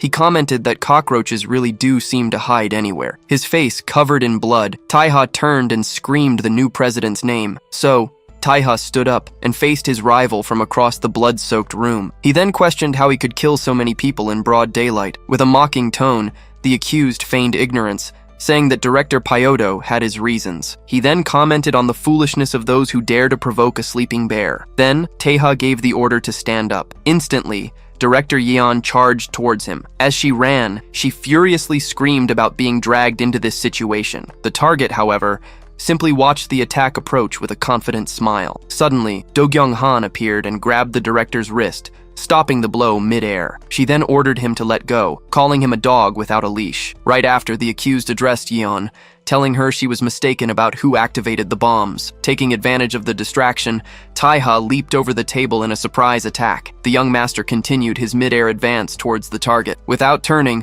the man finished his sentence, asking if the blame wasn't being misplaced. Before the blow could land, Do-kyung-han intercepted Taiha with a kick to the chest that sent him flying. The impact threw the young man across the meeting room. Seizing the opportunity, Yeon lunged at Do-kyung-han, who ducked to escape the attack. As she rose, she glared at them both and declared that's how it would be. She then stated that she didn't need to report anything, since she could just kill them right there. Across the room, Taiha got up and agreed that it would all end here for his opponent. With that, he pulled a hidden gun from his back, declaring that this was it. Suddenly, Yang awoke, trying to call out to the young master. The vice president, wounded on the floor, asked if he was unharmed. Taiha remained silent, just looking towards his fallen ally. At that moment, the accused ordered Junsu over the phone to alert all building security. The order was to frame Taiha and the loyalists for a suicide bombing in the meeting room. Soon, Young Min-moon and his team received the command to immediately eliminate all remaining loyalists. The head of security hesitated for a moment upon receiving the order. Suddenly, one of the men beside him was hit by a gunshot, surprising everyone. In the midst of the chaos,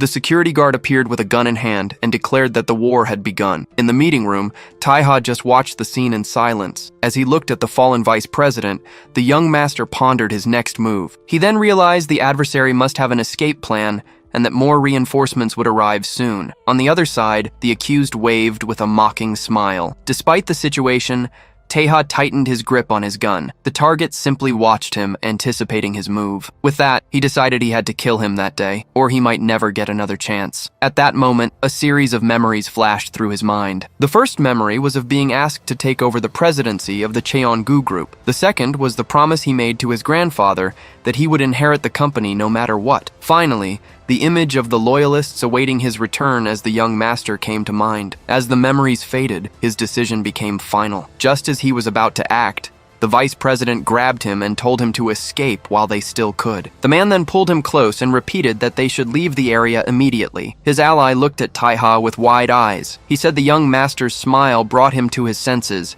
insisting they could leave now. Taiha then smiled back as their adversary watched them from across the room. Looking back, he declared that luck doesn't strike 3 times and swore to kill him at the next opportunity. With a wide grin, the accused retorted that it was a shame because he wouldn't get a next time. And so, Taiha and the vice president retreated into a dark hallway. He then pointed to the stairs, saying they couldn't use the elevators. The vice president, however, disagreed and assured him the elevators would do. Taiha then questioned this, explaining that there would surely be guards posted at the stairs. With that, his ally revealed he was aware of this, which was why he had ordered the elevators to be checked first. Not understanding, the young master asked what that meant. At that same moment, the elevator door opened, revealing a massacre inside. It was then revealed that even with his skills, it would be impossible to face Cheongu's security alone. Right after, it was said that the adversary wasn't the only one who had prepared for that day's chaos. Inside the elevator, Vui Kim was cleaning his gun and reminded the young master that he was no longer alone. Next,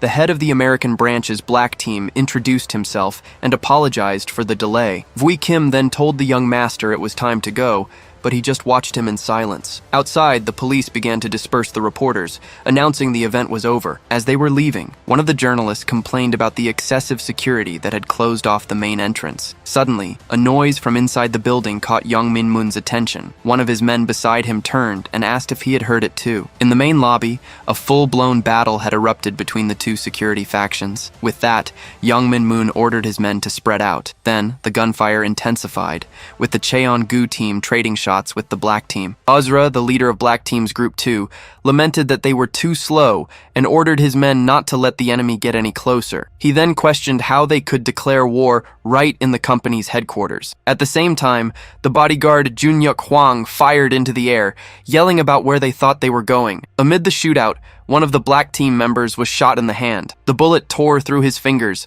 preventing him from calling for backup. Even injured, the man just ordered his comrades to advance. One of his subordinates offered to clear a path, and Asura confirmed the plan. As soon as he got the order, the man ran into the front line, under the security team's crossfire. Even after being hit by several bullets, his body was used as a shield, so his comrade could move forward. With that, Asura yelled that the path was clear, and ordered all units to advance. Right after, the leader of Black Team's Group 4, Iri Kang, also launched into the attack. He soon found himself surrounded by the Cheongu security team, who were attacking him with batons. Still, he skillfully dodged their blows, defending himself from the attacks. Seeing this, Asura shouted for his men to get them and rushed to join the fight. Meanwhile, Iri Kang continued his swift advance down the hallway. Suddenly, young Min-moon intercepted him, blocking his blade with his own. The security chief then taunted him, saying he should have just retired and stayed away. In response, Iri Kang remarked it had been a while and mocked him for losing an eye. Just then, an announcement blared over the loudspeakers,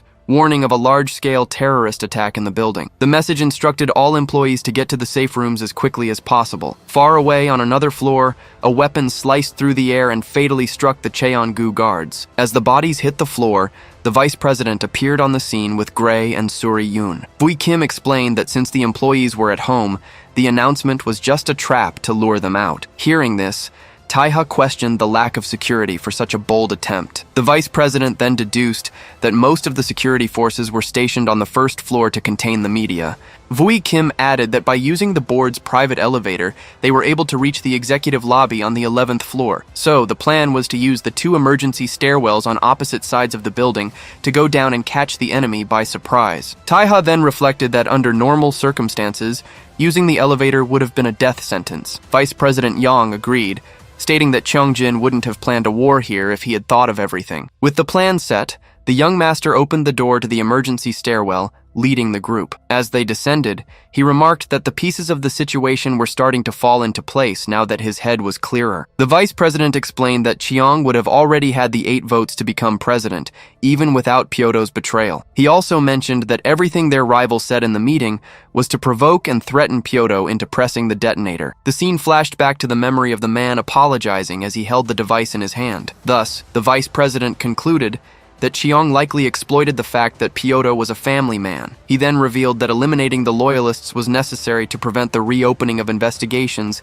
into the Annex massacre and the yacht incident. Finally, he stated that although Cheong tried to appear indifferent, the mere presence of Taiha and the loyalists had cornered him. Vui Kim added that the enemy would suffer a major blow if the 2 of them managed to get out of there alive. The vice president then declared it was imperative that Cheon-gu's future not fall into the hands of a madman like him. Taiha, however, questioned if that was really the case. He then pondered if escaping alive was truly the only way to get to Cheong. Meanwhile, in the meeting room, the scene remained empty and destroyed. There, Cheongjin complained to Myung-gi for not shutting down the elevators, questioning what he did while the rats escaped. A subordinate explained that, knowing he would lose the fight, he preferred to stay away. The president said sarcastically that he couldn't even threaten to cut his pay, since there was nothing left to cut. The 2 then stopped in front of the meeting room door. Upon entering, they found Junsu waiting for them. Cheongjin then remarked that despite the unexpected events, he had become president as promised. He then held out his hand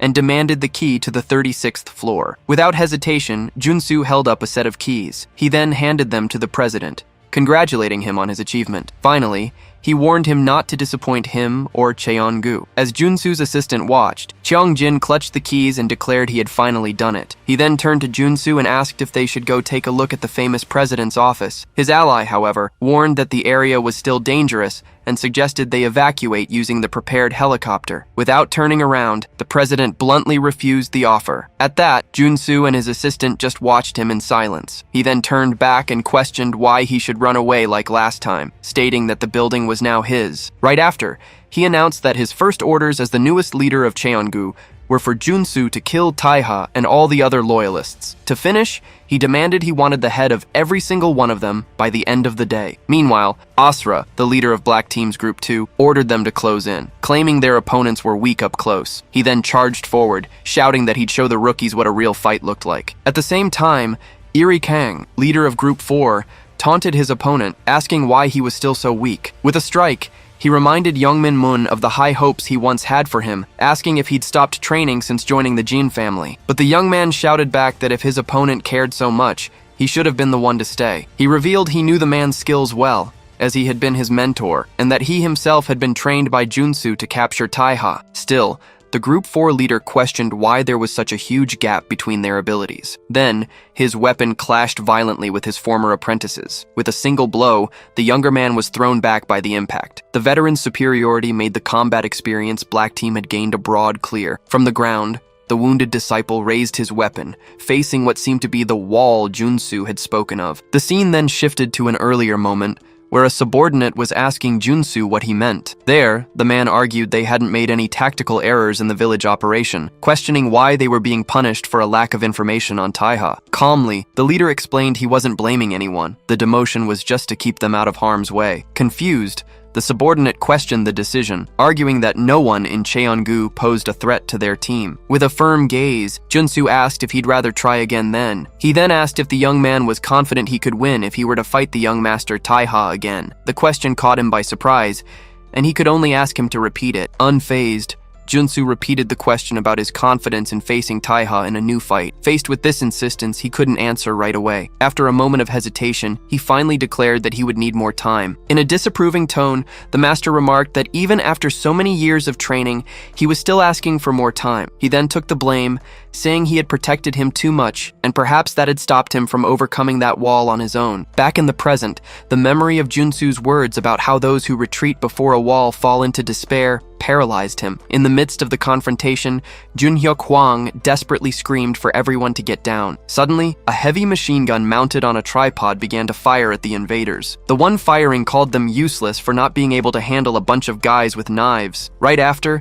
his shadow fell over one of the attackers, who looked up, completely defenseless. With a thud, Pyong-won-ho crushed the man under his feet while wielding 2 machine guns. Finally, he identified himself as the Vice President of Security, the Mad Tiger, and yelled for the invaders to forget their vacation. He then opened fire with his weapons, mowing down everyone in his path. Meanwhile, Junhyo Kwang, still in hiding, wondered if he was drunk, since he was supposed to be shooting only at the enemies. Because of this, Iri Kong and his companion were forced to dodge the bullets, while the shooter complained he couldn't get a break. From a distance, Asura recognized the man as the Mad Tiger, confirming the rumors about his insanity were true. Confused, he asked how Junsu could appoint someone like that as the Vice President of Security. While one of his men fired, the Group 2 leader wondered aloud if Junsu had really gone senile. In another hallway, Taiha moved forward and plunged his blade into a guard's back. He then commented to Vice President Yang that they were getting closer, but he never imagined Cheongu had such heavily armed forces. The Vice President then explained that the Yongmudae military project had been cancelled, but Pyongwon had secretly kept it active. After Taiha asked about the VP of Security, his allies stated that the man was a beast, and they needed to hurry to provide support. Taiha then realized that all the security was concentrated on the first floor, as if they were being herded there. Just as his phone rang, he answered and identified himself. On the other end of the line, Gray commented on the chaos and asked what floor they were on. Seeing the destruction in the hallway, Taiha warned him not to come over, as it was too dangerous. Unconcerned, Gray replied that his guy had already spoken to everyone, leaving the other man confused. At that moment, Asura appeared in the lobby, humming a tune. With a smile, he ran for the exit, remarking that this was the perfect moment. Then, his hand slammed down on the door's open button. As soon as the glass door opened, he peeked outside, where his men were waiting. Seeing the opening, the security team shouted for their forces not to let them escape and to block the way. Suddenly, Asura's men were knocked to the ground by Pyong-won-ho. In a mocking tone, he asked if they were leaving already, reminding them that a month's notice was required to quit. His opponent replied that it wasn't like that at all, but it seemed the Mad Tiger had forgotten to mention a few things. The comment left the man confused as the sound of an engine grew closer. Then, a blue van crashed through the building's entrance and hit him head-on. The impact sent Pyong-won-ho flying backward, tumbling down the escalator. The driver then got out of the vehicle, picked up his weapon, and stated that he never wanted to return to this company. Finally, Gwangsu-gu, the former co-head of security, remarked that nothing about the place had changed. Asura praised the impeccable timing as Gwangsu-gu asked if his arrival was deliberate. With a knife in hand, he scoffed, questioning who would calculate a return to the company that had already kicked him out once. The sudden appearance made the security team wonder if this was a new enemy. Beside them, Junhyo Kwang remarked that he didn't recognize that face. Immediately after, the tripod-mounted machine gun was raised and opened fire on the van again. At that, Gwangsu-gu ran for cover behind a sofa, dodging the bullets. Already on his feet, Pyong-won-ho said he'd been wondering who had shown up. He then identified the man as his former superior,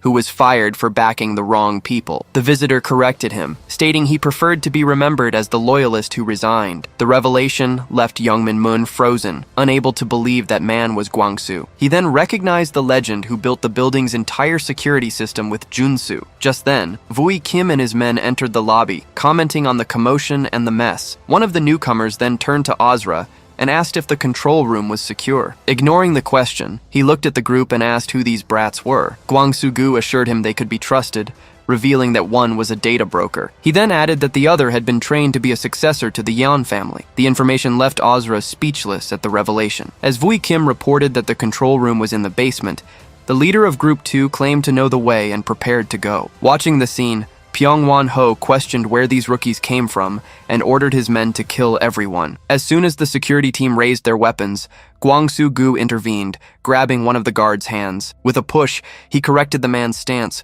warning him that he couldn't control the recoil like that. He then punched another guard in the face, shouting for them to hurry up as their target was close. He proceeded to correct and take down each of the guards, pointing out their flaws in stance and combat. In moments, the entire security team was down and defeated on the lobby floor. Rubbing his neck, Guangsu remarked that he didn't know who their instructor was, but their work was a mess. Seeing this, Eri Kong declared that things had gotten serious and called his men to move in. At the same time, Pyong Wan-ho's gun ran out of ammo, leaving him frustrated. Without wasting a moment, Guangsu Gu charged directly at one of the opposing team's men. With a swift move, he grabbed the guard by the arms while the Mad Tiger did the same from behind. Caught between the two, the man desperately begged to be saved. As Pyong Wan-ho pressed his gun to the hostage's head, Guangsu Gu used him as a shield to shoot another enemy. Immediately after, the vice president of security took advantage of the distraction to cut down an opponent with his knife. With a disapproving look, Guangsu Gu questioned how he could use one of his own men as a shield. With a smile,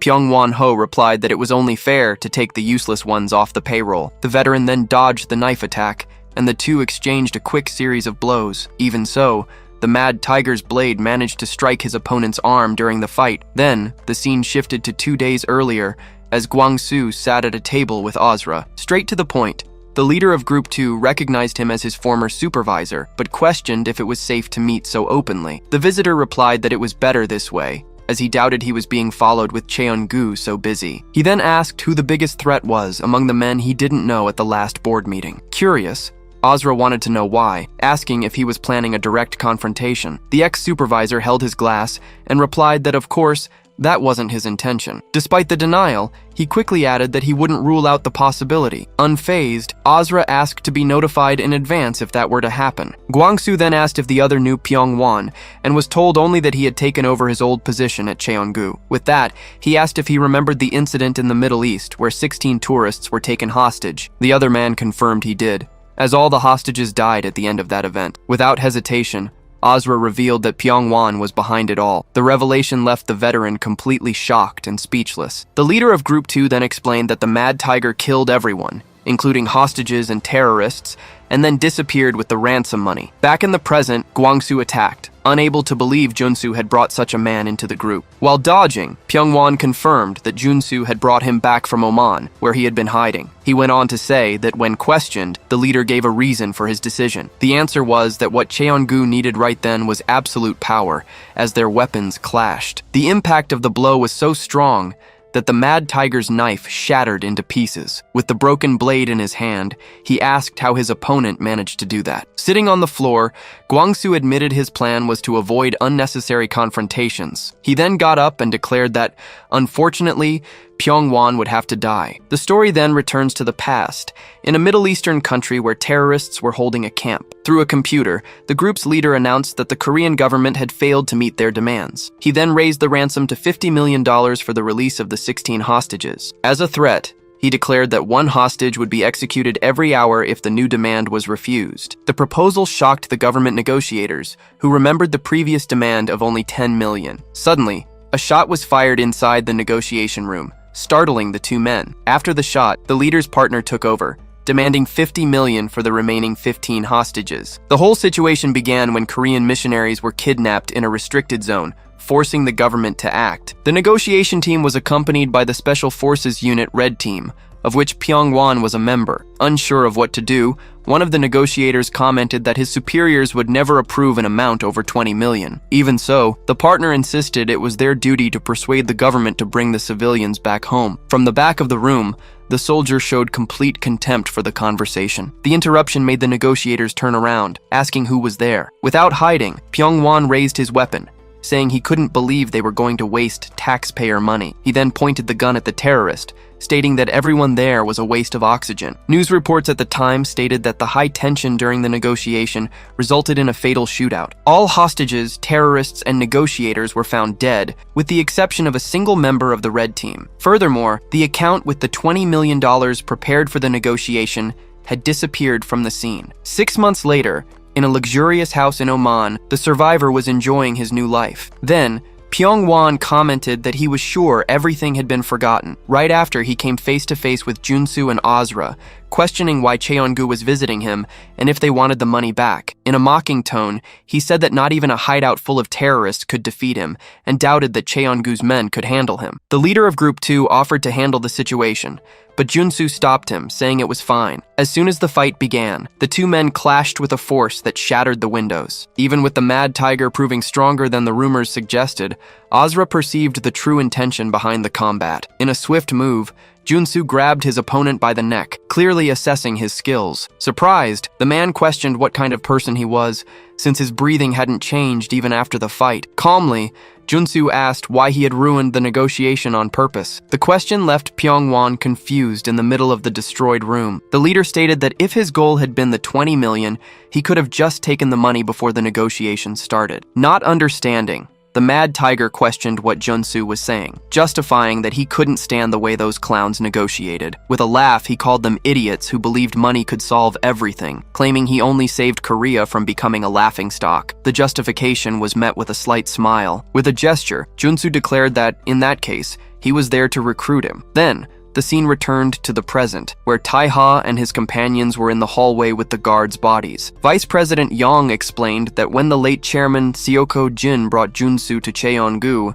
no one could rival his loyalty. However, he continued, everything changed 18 years ago, about a year before the young master's yacht incident. Not understanding, Taiha asked what exactly happened, but the vice president admitted he didn't know the details. He revealed that the chairman used to confide that he was torn about the prospect of joining the council. In a memory, Chairman Guho commented that the council had approached him to join, but he questioned the decision due to its questionable members. At that moment, the vice president advised him to refuse the offer, as there was little to gain from the corruption of that era. Back in the present, he explained that while the chairman was traveling, rumors began to circulate about his visits to Cheongu security, which everyone assumed were routine. Then, a year later, the yacht incident occurred, at a time when Junsu, the chairman's personal bodyguard, was conveniently absent. Fui Kim finished by quoting Junsu's words, who claimed that only the few with true power can lead the rest. To conclude, he revealed that Cheongu security used to have a brutal unit where each group competed to become Junsu's successor. Taiha then understood that this was where the assassin Nameless came from, and that Do Gyeong was chosen as the final successor. Next,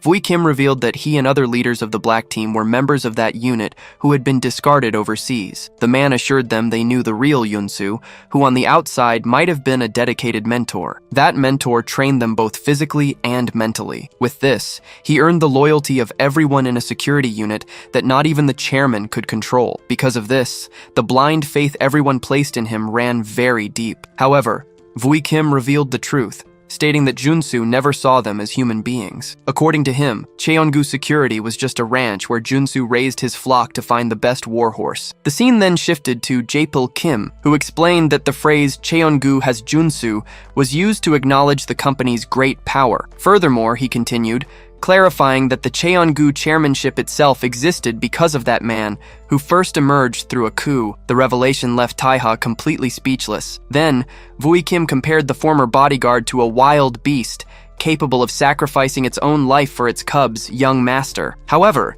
he added that if the cub failed or grew sick, the same beast would break its neck without mercy. After hearing everything, Taiha paused for a moment on the stairs and observed the group. Turning to them, he apologized to Fui, but asked if he could buy him some time. Not understanding the request, the man questioned what the young master meant by that. Vice President Yang quickly realized the young man's intention and tried to stop him. He then stood in front of the door, insisting that he hide and wait for the right moment. Finally, he warned that if he faced Junsu at that moment, he would certainly die. In response, Taiha stated that he wasn't raised that way, recalling that his grandfather never taught him to back down. The memory of his parents then reinforced that abandoning others was never an option. With the image of his godfather in mind, he continued, explaining that the new life he was given wasn't based on cowardice. In the end, he declared that no one taught him to abandon those he considers his family. With determination, he stated that if Junsu defined Cheongu, then he would kill him himself, and asked again for them to buy him time. In a memory, Taiha announces he's home, and his surprised mother calls out his name. She runs to him and asks if he was bullied at school again. Then, his mother hugs him and suggests they switch schools, worried about his father's reaction. She then asks him why he insists on putting up with the bullying. Back in the present, one of the men asks if Taiha is really going to kill Junsu. He then explains that with everyone on the first floor, this might be their only chance to eliminate their target. So, he asks them to buy him some time, promising he'll be back after killing him. The blue-haired man questions his confidence about returning, reminding him that the first floor is right there. Standing before the door, Taiha states that 10 minutes is all he needs. The man then approaches him and asks if he knows why they became loyalists. He reveals it was because they believed it was the only way to kill Junsu. Seeing this, the older companion shouts Vui's name. He explains that the cast-offs from Cheongu's Special Operations Division joined Team Black to survive. Vui continues, saying they were sent abroad for dirty work, and contact with their families became rare. And that's how they found out most of their families were eliminated in accidental deaths to keep Cheonsu's secrets. Vui states that their desire to see Junsu dead rivals his own, but insists that now is not the time. Taiha cuts him off, declaring it's now or never. Grabbing him, Vui questions how he could defeat someone who has reigned for decades, reminding him that he was almost killed in the annex. After a moment, Taiha simply replies that he can. He explains that last time, he was caught off guard while hastily chasing a fleeing Cheonsu. But he guarantees that with 10 minutes in a one-on-one fight, he will win. Taiha then places his hands on Vui's shoulders and asks him to say he believes in him, and to buy him 10 minutes, because then he'll ensure Junsu is eliminated. Vui stares at him, undecided. The older man wonders how he can ask for something like that, but then he himself tells the young master to go. He then states they'll be waiting and tells him to come back to them soon. Taiha turns his face to the side and then runs up the stairs. Vui turns to the vice president and says he can't be serious about sending him back after everything. The vice president supposes he's getting old and his memory has grown hazy and regrets having forgotten so much about the kind of person the young master was as a child. Meanwhile, in the 11th floor executive lounge, the fight had already begun. One of the loyalists charges at the enemy, but his face is grabbed mid-attack as his opponent says that this is strange. Then he is violently slammed into the floor. An older man questions why they call themselves loyalists, as he doubts they ever met the late chairman. Ledger, the captain of Team Black's Group 5, gets back up. Junsu then asks if young Master Taiha is really worth risking their lives to keep him there. He continues, questioning if it's worth keeping him trapped on the floor. Ledger replies that the alternative is letting him go down to the first floor and kill everyone, so the answer is yes. The group of men then prepares to attack Junsu. Junsu remembers that as a child,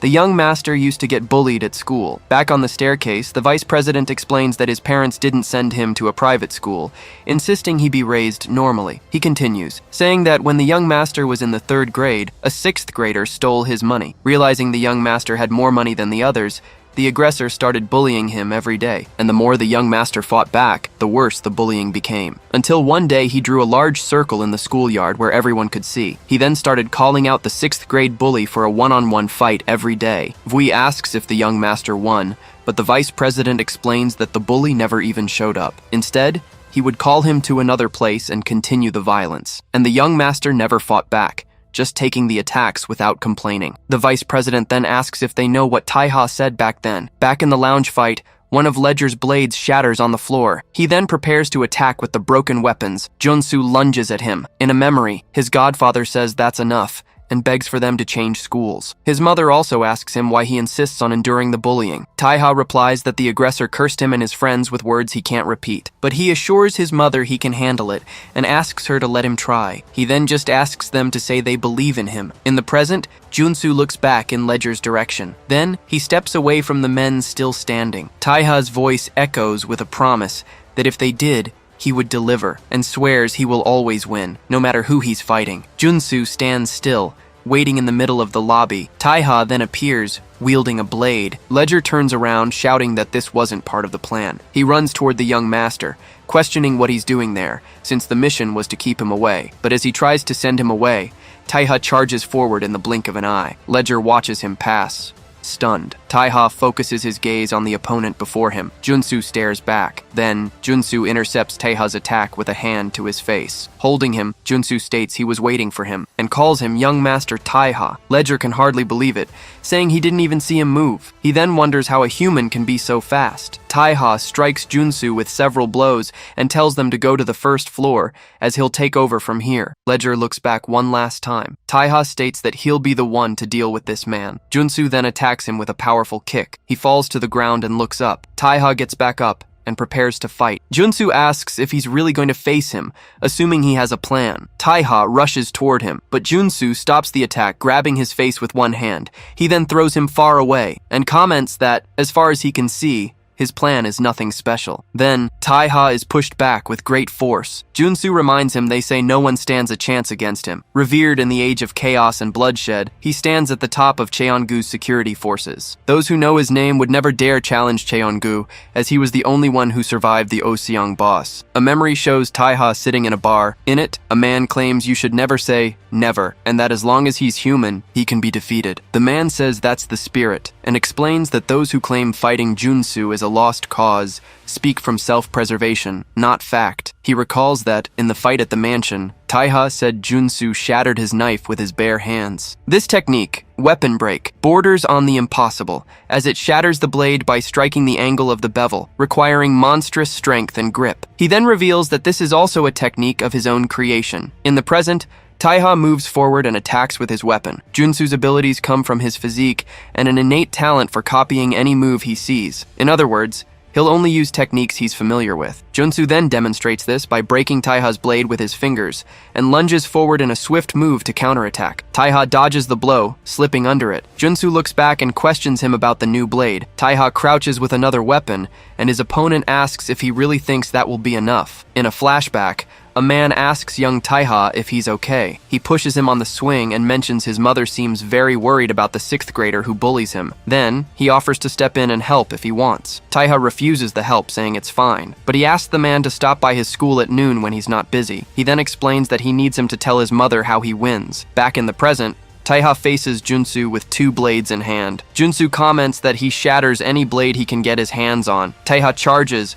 accusing him of daring to use the same technique on him twice. Junsu blocks his punch and asks if he was testing him. Then, he lands a direct hit on the young man. Junsu observes the result of the attack. Taiha remembers something and brandishes a new weapon. Suddenly, Junsu is hit in the shoulder. He realizes his opponent's movements seem reckless, but they have a strong, calculated purpose, and they are fueled by the unwavering conviction that he will win. With the bloody dagger, Taiha calls him the sworn enemy of his grandparents and parents, and declares he is there today to claim his revenge. Lobo asks what you do when you can't break a person's spirit. The bully physically assaults him and threatens him, writing insults on his desk, but the boy remains defiant, taunting the aggressor in return. The bully then goes to meet Taiha in the courtyard, inside the drawn circle. A 3rd grader, 3 years younger, was challenging him, and just accepting the fight was already humiliating. Even so, he clenches his fist, with the sole plan of knocking him out with one punch. The aggressor then steps inside the circle. He charges toward Taiha. The younger boy waits for him, standing still. Then, Taiha kicks the sand on the ground in front of him. The move makes the aggressor slip and fall backward. A wooden plank was hidden under the sand to set the trap, and taking advantage of the fall, Taiha launches a sudden attack. He aims for a weak spot that could take anyone down, and that spot was the nose. That blow alone could have been the end of it. But instead, Taiha picked up a rock he had prepared and began to beat the boy relentlessly. He did this to ensure he would never be bullied again, and so that neither he nor his family would have to hear those insults again. Junsu was watching the scene from a distance. Having seen what happened, he reported to Taiha's parents that the boy defended himself remarkably well. Back in the present, Taiha looks up from the floor. Junsu then strikes with a blade. The move cuts through a marble pillar. The blade sliced through the pillar like it was paper, but something else surprises him. He notices the weapon doesn't seem to get dull, no matter the wear. The young master's skills could give other knives a similar cut, but the sharpness of this one was remarkable. But Junsu grabs and twists him, saying he aimed too low. Taiha looks up from the floor. Then he props himself up and uses his leg to trip Junsu, who recognizes the technique as Aikido. Junsu charges toward him again and says he still remembers when the young master was a little boy. But Taiha defends against the kick. He then recognizes the Korean martial art technique as Kong Sudo. Junsu comments that with meticulous planning, patience, and determination, he secured his victory, and states that day at school was etched in his mind and still makes him laugh. He then questions if, against him, His strategy is really to use a single blade. A second weapon appears on Taiha's back. Junsu asks if, after 17 years of planning, this is all he has to show. He continues, questioning if Taiha thought he could run things here after getting a taste of the mob life. Next, he questions if he really believed this level of planning and strength would be enough. Then, he hits him with a punch that shatters a pillar, asking if that would be enough to defeat him. Taiha is thrown hard against the wall. Junsu turns away after the impact, but suddenly, spikes pierce through his body from all sides. He is stunned by the unexpected attack. Then, he looks back and wonders when that happened. Lying on the floor, Taiha says that's right, and that every now and then you meet someone like that. He continues, explaining that these people have strength, skill, and talent, and they're called God's favorites. In a memory, a younger Taiha includes himself in this group, claiming to be a prodigy. He then asks if he could win even against those who are in a league of their own. Regina Salerno, the underboss of the Salerno family, replies yes, because he is her pupil. Regina asks him what he's doing and tells him to get up. He struggles to get back on his feet. She then asks if he plans to just lie on the ground during a real fight. Taiha gets up and asks if he really has any chance against them by training like this. Regina just gives a slight smile. He asks her about the people who are in a league of their own. Then, she hits him with a large hammer. The impact sends him flying into a tree. She warns him he can't expect to win if all he does is take a beating. Lying on the ground, he asks if her toy hammer is made of steel, and she confirms it is. The night continues in the forest. Sitting together, Regina explains that, from what she can tell, he has exceptional fast-twitch muscle fibers. Taiha asks her what fast-twitch muscle fibers are. She explains that muscles are divided into red and white fibers. The red, or slow-twitch fibers, are for endurance. The white, or fast-twitch fibers, are for short bursts of energy, like in sprinting. Regina concludes that with his fast-twitch dominance and long legs, using speed as a weapon is his best bet. Taiha replies that they already knew that, which is why they chose knives as their main weapon. But he also knows that speed alone isn't enough to survive in this field. So, he asks her if, even being faster than most, he wouldn't just be a joke to anyone at her level. He grabs his shirt, stating he's still not good enough and can't go back to Korea like this. He continues, explaining he has no information on Junsu, the president's bodyguard, nor on his techniques or training. The only thing known about him is that he's undefeated, so Taiha needs more intel to face him. Regina scolds him for calling her master, reminding him they're family and he doesn't need to be so formal. She insists he call her sis, and Taiha, surprised, just asks her to stop, but she orders him to say the word as she advances with a knife in hand. He then runs away from her at high speed and leaps into the water to escape the attack. Getting out of the river, he asks if she's trying to kill him with a real knife. Regina just watches him from the riverbank. Then, she sheathes the knife on her belt. As he sits in the water, Regina says he really doesn't get it. She points out that he can never dodge her attacks with a toy hammer, but the moment it becomes a knife, he does it like it's nothing. She then states that he'll never improve unless he puts his life on the line. The moment he stabbed his own hand, he became someone who only acts with death breathing down his neck. She advises him to fight like his life depends on it every single time if he truly wants to get better. Her voice echoes, telling him to forget the small fights. Only life or death battles will push him forward, as long as he doesn't die first. Taiha then remembers this is his only way forward. On another floor, a bald man tells his opponent to just die already. He's then hit by a powerful punch to the face. The bald man staggers back from the force of the impact. His adversary prepares to strike again. Then, he hits him with a series of brutal punches. The attacker's face gets stained with blood during the assault. The bald man can barely react to the violent blows. With a final blow, he yells that there's not a single chance. The bald man is thrown against the wall. His opponent turns and shouts for the boss. The man approaches and asks if he's okay, and the boss replies that yes, he's fine. He comments that the opponent is a brute with simple techniques but unbelievable strength and stamina. The bald man retorts that he's also a brute who's all muscle. Then, he yells for the Yongmu division, questioning the delay. A voice replies that the containment barrier has trapped them there. On the communicator, Gui calls for Guangsu. In the control room, a woman reports they've just taken the location. She adds that they've also lowered barriers to block armed forces coming down from the 8th floor. Gui says that's a relief, but the situation there is still tense, and asks where the young master is. The woman asks for a second to check and asks her colleague about Taiha's location. Gui wonders why he would be fighting an old man with white hair on the 11th floor. Ledger questions what it means that the young master is fighting Junsu alone. The woman in the control room asks who the captain is and tells them to calm down as he went out to rescue the young master. The woman in the control room tries to describe the captain, mentioning his mustache. Then, she looks at the security monitors in front of her. On one of the screens, a woman woman is chained and suspended in the air. The operator can barely believe what she's seeing. She then calls her by name, Lady Heron. Through the communicator, a voice asks if Heron can hear her. In response, the woman in the control room hears the prisoner ask who she is. The operator introduces herself as Suri, explaining she saw her from the control room but isn't sure if Heron remembers her. Heron then demands to know how she dares pretend to be one of her house, to feign a connection. Suri quickly denies it, explaining they met a long time ago. She continues, revealing she was in training to be the successor to Chief Gaekcheon before she ran away. Suddenly, Vui interrupts, remembering her as the girl who broke the persimmon tree and fled, half dead. He then assumes that's why she knows Taiha, since he was previously in the Jangseo district. Heron thanks her for trying to help, but states that Suri isn't strong enough for this situation. She then reveals that the monster Junsu created as his prized pet is already on its way. The operator concludes there's nothing they can do, but Heron asks for a favor, for her to take a message to the head of the main house as quickly as possible. In another hallway, Ledger and his men fire their weapons, wondering what's going on. Ledger complains to Gui, outraged that the young master is fighting Junsu alone.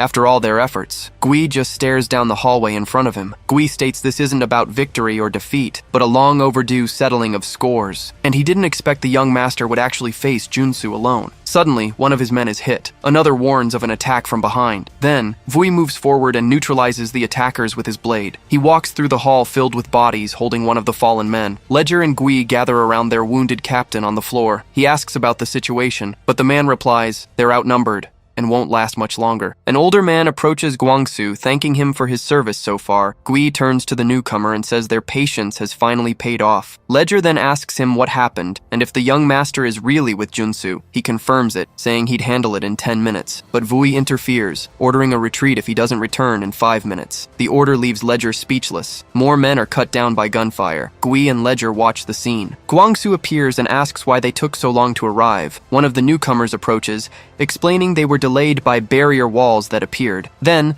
the Yongmu Corps, the unofficial armed unit of the Cheon-su group, advances with orders to eliminate all targets. Ledger recognizes them and questions if using full tactical gear isn't a direct violation of the committee's protocols. Vui orders Asura to escort the vice president to the main entrance, but Ledger asks about the young master upstairs. Gui reassures him, stating that he is the new master to whom they've sworn loyalty, and he adds that, of course, the young master will return victorious. Meanwhile, in a simple office upstairs, there's a map and a calendar on the wall. Taiha observes the place, mentioning this is the president's office on the 36th floor, where only he and Junsu were allowed. He looks around, disappointed by the room's simplicity. The space contains only a small kitchenette and old furniture. A dispatch schedule is tacked to the wall. He wonders if it has something to do with never forgetting their humble beginnings in construction. Sitting at the desk, he reflects that his grandfather was one thing, but knowing his father also used this place makes him conclude that killing them was the right decision. His companion suggests that now that he's seen the place,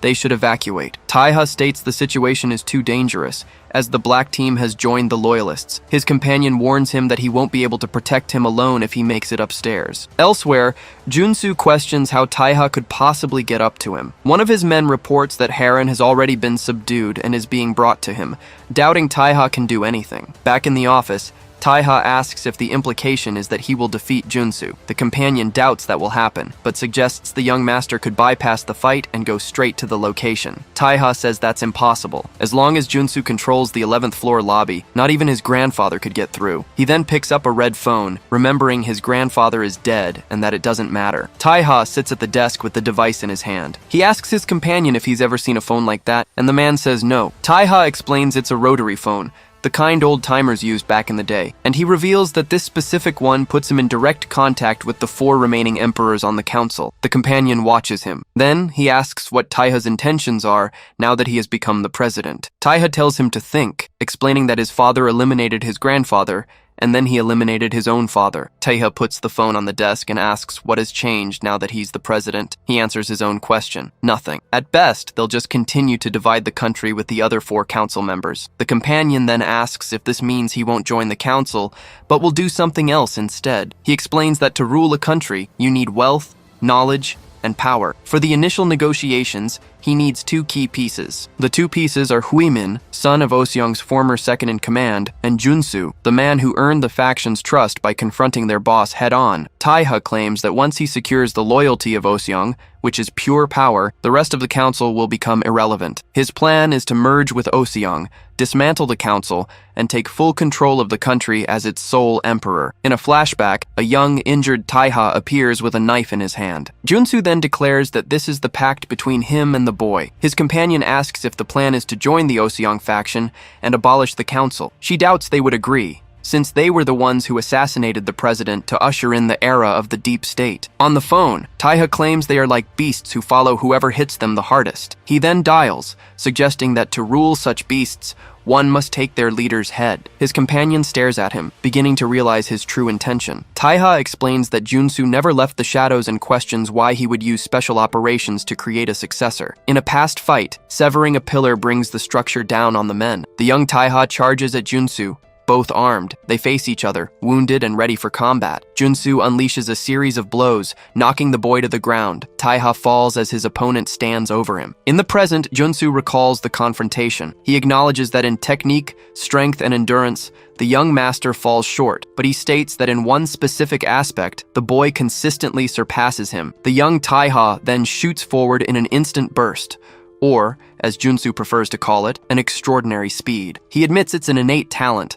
the one thing he can neither see nor block. Taiha's blade closes in on his opponent's neck, but Junsu intercepts him, stating that even if his eyes can't follow the movement, he throws him over his shoulder. He then adds that he can definitely anticipate the action. The young man collides violently with the concrete floor. Standing, Junsu declares that the legacy of martial arts is as old as human history itself. He continues, explaining that countless combat techniques were created and refined for survival and conquest, and he claims to have trained in and mastered every existing discipline, devouring the history of mankind. Taiha attacks again with a kick. Junsu admits that, despite everything, he still hasn't landed a solid blow on the boy. Taiha ducks to the ground to dodge a swift attack. He glares at Junsu after dodging. Taiha then reacts to a swift blow that nearly hits him squarely. Taiha states that thankfully, his hands can still move. He then prepares to attack again. Junsu hits him with a direct blow. Even after all the attacks, the young master continues to advance relentlessly against him. Junsu alternates between his techniques, making sure to never use the same one twice to surprise him, and he knocks him down with another blow. The young man turns on the ground after the impact. Junsu reveals he has been fighting with all his strength. He then wonders why. The young man's eyes still stare at him with such intensity. The image of an ancient spear appears. Taiha lists the martial arts his opponent has mastered, like Aikido, Kung Fu, Judo, and Muay Thai. He continues the list, praising Junsu's mastery of the arts. But Taiha says he also has something. The scene shifts to a man leaping across a city at night. Taiha reveals that to get here, he faced every master of those disciplines. His dagger falls from the air, and he questions the years Junsu dedicated to the arts. Then, the young man reaches for the falling weapon, and he catches it firmly. The boy claims this is nothing compared to what he endured, as he trained with only vengeance in mind and nothing to lose. Junsu realizes the dagger simply fell into his hand. He wonders if the move was calculated, realizing Taiha threw it into the air on purpose. In a memory, Junsu tells the young man to remember his teachings. He advises him to never show emotion against a strong enemy and to wait until death seems near. In the past, Junsu explains that this is the moment to strike, needing only 0.1 seconds, to show them what he truly has. In a swift move, Taiha lunges upward and strikes Junsu with both daggers. The older man is hit by the attack. Taiha then declares that after a long and bloody journey, he, Taiha, has finally won. He recalls the Seoul Olympics, a global festival broadcast on television. On the screen, white balloons filled the sky, signaling the start of the festivities. But in Junsu's hometown, the roar of bulldozers drowned out the Olympic anthem. The shovel of a machine demolished the neighborhood's rubble. Under the guise of an urban renewal project, real estate developers appeared in the neighborhood, and neighbors who once shared food were now pitted against each other, divided between tenants and landlords. Junsu's father, who raised them alone, was found beaten to death by thugs hired for the demolition project. His older sister comforts him, telling him not to cry. She continues, saying it's not the time for tears. He explains that, from a young age, his sister Suyeon was stronger than anyone he knew and never ranked below third in her class. He describes her as his father's pride and his idol, who remained unyielding even in the face of poverty. When she said she'd drop out of school to work, he begged her not to, as his body was the only thing he had to offer. So, he started delivering newspapers at dawn and making food deliveries at night. And every night, coming home, he'd watch his sister study by candlelight until dawn. She comments on how people use computers to send messages far away, asking if it isn't cool. His sister reveals that the president of Cheonsu claims semiconductors are the future, so she will become an engineer to change the world. Every night she wrote in her diary about her dreams, promising to repay him one day. And for Junsu, watching her was the one thing that made his struggle worthwhile. Months later, after his sister finished her entrance exams, he used his savings to buy a cake to celebrate. But when he got home, he found the entire neighborhood in flames. He stands frozen, holding the cake, facing the destruction. A neighbor runs toward him, desperate, not knowing what to do. She explains that the thugs set fire to everything and ran away. The woman then points out that the fire started at his house. Junsu lets the cake box fall to the ground. Then, he runs toward his house. But when he arrives, he finds her already outside. In front of the burning house, a group of people is gathered around his fallen sister. A young Taeha is on his knees beside her, apologizing over and over. It's explained that a passerby jumped into the flames to save her,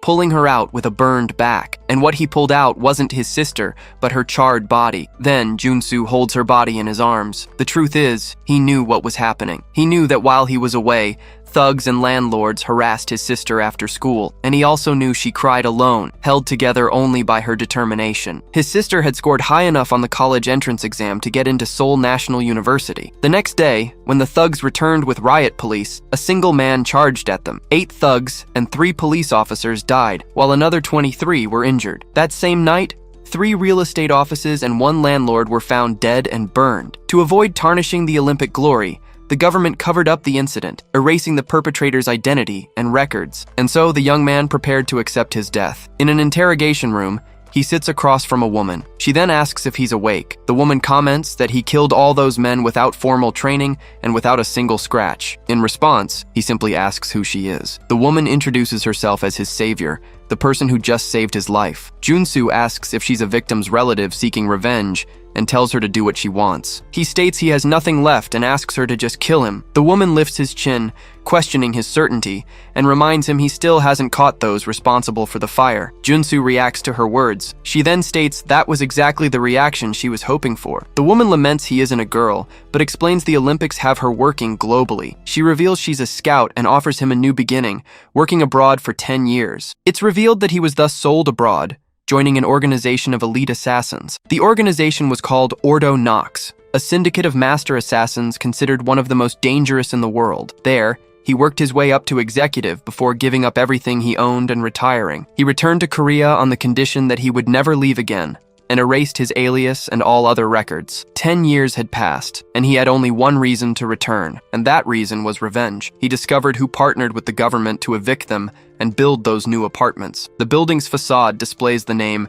Cheongu. Junsu stares at the building, recognizing the company's name. He remembers his sister saying that the president of Cheonsu saw semiconductors as the future. That same night, the moon hung in the sky. He then entered the president's office, which was just an old, rusty shipping container. The place was Cheongu's old construction office from its early days. Inside, he surprises a young man and calls him Taeha. He tells the young man it's time to pay for what he did 10 years ago. But the moment the young man saw his reflection in the glass, he just expresses his relief that Junsu is alive. The young man recognizes him and starts to cry. When he turns to apologize, Junsu grabs the back of his shirt. He then discovers the burn scar on the young man's back. The memory of the boy apologizing at the fire returns. The young Taeha confesses he has never slept peacefully since that day. He apologizes for not returning the fountain pen sooner, hoping that killing him will bring some peace to Junsu's sister. Junsu stares at the pen. It's explained that Taeha told him Cheongu was negotiating the remodeling terms with the government at the time. And he continues,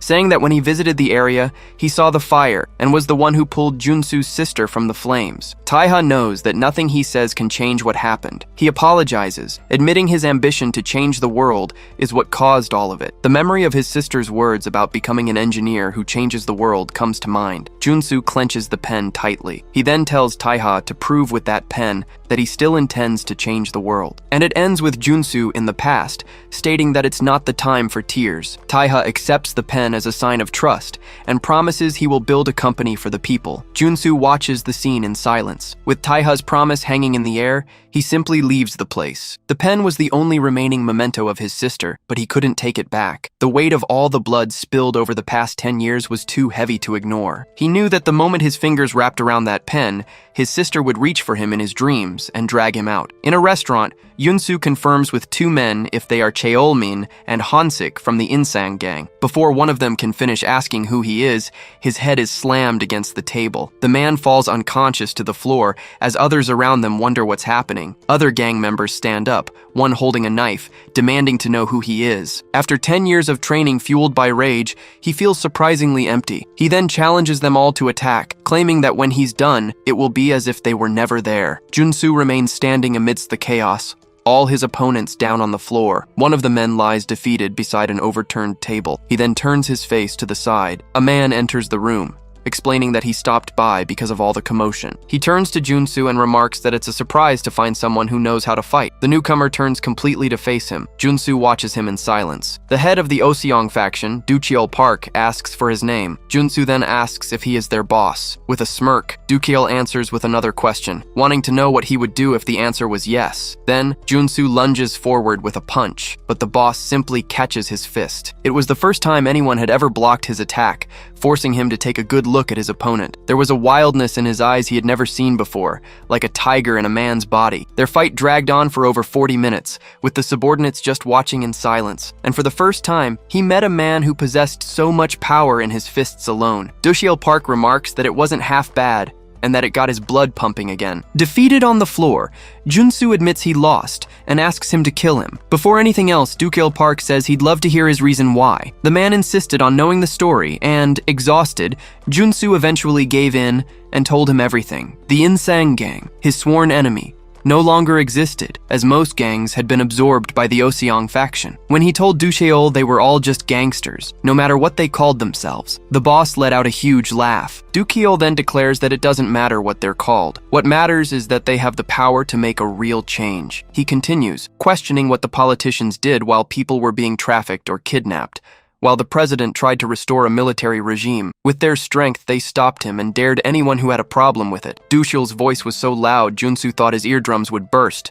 but he couldn't look away. That day, the man let him go, even as his subordinates questioned the decision and called it a mistake. Ducheol simply states that he earned his revenge, and since it was his decision, everyone should just shut up. Junsu looks at his own hand. After completing his revenge, he contemplated for days before returning to Seoko and offering to be his bodyguard. Seoko is surprised and admits he's quite curious. Junsu then says he wants to see how he will build Cheonsu by his side. Seoko was a man of character. He was also a stubborn man with an unshakable will, but he returned the loyalty of those devoted to him. And as the company grew, a faction calling themselves the Loyalists formed by his side. Meanwhile, his own sons began to turn on each other out of jealousy. Years passed, and Cheongu became a leading tech company, just as Junsu's sister had predicted. However, something in Seoko had changed, and he had lost his resolve. He not only ignored the corruption happening among his men, but also stopped looking toward the future entirely. And the moment he faltered,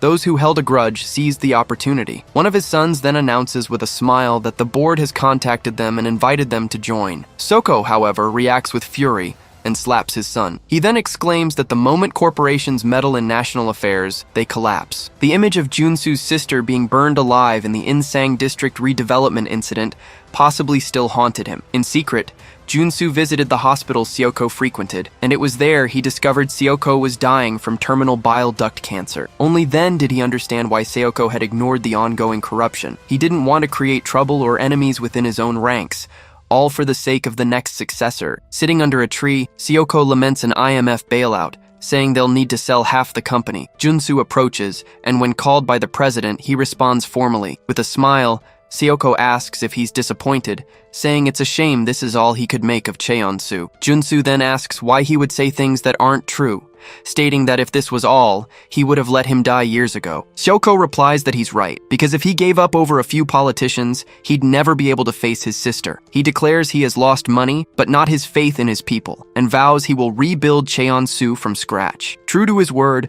Seoko survived the crisis and turned Cheongu into the nation's largest conglomerate, but even he was powerless against death. Seoko's third son, Suyok, was then chosen as the next president. Or more precisely, the chosen one was his grandson, Taiha. Seoko believed Cheongu wouldn't survive the third generation, so Suyok was chosen as the second-generation president to train the third. Suyok was the only son who resembled him in spirit and skill, and his own son also showed signs of brilliance. Their philosophy was simple. They stopped the president with their strength and dared anyone who had a problem with it. Unfortunately, Seoko's decision was hasty, as Suyok had no way of controlling Cheongu as it rotted from the inside. The other son then approaches Junsu and invites him to join the board. He claims his father is too stuck in the past and that, once on the board, Cheonsu can rule the country for the next century. Junsu reassures him, saying he'll take care of everything, and asks if he doesn't also want to leave his mark on the company. He then adds that the invitation came from the Oseong faction, and that their boss seemed to know him. The scene changes to a sunny garden. Suyok approaches Junsu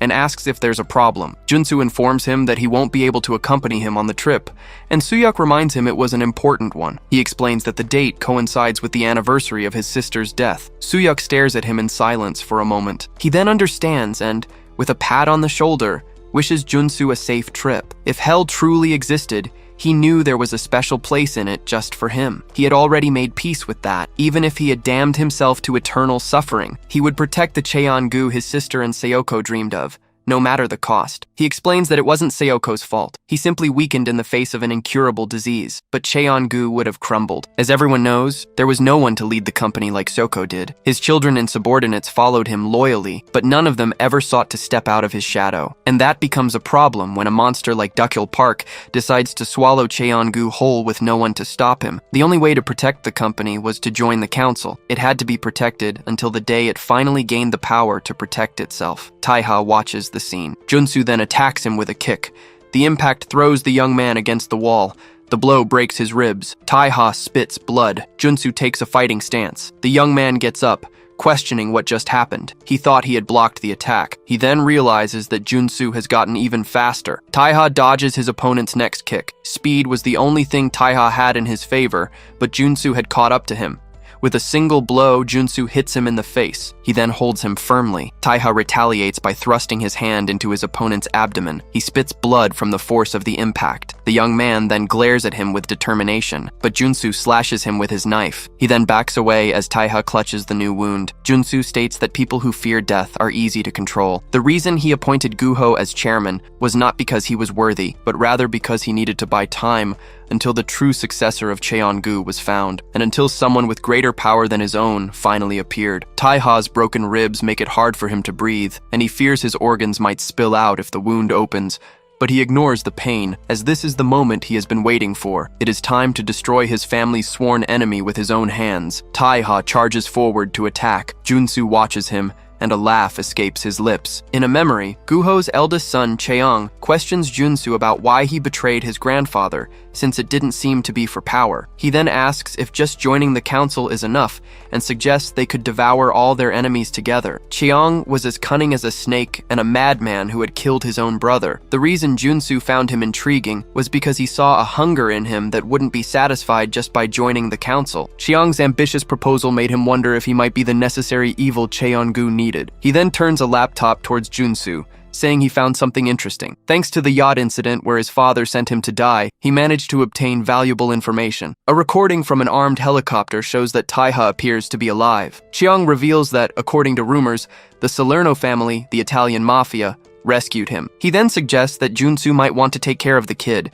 since him being alive also means trouble. Junsu just smiles slightly. He replies to leave him be, stating that the Salerno family doesn't treat outsiders well and will kill him first. Back in the present, he concludes that he will be dead soon. Junsu attacks with a well-placed kick. Taiha responds by biting his shoulder, and then stabs him in the back. The blade pierces through his body, making him spit blood. In a memory, Cheong informs Junsu that Taiha is alive and is now a killer. He then proposes using him to kill his father and pinning the blame on him. And after the job was done, Junsu was to kill Taiha himself. On the plane, Cheong asks an associate if everything is ready, and he confirms that the bombs will be triggered mid-air. He explains that Junsu didn't kill him, but left him near death, as it was the most he could do. He knew that if the boy was the true successor, he would escape the explosion. Back in the present, Junsu reacts to the fatal blow. He looks at his opponent. Taiha's face is covered in blood. He soon explains that he doesn't fear death, as his life was not in vain, and finishes by saying that it seems Sayoko's relative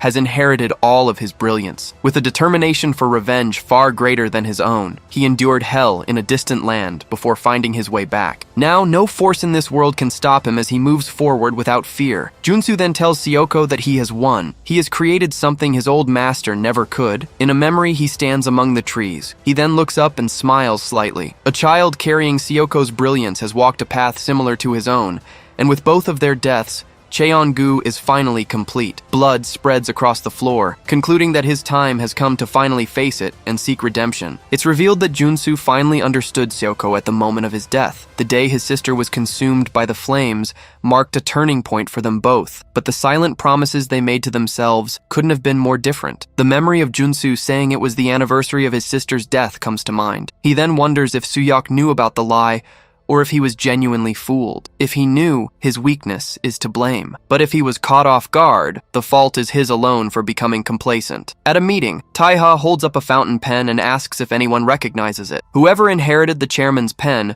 would become the next in charge. There was no way Suyok could have been caught by surprise. Even if he didn't foresee the betrayal, he must have already been disappointed in Junsu. Just as he had judged Suyok, it seems he too was judged and deemed unworthy of getting that pen back. Suyok simply says that's how business works, with strict personnel evaluations every day. He then challenges him to show the future he left for the company. Junsu's head rolls across the blood-soaked floor. His lifeless eyes remain open. The head rests alone in a pool of blood in the middle of the grand hall. Junsu's body slumps to the floor. Taiha says they're probably waiting for him downstairs, but he's lost too much blood. In the lobby, heavily armed soldiers open fire on Guangsu's men. He complains that his opponents being so well equipped is just unfair. Vui glances at his watch. Then, Gui orders his men to fall back. A subordinate warns that the young master hasn't returned yet, but he insists it's too late. Vui states that 11 minutes have passed since the arranged time and they need to save the men they have left. Seeing the retreat, Guangsu orders his own men to advance. An elevator door opens. Ledger steps out from inside. Injured,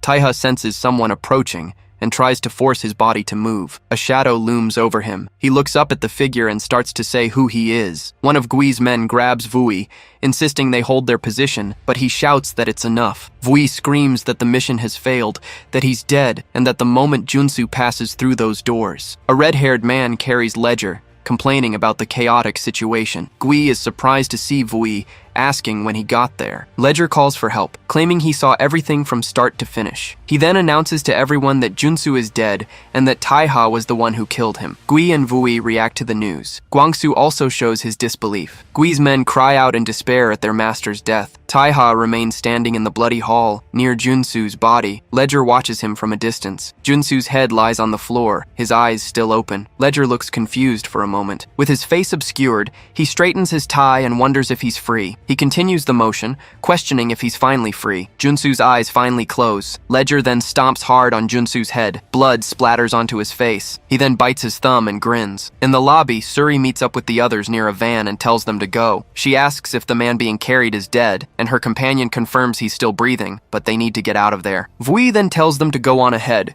stating he'll stay behind to hold off the enemies. He explains that since he doubted the young master, he'll do this himself to buy them some time. But Gui pulls him back, telling him to drop the heroics and just go. He then slams the van door, declaring that Vui needs to stay and serve the young master. Gui turns to face the danger and yells for them to leave, entrusting Cheon-su to them all. Suri and the red-haired man call out his name. The man carrying Ledger shouts for them to run. A memory shows Gui being greeted by a man, who mentions Junsu's recommendation. Gui recalls their difficult journey from the slums of the Insang district to Cheon-su. As they escape, one of the men asks if they'll be okay, since they'll be caught in no time. A white car screeches to a halt beside them. From inside the vehicle, a man says the situation looks dire and tells them to put the injured man in the car, as they will help. Suri and the red-haired man wonder if he's an enemy. The man in the car states that the damage is done, and if he dies now, Cheon-gu will deceive the board with lies. Jae-pil Kim, the underboss of the Oseong faction, assures them with a smile that he never makes a losing bet. In an office, Asura is on a call and says she understands. She then turns and confirms to her boss that it's true. Taiha really killed him. Her boss's hand smashes the phone on the desk. He then reacts with fury,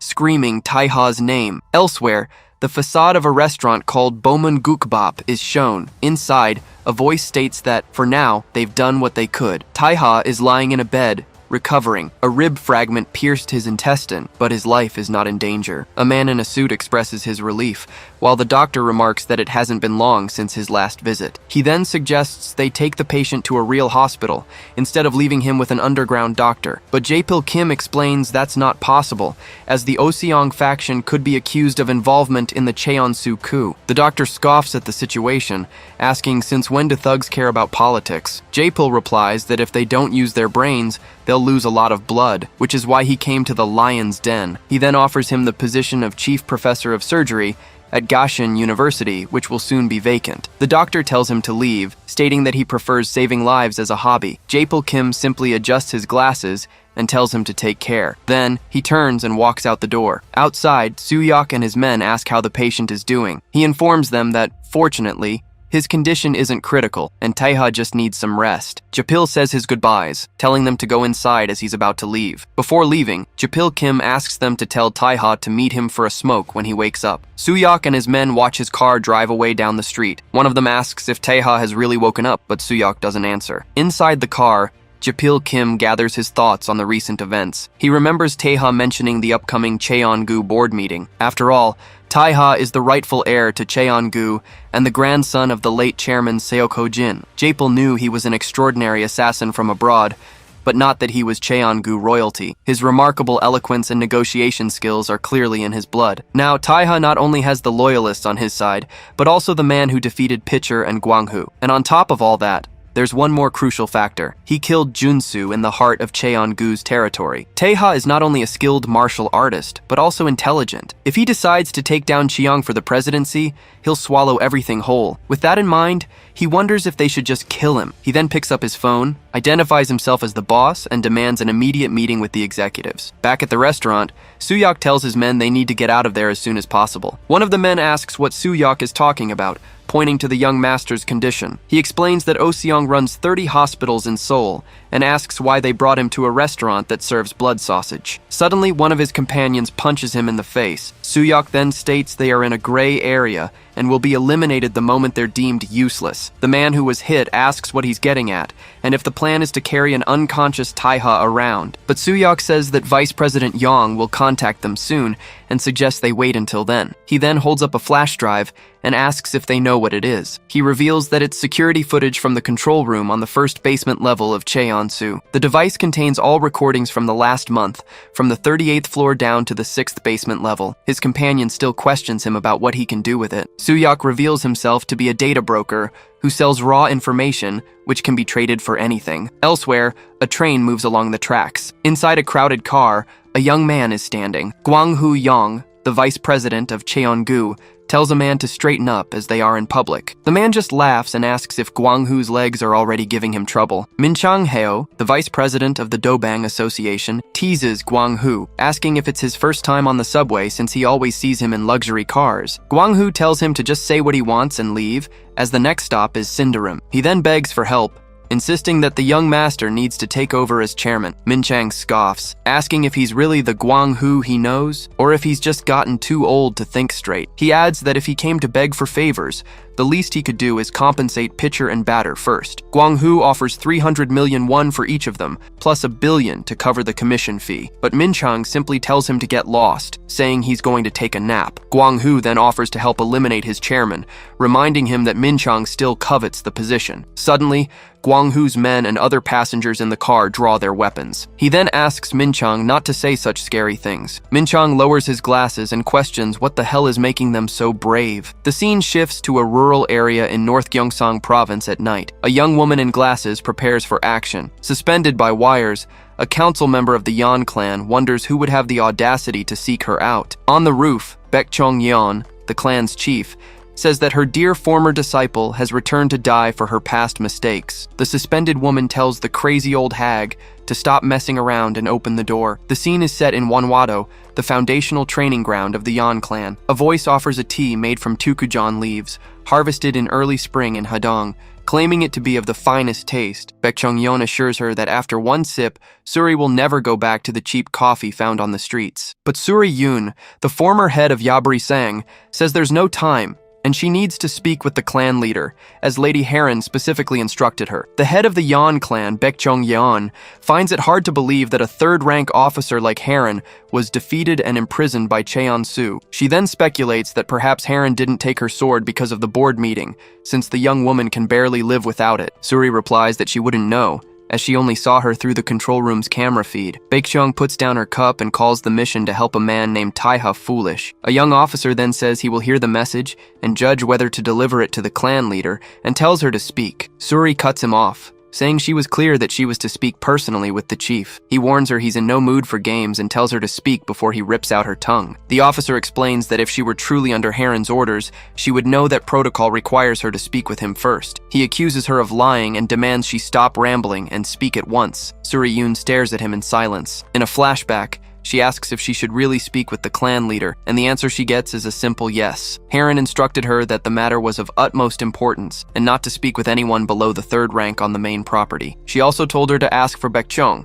assuring her the clan leader would come if it was her calling. But her attempt to pressure him wasn't working as expected. So Suri gives in and decides to deliver the message. The Stanos of Seobil have been overthrown. The officer asks if Heron really said those words. Suri confirms, asking how she could mistake something so short and direct. He then understands the message means there has been a coup d'etat. The officer says he will inform the clan leader and dismisses her so she can rest. Suri remains silent, watching him. She then realizes he never intended to let her leave. He confirms, asking if she truly believed she had left that house forever. For over 1,000 years, only members of the Yan clan could enter that place. He reveals that he simply waited, tolerating her youthful rebellion, as it was the only reason to keep a deserter alive. The officer tells her to come inside and reminds her that the formal address begins the next day. Suri then agrees, but states she has some conditions in return. The officer asks if she's kidding. She demands permission to visit her father twice a week, and that, when the time comes, he helped Taiha at least once, and she clarifies that the request is not for a Yan clan member, but for her master. He decides to ignore the absurdity of the situation for now, but asks why she is so insistent on helping him. She replies that Taiha saved her father and her hometown, and that she's not shameless enough to not repay a debt. He calls her unbearably presumptuous, and asks why he would help with her personal affairs, since she's not even a 5th-rank officer. Suri just smiles and tells him not to be so difficult, as she knows he'll help her anyway. He then questions why he would do that. She states that it's because he wants her, and then she stares at him and asks if it isn't true. After a moment of silence, he stands up and calls for her to follow him. The full moon shines in the night sky. As they walk through the courtyard, he comments that it's been a while. In the training yard, 2 clan members are training with staves. 2 young clan members greet the chief enthusiastically. Baekjeong approaches and remarks that it's quite late, asking if they are all right. She then dismisses them to return to what they were doing, and they obey promptly. Suri watches the interaction in silence. Baekjeong explains that scouts find children with exceptional potential and bring them to the Yan clan. They are raised in Wanwado, and if their combat skills stand out, they join the Western Division. But if their intellect prevails, they start as 5th-rank officers in the Eastern Division and serve in administration or diplomacy. Only those who possess the trinity of beauty, strength, and intellect can join the clan, which is why they train them from a young age. She reveals that, however, she joined that house at 17, and that the clan leader herself came to get her personally, something that hadn't happened in 50 years, and someone like her chose to bring Suri there when she was 19. Back in the courtyard, one of the young trainees is struck by a blow. The impact throws him backward. The other clan members are startled by the scene, calling for the chief. Suri yells Baekjeong's name, demanding to know what the hell she is doing. The clan chief simply states that talent is a gift from the heavens, and that one blessed soul is capable of leading millions. Baekjeong reminds her that she questioned whether she was wanted, and reveals that to have her, she would sacrifice all those children without a second thought. She then tells Suri to get her equipment, as she remembers that exercise. Suri understands the task. There are 8 knots in total. If a knot comes undone, the children will fall to their deaths, but if she hesitates, they will suffocate. Baekjeong states that if her talent hasn't faded, she might consider her conditions. Suri tells her to go to hell, calling her an evil woman. A few days later, the scene returns to the Bomun Gukbap restaurant. Soo-hyuk presents a new menu item made with geisha beans from Panama, featuring a strong jasmine aroma and subtle acidity. He and the doctor then reveal that it's an iced Americano served in a hot bowl, topped with ice cubes. Taiha reacts with wide eyes. Lying in bed, he wakes up wondering what that was. On television, a news report announces that the newly appointed chairman of Cheon-su, Cheong-jin, is about to give his inaugural address. Now at the table with the others, Soo-hyuk asks Taiha how he's feeling. He replies that he's not well at all, and just like that, Taiha returns. Cheong-jin begins his address to the 110,000 members of the Cheon-su family. He declares that today they stand on the brink of a great transformation within the organization. Following in the footsteps of the great founder, he states that carrying the weight of his predecessors is not a task he takes lightly. And just as they stood firm in the face of adversity to build Cheon-gu,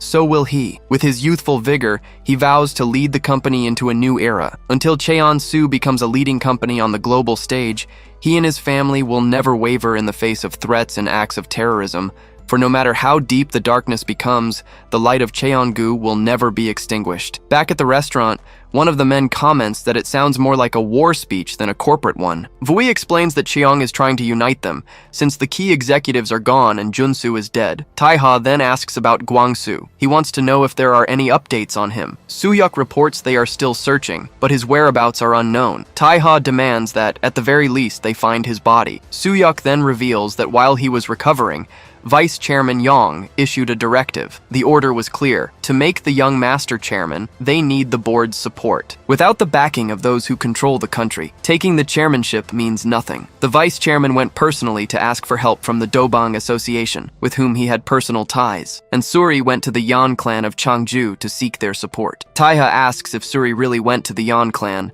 and Soo-hyuk confirms that's where she learned her string techniques. He explains she's on a dual mission, informing them that Cheon-su has one of theirs captive and asking for help. Vui then adds that Jaepil from the Oseong faction asked them to pass on a message. He would like to share a cigar with Taeha again. Taeha ponders the Dobang Association, the Yan family of Changju, and the Oseong faction, hoping everything goes smoothly. But he knows it won't be easy, especially with the Oseong faction, considering how Cheong tried to frame them. He then stands up and decides he'll meet the Oseong faction personally, leaving Soo-hyuk surprised by his urgency. The doctor appears and asks if he'll ever rest, warning that a small fall could be fatal in his condition. Vui also warns him, saying there's a good chance it's a trap, as the Oseong faction gains nothing by helping them. Taiha simply turns and starts to walk away, saying that during his time with the Mafia, he learned that having confidence and courage is half the battle when facing an opponent, and more importantly, you must always believe in yourself. Already dressed to leave, Taiha says that if they've decided to support him, then they must have faith in him. At night, the facade of the Solver cigar lounge is shown. Taiha and Vui arrive in an alley, where 2 men are already waiting for them. One of them approaches and confirms Taiha's identity. Mansu Kang, number 12 of the Oseong faction,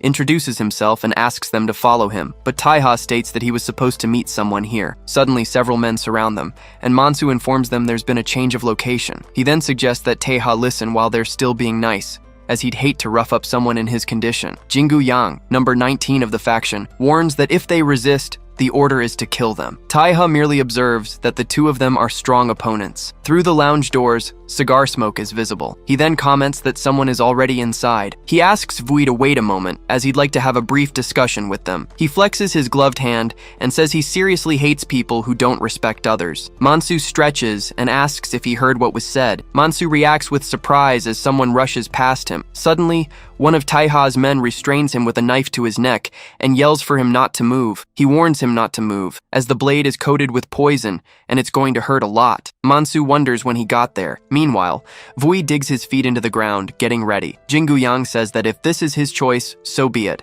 and moves in to attack, but one of Vui's bodyguards intercepts the blow. He then throws Jingu Yang far away with the impact. The bodyguard shouts that he warned the young master it was a trap. Vui remembers Taiha's words, saying that if they've decided decided to support him, they should have faith in him. He then recognizes that this man is his true master. His men take care of the remaining faction members, while Vui says his goodbyes, saying he'll see them after his meetings. Taiha then turns and opens the lounge door. He enters the establishment. Inside, he faces the one waiting for him. Taiha blinks and asks if he hadn't warned him. He says there was no reason to test him, as he couldn't have killed Junsu if he weren't the real deal. Inside, Duchil Park invites him to sit. He then introduces himself as the head of the Oseong faction. The attendant greets him and says he has prepared the same cigar as last time, but Taiha points to another and says he'll have that one today. He then walks towards the sofa. Japil Kim apologizes, explaining that the little scuffle was necessary to make the meeting seem like a coincidence. Taiha simply tells him to cut the crap. He then lights his cigar and suggests that Japil take a walk. Ducal Park lets out a laugh. Already seated, Taiha, the official heir of Cheon-su,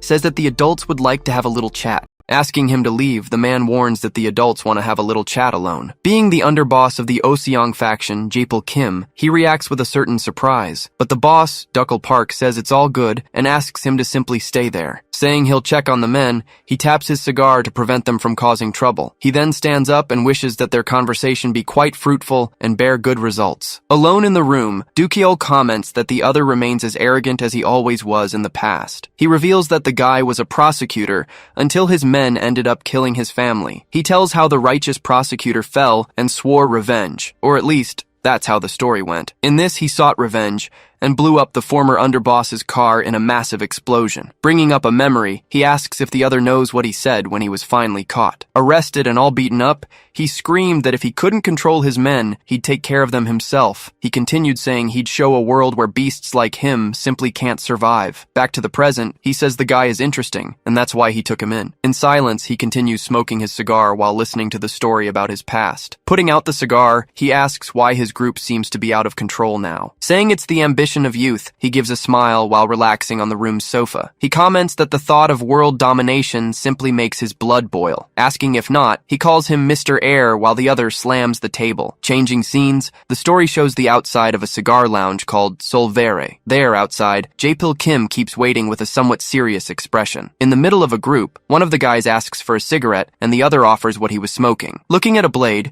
he asks if they sell those in Korea, and the other denies, saying he brought it from abroad. With a smile, one asks what happens if you scratch someone, and the other offers to let him see. Approaching the group, the underboss asks why everyone suddenly became such good friends there. Trying to thank for the meeting, a guy is cut off by Japil, who says this isn't the place. He warns that despite having told them to take it easy, all this friendliness might cause misunderstandings. With a smile, one of them says that if it were someone else in their place, it would have been a massacre. Another adds that they know how to really fight, unlike the people who came from Cheongu. Revealing what happened, he says the fight ceased and they assumed it was a test. Adjusting his glasses, he says he doesn't care, but asks them to keep their distance if they can. He warns that if the boss decides everyone must die, the situation won't be pleasant at all. Hearing this, the two men in the group react with surprise and clear indignation. Shouting, he asks if that's a threat, but the underboss calmly denies it. He explains it's a test, one that their boss applies to those who catch his attention. Japil Kim says that if they refuse or fail to impress, they won't leave alive. Irritated, he orders to drag him, but is questioned if he'd really be a match for the boss. He then asks if they think they'll leave alive after facing Dukiol of the Oseong faction. Remembering something, he says they forgot why Junsu, who barely beat Taiha, was respected. In a flashback, he explains it wasn't because he was the strongest of all at the time. The reason was quite simple. He was respected because he survived after having faced Duchiol. He then says they better hope that Taiha surrenders without any fight. Back at the lounge, he reveals that man is a beast that even he can't control. The boss says he'll call him heir since he resembles his bloodline. Not caring, he says he doesn't care what he's called and asks to get straight to the point. With a serious look, he invites him to work for him and bring all his men. In silence, he just processes the proposal he just received from the Oseong faction boss. He says that if what the boss wants is Chong's head, he'll get it today, but warns that even if he becomes president, Cheongu won't be allowed back on the council. Asking the reason, the boss responds that it's simply because he's saying that's how it is. Standing up, he says he needs to make some things very clear between them. Starting his first point, he says revenge is for the living to honor those who died. He continues, saying it'll only have meaning if he himself is the one who's going to kill Cheong. As a second point, he says his affiliations are now with the Salerno family. Lastly, he says he doesn't want Oseong working with Cheong because of his revenge. Then he makes makes a proposal and says he'll let him go in peace just for today. Hearing that, the Oseong faction boss gets a look of complete surprise. Outside,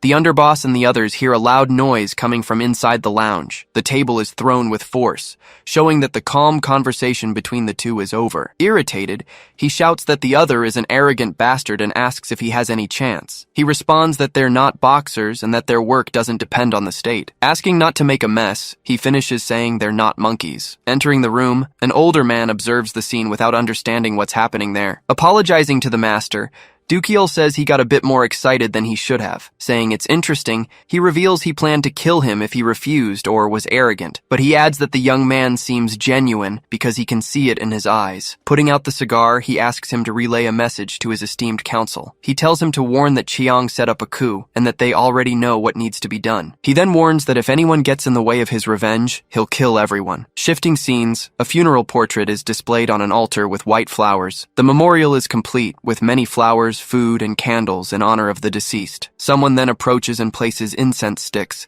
paying their respects to the departed. Arriving at the location, a long-haired man appears along with his subordinates. He then lowers his head in a solemn gesture of mourning and respect for the person. While he stands, several men kneel in respect behind him. Walking around, one of those present comments that he simply can't believe what happened. Another adds that their master died in a one-on-one fight, something shocking. A man laments having gone to Cheongu thinking it would be the safest bet of all. At that, he stomps hard on the floor, wondering if the company will really be okay now. Startled by the sudden noise, the two men turn to see what happened. One of those present asks Dukeol to show respect, reminding him they're in mourning there. With an irritated look, he asks if the guy thinks he came all the way there to have lunch. Passing through the crowd, he orders them to bring him a bottle of soju immediately. Recognizing the boss, one of the men comments that Dukeol is a very important big shot. Complaining about the lack of discretion, Huimin Cheon appears quite embarrassed by the situation. One of the men questions whether it's true that he fought against their master. With force,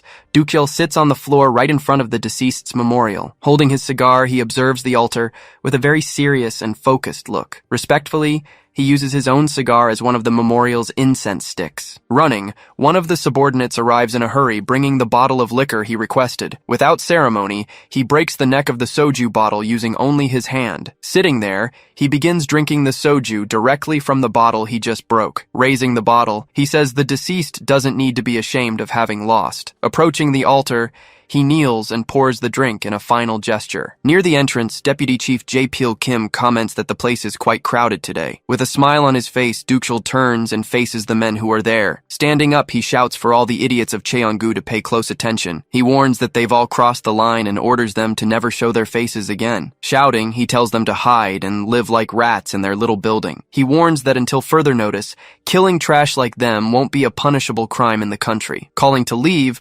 Dushiol starts to exit, but one of the men doesn't seem to understand. Questioning if it was necessary, he says the council only asked to give them a warning. Asking if there's a problem, he faces his subordinate waiting for an answer. At that, a loud noise catches the attention of everyone present who was at the wake. With the impact, one of the men is thrown to the side after receiving the blow. Away from the confusion, he comes face to face with the long-haired man who was there. He then recognizes him, saying he's the guy who was looking for a fight with him before. In silence, the long-haired man stares at Dukel without showing any reaction. He comments that aging has surprises, since it's the second day with people challenging him. Approaching him, he asks who told him to walk around with a human mask. Changing locations, the scene shows a huge, round building in the middle of a large forest. Inside the place, a woman announces to President Cheongjin what was decreed by the council. Removing his glasses, the president of Cheongu listens to the decision with a slight smile. She finishes saying that he has 2 weeks to explain the succession and receive his judgment. With a smile, he asks if he was called there just to hear that. The woman then offers a vial, asking him to please take the medicine. She reveals that it's poison and that he'll die if he doesn't take the antidote. Explaining the symptoms, she warns that he needs to take very good care of himself in the coming days. Finding it all very poorly done, he asks if that's all that happens if he dies. Irritated, Sohui Yeon shouts, asking if he thought he'd get vitamins or something like that. She says the only reason he's alive is that the council follows the rules. Changing her mind, she tells him not to drink it and says she'll kill him right there. She threatens him, saying that if he thinks about touching Heron, she'll tear him to pieces. He simply lets out a small laugh after hearing the threat he just received. Laughing loudly, he leaves the woman completely surprised by his unexpected reaction. Changing scenes, the story shows the outside of a very modern building. Inside the place, An empty living room is shown with few furniture pieces and lots of light. Following through the apartment, the bedroom also reveals itself with a very minimalist appearance. At that, the door of one of the rooms appears with a sliver of light leaking through. Inside the bathroom, the long-haired man simply takes a long shower. With water running down his face, he remains still under the shower. In a memory, he hears that he must forget freedom and live obeying rules. Raising his head, he faces the water falling directly on his face without moving. Back at the council, he asks her to get off her high horse and grabs her head. Asking if she thought this would stop him, he bites the poison vial. Seeing the scene, she hears him telling her to take the message to the council. Back at the apartment, the long-haired man walks toward a door. Placing his hand on the surface, he activates the opening mechanism of that door. With the door opening, a dark room with a single strong light is revealed. Inside, a set of swords is on display, illuminated by the light of the place. In another memory, he's warned that killing people is forbidden from that moment on. He then wields his sword, living and pretending to be human in front of others. With his mouth bleeding, he warns that if anyone dares to help Taiha, that person will die. In a dark and silent alley, the scene sets up for a new confrontation. Screaming that he's a bastard, one of the men charges forward with his blade in hand. With a swift movement, he lands a strike on the two men attacking him. Seeing his companion down, the man gets up while coughing a bit in the alley. Being the leader Asura, he comments that nobody warned him his opponent used blades. Questioning how he was tracked, he says his team is good at covert operations. Gripping his two blades, the long-haired man just stares at him in silence. Nearby, a security camera was watching every movement happening in the alley. Noticing the camera, he regrets having forgotten some things from being away so long. Deciding to fight, he shouts that it's time to begin and advances with his blade. Defending the attack, the long-haired man blocks the strike with his two blades. With an agile movement, he readies his two blades for the next attack to come. Being attacked, he defends himself from a sequence of strikes with his single blade. With a precise blow, he throws him against the wall, breaking the structure of the place. Finishing the fight, he lands a fatal strike directly on his opponent's neck. Cleaning his blade, he observes the result of the fight that just happened in the alley. With his last strength, he tries to warn that the man is the true successor. Changing scenes, Taechuo asks the president what he'll do about the funeral. He continues the report, saying the Oseong faction is blocking everyone's access. Myungi Kim adds that 8,000 resignation letters were delivered in recent days. He concludes that if this continues, it's only a matter of time until they crumble. With his back turned, the president asks if they aren't hearing the noise outside. He explains that it's the fireworks marking the beginning of a new era. At that moment, a huge explosion happens at the top of one of the city's buildings. Startled by the noise, the directors ask what that powerful explosion was. He reveals he blew up the old president's office because of the bad smell it had. With arms wide open, he announces the launch of Cheongu 2.0 to everyone. In another place, Young Min Moon questions the decision to dissolve Cheongu's security. A man confirms, saying if they'd had the Yongmu bodies before, they'd have killed the traitors. Now President Pyongwon Ho announces they are Black Tech's armed mercenaries. Questioning about armed forces, he asks if they happen to be a war nation. Being the bodyguard, Da Moon comments the council won't be happy about this at all. Tai Chu. O announces 7 positions will be compressed to 3, optimizing the reporting structure. Clapping his hands, he warns that the loyal will be rewarded and traitors will pay double. He tells them to stop whining, bringing the quitters back so they won't be slaughtered like cattle. At night, Cheongu's imposing building stands out in the urban landscape with its lights. Entering the office, the long-haired man finds the company's new president waiting. The president says he thought he was clear when he told him not to come to the office. In silence, he just lowers his head while holding a blue briefcase in his hand. Placing the briefcase on the desk, the president questions him to know what that is. Making a gun gesture with his hands, he simply says it's a hunt. Seeing the head in the box, he complains about the smell and covers his nose in disgust. He orders him to take that away, as he doesn't want the smell to seep into his expensive suit. Sitting with the box, he says this is a relief, as he thought he'd gone insane. He asks if the other is satisfying his desires and says he must be happy. Approaching, he grabs the president's face forcefully, staring at him up close. Ordering him to remove his hand, the president says he couldn't kill him even if he tried. He says his training was to never kill him, and his rage proves his loyalty. Asking about the past, he says he heard it was him who crushed the old man's head. He provokes,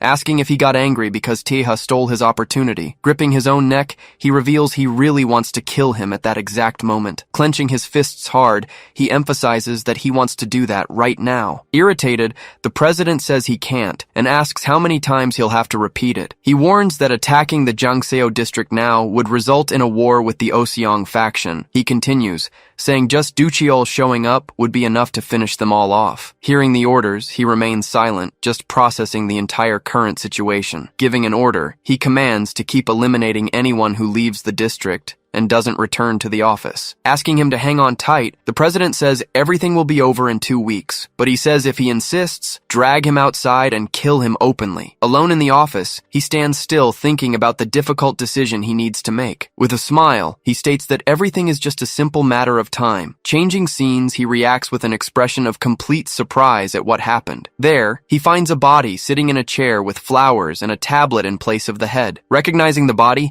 he screams Asura's name, totally shocked by what he's seeing. Explaining the situation, a man says the body had already been there for over 12 hours. One of the men comments that Asura wouldn't have fallen easily, as his skills were elite level. Looking closer, they notice there's a blood mark made on his body. He explains the blood code means successor, the first of the direct lineage. Realizing the truth, he says the blood message couldn't be for him. He concludes the final message must be for Junsu's successor, Do-gyung Han. He understood they're trying to lure him out of there. Vice President Gwang Hu-yong announces that in 13 days there will be a hearing. He says Chiang's execution is almost certain because of his atrocities. This time he won't be able to escape because the Dobang Association is also convinced of the coup. Suri Yeon comments that the situation is similar, but there are some additional parts. The scene changes, and it's said that the council moves by regulation and trusts few people. Chief Baekchung Yan warns that the footage isn't conclusive proof for an execution. Questioning how this is possible, he says he brought a message from a prisoner. Baekchung explains that Chiang's death isn't 100% guaranteed by the council. He says Haran will be in danger if Chiang dies before the final hearing. To make sure everything goes right,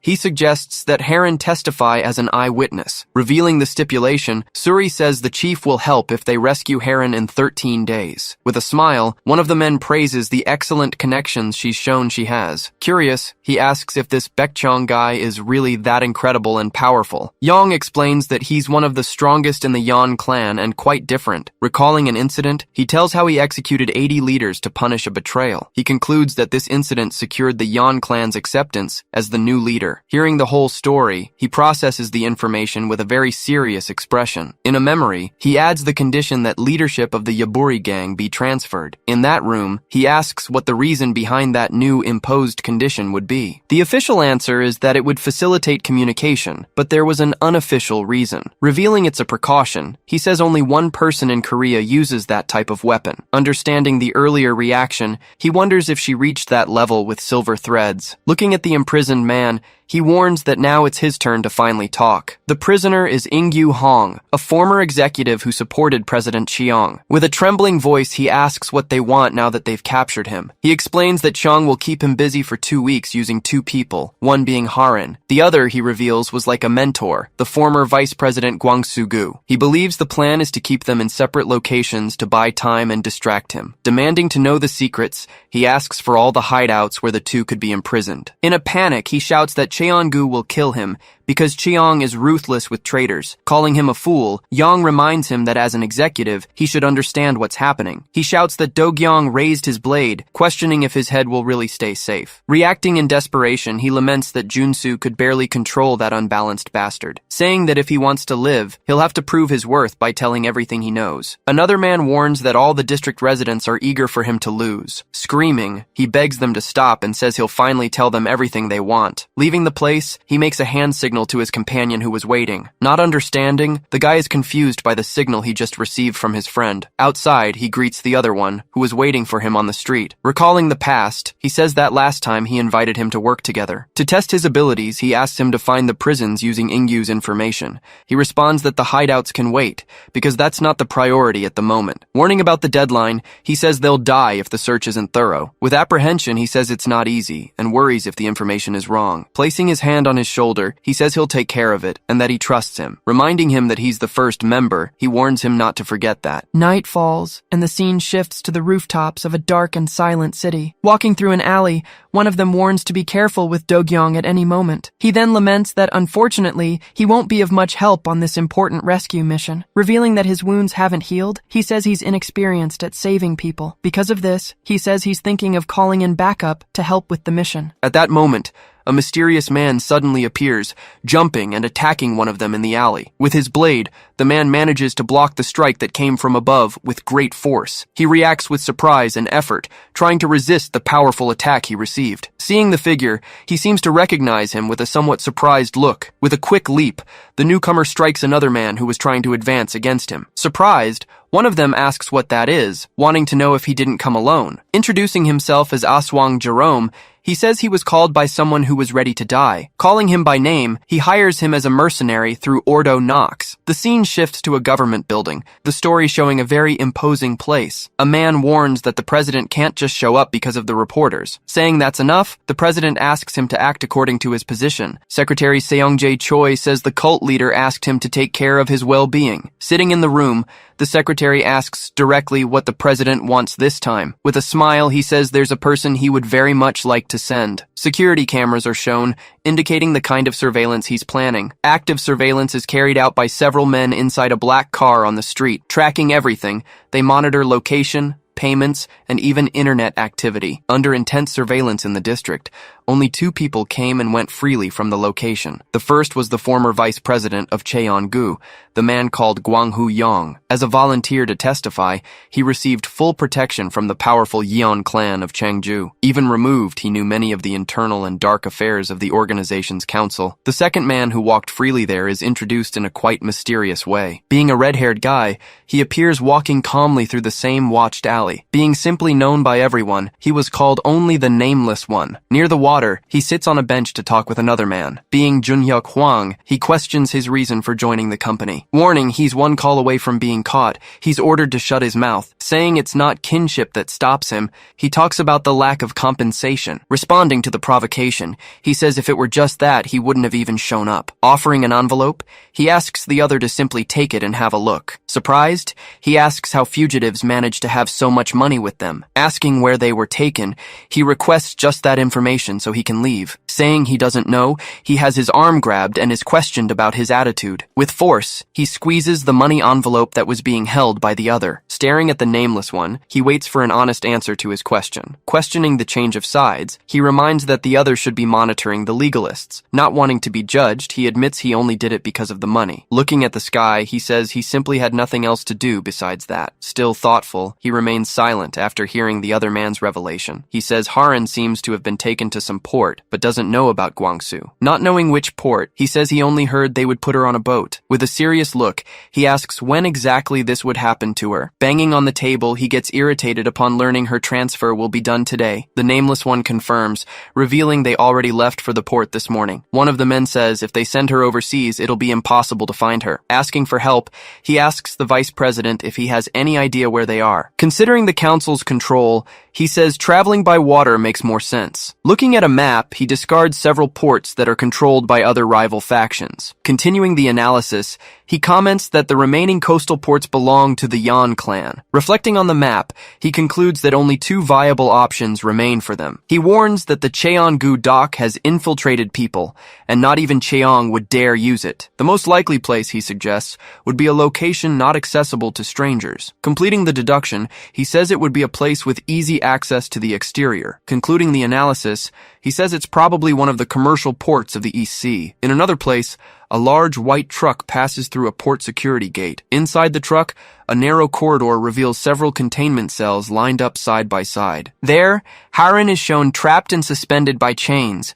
totally immobilized in a straitjacket. Back at the cafeteria, the vice president resumes the subject about the East Sea. He explains that some ports are controlled by the government, having minimal customs presence. Thinking about it, he says it would be the perfect place to hide her, but they wouldn't have done it alone. Remembering a conversation, he asks about the cult that supposedly controlled the country's administration. Confirming the suspicion, Yong affirms that then Cheong must have made a deal with them. The Nameless One questions if it wouldn't be possible to smuggle her in a small, simple boat. Yong denies, explaining that even desperate, Cheong would never do something so sloppy and risky. Considering the commercial port, he says if Haran is there, there's no reason for concern. He then adds saying it was a good thing to have made a specific request before. At that moment, the door opens forcefully, and a guy comes running in looking desperate. Shouting, he warns that a call came through the tablet that was on Asura's body. On the screen, an incoming call from Asura's tablet starts ringing for everyone. With a smile, He asks them to answer the call that just arrived. Testing the audio, a voice on the call asks if they can hear him well. Noticing the meeting, the voice comments that it seems the house is quite full. He then adds saying he imagines they weren't up to anything good. Through the camera, Junhyuk appears with his back turned, seeming to be in a pretty complicated situation there. Shocked by the image, the nameless one reacts and ends up calling Junhyuk's name. On the call, the president says an employee was spreading some strange rumors around. Junhyuk then receives a blow and falls to the ground, everything being transmitted through the call. With his face all bruised, he screams in pain while being assaulted on the transmission. Screaming, the nameless one tells him not to dare lay another finger on his friend. In response, a shot is fired, and Junhyuk is hit during the video call. In a gym, he complains about the annoying barking, comparing the other to a simple mutt. Seeing the scene, the nameless one has an expression of pure fury on his face. Realizing the tactic, he says the other is buying time and orders them to hang up. Still on the call, he questions if they really think he has nothing better to do. He says he heard they were looking for Heron, but that he also doesn't know where she is. A guy comments that this is the president who made the speech and calls him disgusting. With a serious look, he asks the president what's the point of all that talk. He says if he had moved Heron, worms like them would never catch him in time. Mocking the idea of smuggling,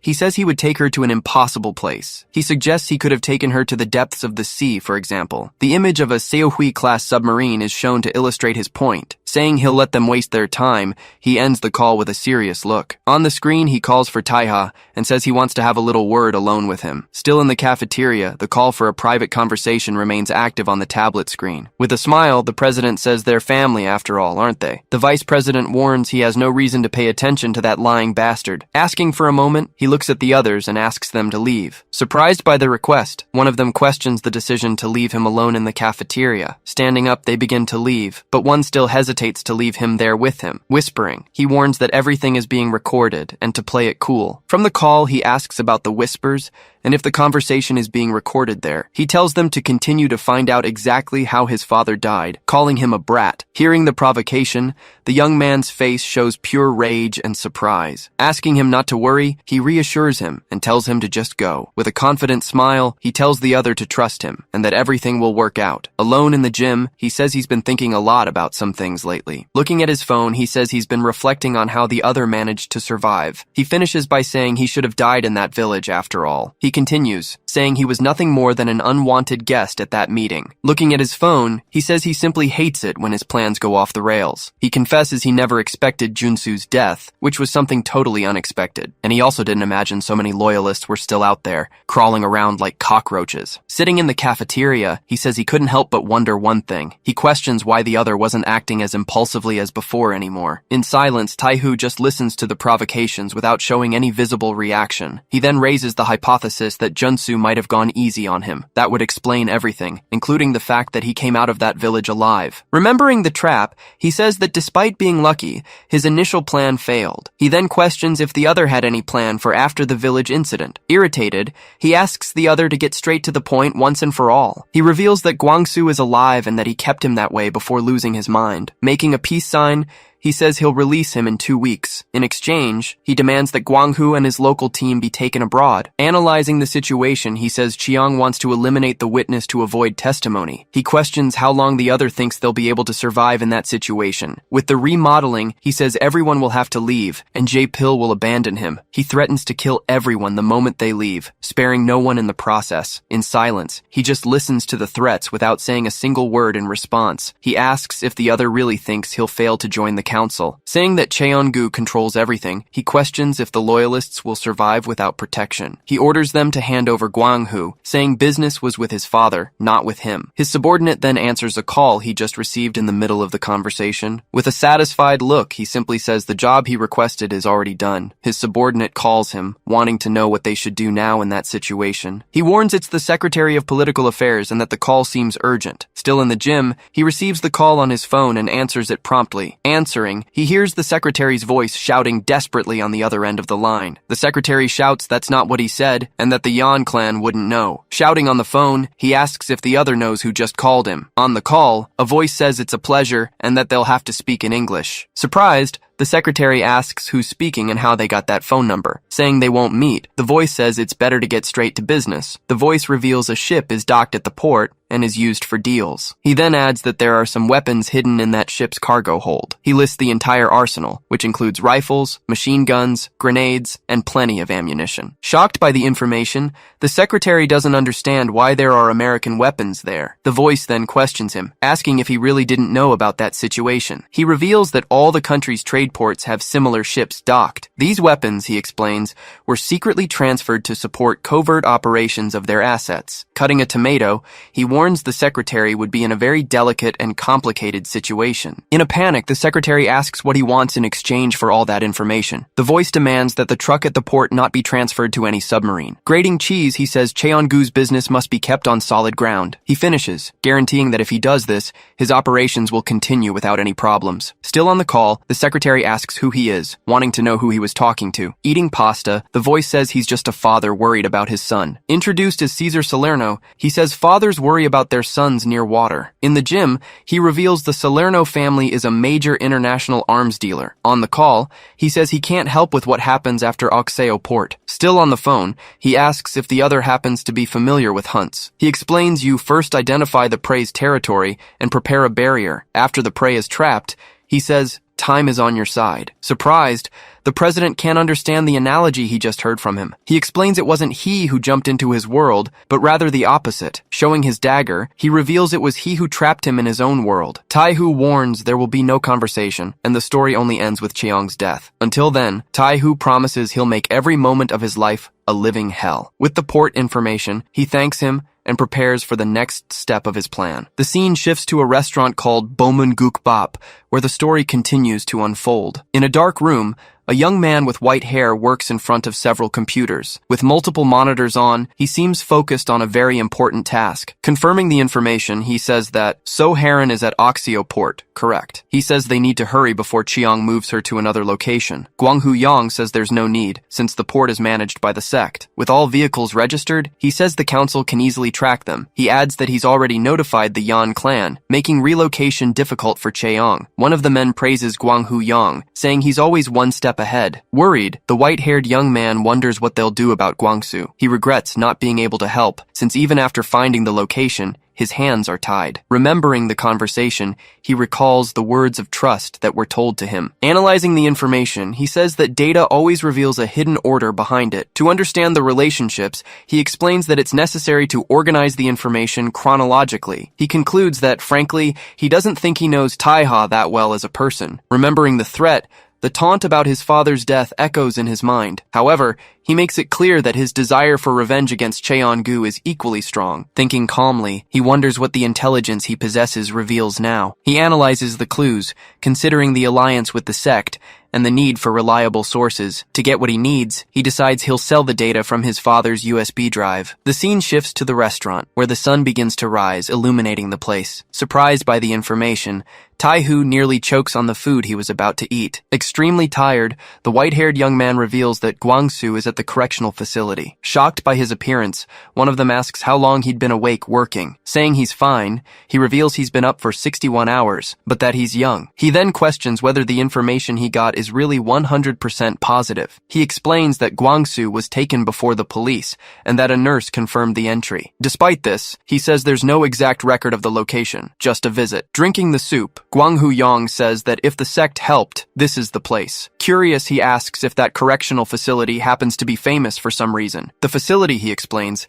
is the only maximum security prison built after the revolution. He says the facility was created for dissidents and has cruel interrogation methods. With that, he concludes the facility must contain a considerable amount of information. The vice president explains that's why the sect earned a seat on the organization's council. With security reinforced, he says that Director Huishiol is one of the main operatives. Wiping his mouth, he says that invading the facility will be problematic, no matter who helps. Serving himself a drink, he suggests they give up on Guangsu and focus on Haran. He argues that Haran is the priority because of the powerful Yan clan's involvement. Wiping his lips, he agrees it's difficult and suggests they focus on Oxeo Port. Giving an order, he tells them to prepare to rescue Haran in exactly 5 days. On a screen, the image of Junyuk's bruised face appears to the nameless one. Worried, he shouts for the young master to wait, trying to argue about the risky plan. With his hand on his shoulder, he says the three of them will rescue Guangsu. Shocked by the decision, the nameless one is speechless, just with an expression of surprise. Saying it's dangerous, he offers to go in his place for the mission. He explains that's why he'd be dead weight if he went to the port. He says he won't stand by watching Guangsu die since they're his family now. Interrupting,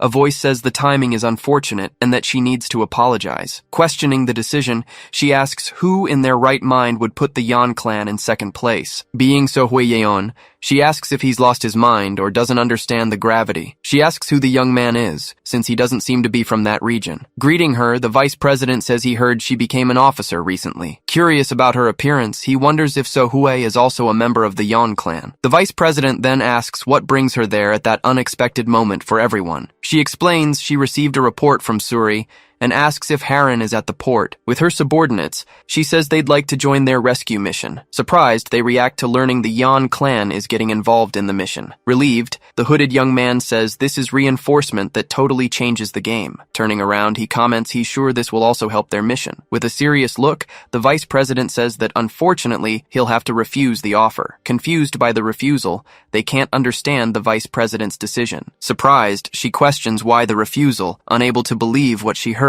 He explains that her purpose is only to ensure the mission is well executed. Saying they'd only get in the way, he asks her to leave since they don't need help. Blocking the path, she says it took too long to get the clan chief's approval. Begging to join, she says she's known Harren since they entered the clan together. With a smile, Guang Huyang praises his grandson, saying he's become a good man. Taiha then agrees, saying it's fine, as long as she follows his orders. At the maximum security correctional facility, the tension among the prisoners is clearly visible. Shouting, the prisoners encourage a fight, telling them to crush their opponent without any mercy. Revealing his motivation, he says his brother worked for one of Cheongu's subcontractors. With a smile, he refuses to give information, saying he's a retired employee. Questioning his position, he reminds him that Cheongu's security supervised the subcontractors. Screaming that it's the superior's fault, he advances and delivers a powerful blow. Dodging just in time, he manages to evade the attack that came with tremendous force. Even though he's not skilled, he concludes that his speed makes him very dangerous. Two guards observe the fight,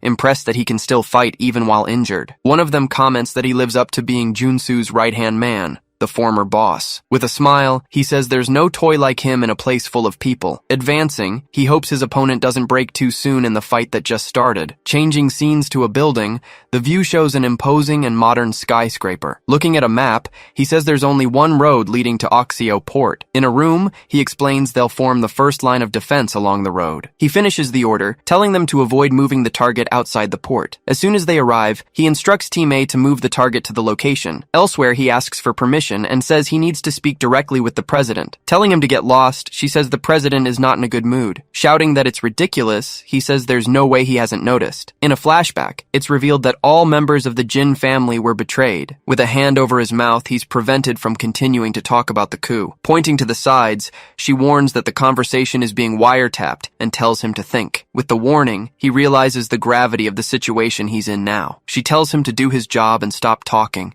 acting like a simple employee. She threatens him, asking if he doesn't want to see his uncle on the next holiday. Elsewhere, a man orders everyone to stand up, as they'll leave immediately. Alone in the room, one of the men sits among several empty chairs. With his hand on his face, he wonders if everything he did was useless. On the street, another man says this can only be a big bad joke. Looking at a truck, he asks if they really need to get into that vehicle. The vice president says the association will help them with entry and exit at the port. Surprised, he has two garbage bags thrown on top of him without warning. Calling for them to go, he's interrupted by a request to wait a little longer. He warns that if the situation gets dangerous, they should retreat immediately. The vice president says if Do-kyung appears, it'll be at the port, so not to face him alone. With a smile, he says he hopes he shows up so he can avenge his comrades. Saying goodbye, the vice president wishes for him to survive so they can see each other again. Watching the truck leave, a man worries about the neighborhood's safety with everyone leaving. He then receives a call and answers, seeming a bit surprised by the call. Hearing the news, he's shocked and asks what happened on the other end. Elsewhere, a white car takes a turn on a road surrounded by trees. In the car, So-hui Yeon complains, saying this is an inadequate way to treat her. Shouting, she questions why she's going to rescue a guy she doesn't even know. no. Telling her to stop shouting, he's surprised she hasn't lost her voice yet. He explains it's impossible to invade the facility,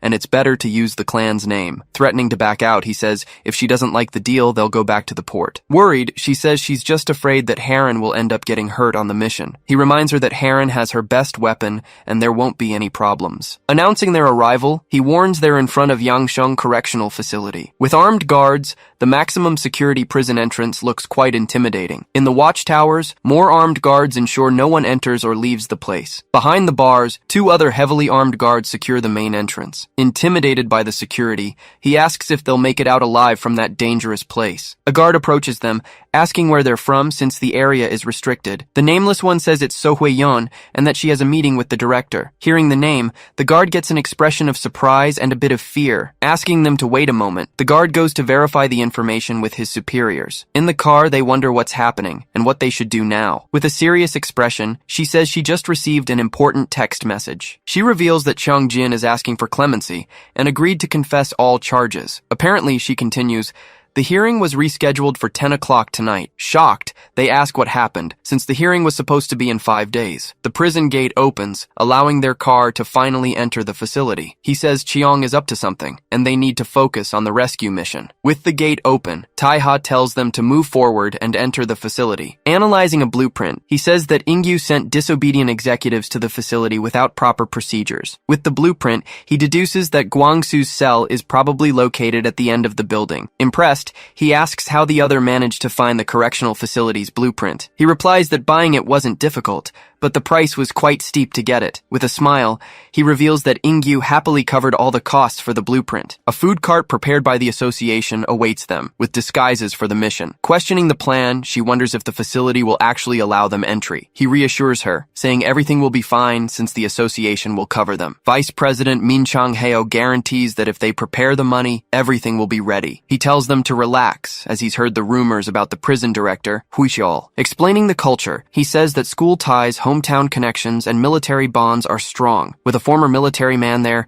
he asks them to fulfill their part of the deal without worrying. Back at the facility, the day is clear and the sky is blue above the prison. A guard instructs them, asking them to place all their electronic belongings in one location. Surprised, he asks if even cell phones need to be handed over for inspection. Warning him to be careful, he says not to blame him if the blade cuts him. Standing in front of the desk, the guard just watches as he hands over his belongings. The guard then asks him to also place all his belongings on the table. Walking down a corridor, the two follow in silence through the interior of the correctional facility. With a serious look, he continues walking down the corridor without showing any emotion. Together with the woman, he places his belongings in a tray for the security check. He's then interrupted by a guard who asks the lady to do the same. Irritated, she tells the guard to shut up and asks if he doesn't know who she is. Commenting on the scene, one of the guys says they wouldn't even run in the same circles. With a nervous expression, he seems worried about the mission's security there. He comments that the surveillance is insane, with motion detectors and cameras everywhere. Surrounded by guards, he continues his way through the facility with a serious expression. The prison cells are shown, with hooded prisoners in precarious conditions. Looking at them, he says their eyes tell everything about what they feel. Opening a door, a guard announces that the director has important visitors waiting. Thanking them for coming, the director receives them in his office at the correctional facility. Introducing himself as Huichol-du,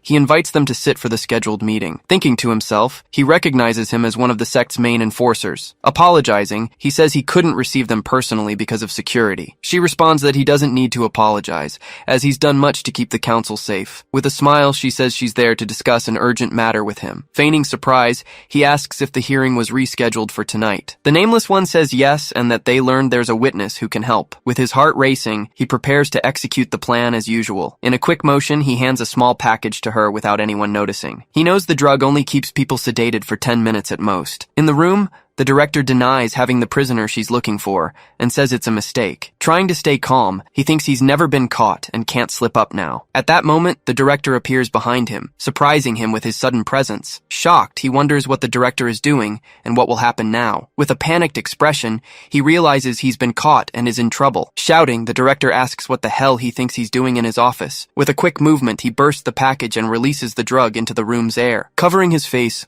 the director tries to protect himself from the substance that was released there. In a flashback, he warns that little is known about Huicheol, but that he's observant. Advising him, he says not to be arrogant and to always stay vigilant against him. The plan was to make the director approach and use the advantage for a surprise attack. Fallen on the floor, the director can only mumble a few words without understanding the situation. With everyone sedated, the director's office falls into complete silence for a moment. Sohui Yeon is passed out in her chair, affected by the drug that was released in the air. Sitting, the other guy is also unconscious, with his head thrown back on the chair. He explains that the toxin dissipates quickly, and that those farthest away will wake first. With a smile, he says that Sohui can't be an accomplice, and the Yan clan will be the victim. He says that the other trained with drugs like this and that he's the main player. Finalizing the plan, he says he'll be responsible for rescuing Guangsu now. Peeking down the corridor, he makes sure the path is clear to proceed. Seeing a food cart, he realizes it's exactly what he was looking for. Crouched down, he grabs a briefcase that was hidden in the prison food cart. Complaining, he says he needs to change, and that they could have planned this near a bathroom. Being surprised, he's grabbed from behind. With a frightened look, the director asks what the hell he's doing there. Surprised,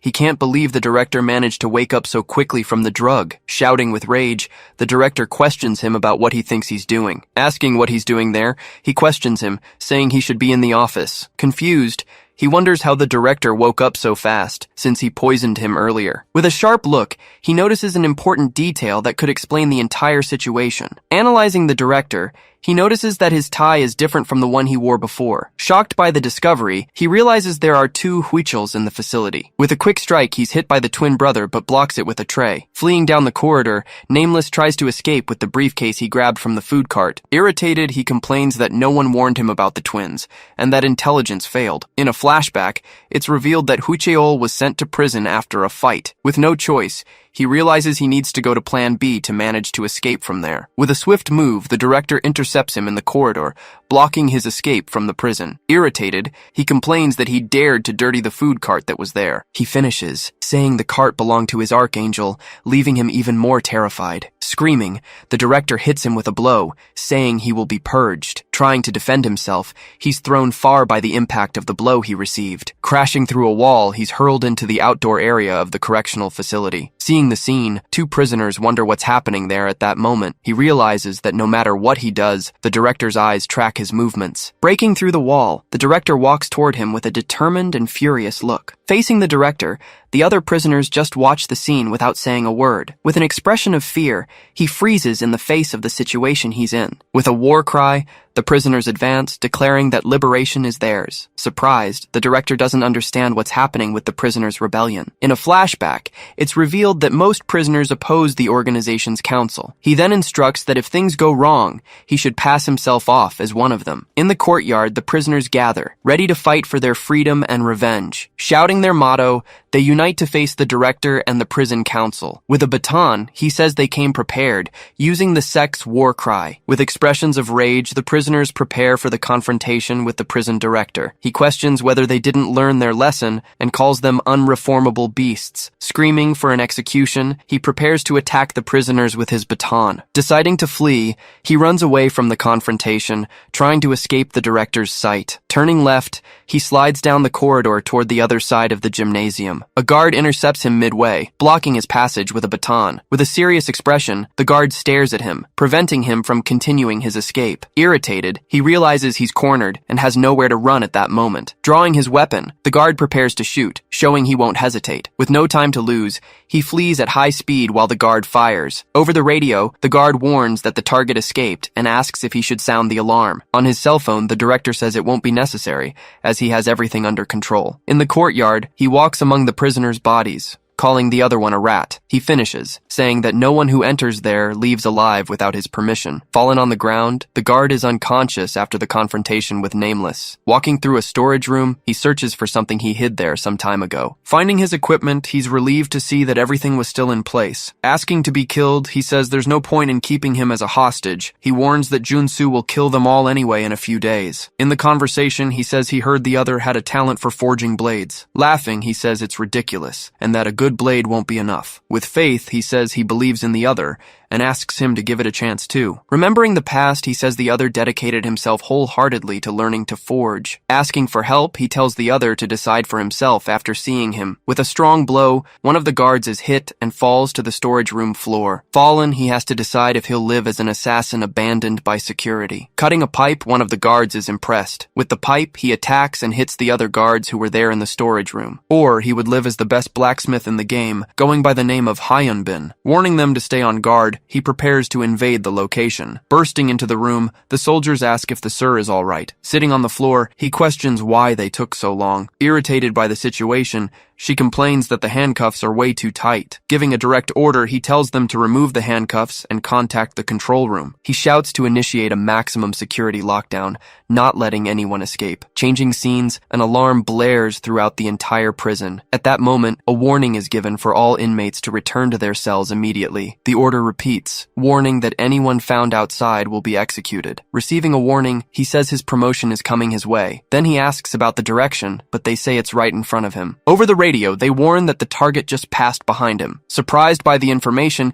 he quickly turns around to find the target. Advancing through the corridor, he attacks the guards who were in the way. Leaving the enemies behind, he keeps running without being stopped. Remembering what he heard, he says he hasn't been called a ghost in a while. In a flashback, he tells how since childhood he had to make himself invisible. His irresponsible parents cursed him, beating him whenever they found him. It was Junsu who said later that he had a natural talent for disappearing. Wanting his pride, he pushed himself to stand out, something unusual for him. But in the end, he died without even realizing the boy was there. Despite watching over him, he says he felt less alone with the man around. Now in the present, he states that this is all he has left. Facing his targets, he refuses to die like a forgotten nobody. Watching from above, one of the guards calls him a persistent brat and tells him to stop. Their leader says he knows the reason he's there is to rescue someone. He then realizes that the bald man just figured out his entire plan. Thinking of his objective, he just needed to open the cell on the left. Raising his hand, the man questions how he dares to remove a sinner from there. Gritting his teeth, he states he did everything exactly as ordered. Giving the final order, the bald man simply says to shoot. Thinking fast for a way out,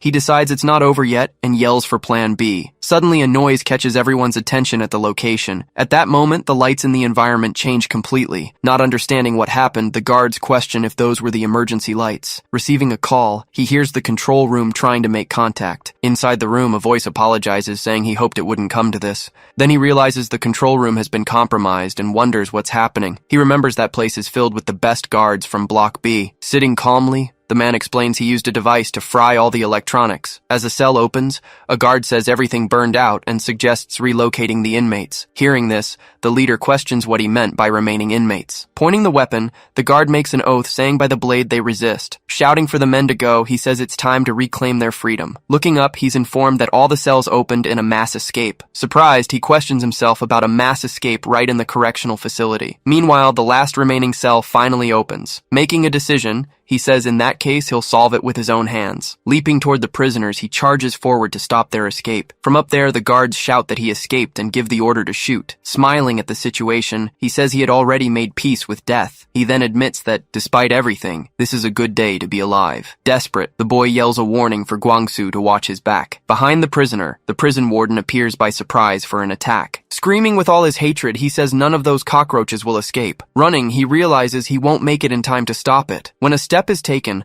a mysterious voice calls for Hyunbin. Being alerted by his companion, he yells warning about the knife. Emerging at high speed, Taiha advances to intercept the attack. Caught completely by surprise, the warden can't react to the new opponent. With a rapid attack, Taiha lands multiple blows on the prison warden. Praising the boy, Taiha says he did well and that they can leave now. Changing the scene to Okseo Port, the place is full of ships and containers. Through the yard, various gunshot sounds can be heard between the containers. Receiving the order to stop them, the soldiers begin shooting non-stop. Gripping the weapon tighter, he prepares for the next action. Saying time's up, he warns they're going to force their way through. Then he yells for everyone to go, leading the attack over the containers. Landing on the ground, the group reorganizes advances and prepares for the confrontation. Charging at the enemies, they run to initiate combat. With a swift movement, he advances and lands blows on the soldiers in his path. Dodging by a hair, he evades a shot that grazed past. Hidden, he says the number of snipers is higher than expected. One of his men yells to the captain, saying they need to attack head-on. But while speaking, he's surprised by a strike coming from above. Receiving the attack, his body is thrown forcefully against the ground. Desperate, the leader yells his companion's name, Microphone. Shouting at the men, he calls them traitors and asks if this is a game. Being caught from behind, a weapon is wrapped around his neck to finish him. Then the man pulls the weapon with full force, ripping off his head. With a smile, Jerome questions what happens if he thinks it's a game. His leader then asks what he was doing there, since he should be in the rear. He responds that was their decision, since he only needs to rescue the woman. Jumping over the containers, he ignores the warning about the snipers at the location. At that, the leader realizes the young master has connections to the Ordo Nox. He remembers that's the strongest assassin group in the world. In his memories, a single member of them managed to annihilate his entire unit. Jumping between the port structures, he moves to a higher location. Stopping at a crane, he says he'll take a look around. Observing the location, he says he's smelling something really good coming from there. He comments that the mustachioed man was good, but Vendetta wouldn't forgive. Looking for a challenge, he asks for someone strong to appear to fight. From atop the crane, he continues observing the entire port with attention. At that, a light reflection appears from the top of one of the silos. With a smile, he finally says he found what he was looking for. Being the target of a shot, the man manages to dodge by a hair. He complains about the snipers, saying because of them they can't advance. Seeing his fallen men, he shouts they're not just one or two shooters. Surprised, he hears a voice warning that all targets have been located. Well positioned, one of the shooters prepares for the shot. While a shooter was reporting, he's surprised by a mysterious woman. Not understanding anything, he turns and questions how she got there. With 2 quick shots, she hits both shooters dead on. Another sniper team tries to make contact, asking what happened to Team Bravo. Warning that the position was discovered, she advances to the next target. Jumping on them, she attacks with fatal blows the last shooters. After combat, she informs that all targets have finally been neutralized. In panic, the last remaining shooter begs pleas for her to listen to him. Ignoring the plea, she advances and finishes the last soldier with a precise blow. In another place,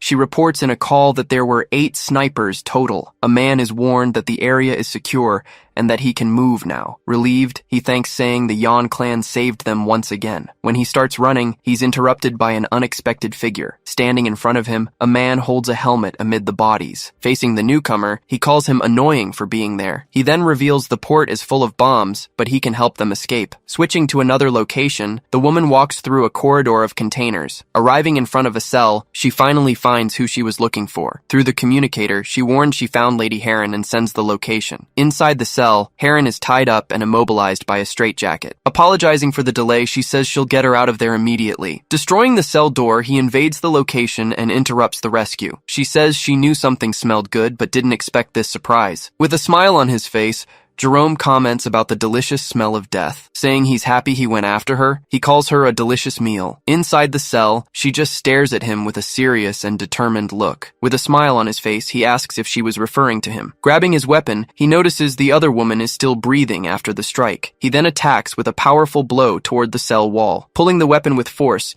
he rips out a piece of the container's structure. After doing this, he asks if he should just kill her once and for all. Meanwhile, the leader asks for Heron's exact location and warns he's coming. A loud noise from above interrupts his run and catches his attention. Looking up, he sees the 2 figures fighting in the air between the containers. Irritated, she shouts that a nobody like him can't touch someone from her family. Laughing at the situation, he asks if they're one big happy family. Confused by the scene, the leader questions why he's fighting against the rescue. With a quick movement, she delivers a powerful strike toward Jerome. Dragging the weapon on the ground, he stops his fall. Spinning her body, she throws her weapon with all her strength toward him. Piercing the container, the weapon passes inches from his face. He questions if it's okay to throw away such an important weapon. Surprised, he realizes the weapon is actually attached to a wire. Pulling the wire back, she recovers her weapon and advances to attack. Using the momentum of the movement, she lands a powerful blow directly on on him. Even after taking the hit, he just laughs at the situation. At that moment, several container debris start falling all over the yard. Landing on the ground, she moves away from him and regroups with her allies. Her companions arrive, asking Lady Heron if she's hurt. Saying she's fine, she asks them to take an ally and asks about Sohue. They respond that she's in prison with Taiha as a condition of the mission. Not understanding, she questions why they went to that place. Then they say they'll explain the whole situation while getting out of there. Introducing himself, Vui says her testimony is needed at today's hearing. Realizing the situation, she understands the message about the hearing was delivered. She then concludes that Chiang needs to stop her escape at any cost. At that moment, one of his men appears screaming desperately for the captain. Running toward them, he thanks them for successfully rescuing the young woman. With panic on his face, he shouts, warning that there's a bomb on site. Right after, a huge explosion happens in the middle of the port containers. From the force of the impact, 2 of them are violently thrown against a container. Thrown far away, the 2 roll on the ground from the force of the explosion. From a view above, the explosion consumes a large part of the yard. Irritated, he says Chiang is a madman for bombing the port. The other man warns they need to leave, as enemies will arrive soon. Going back in time,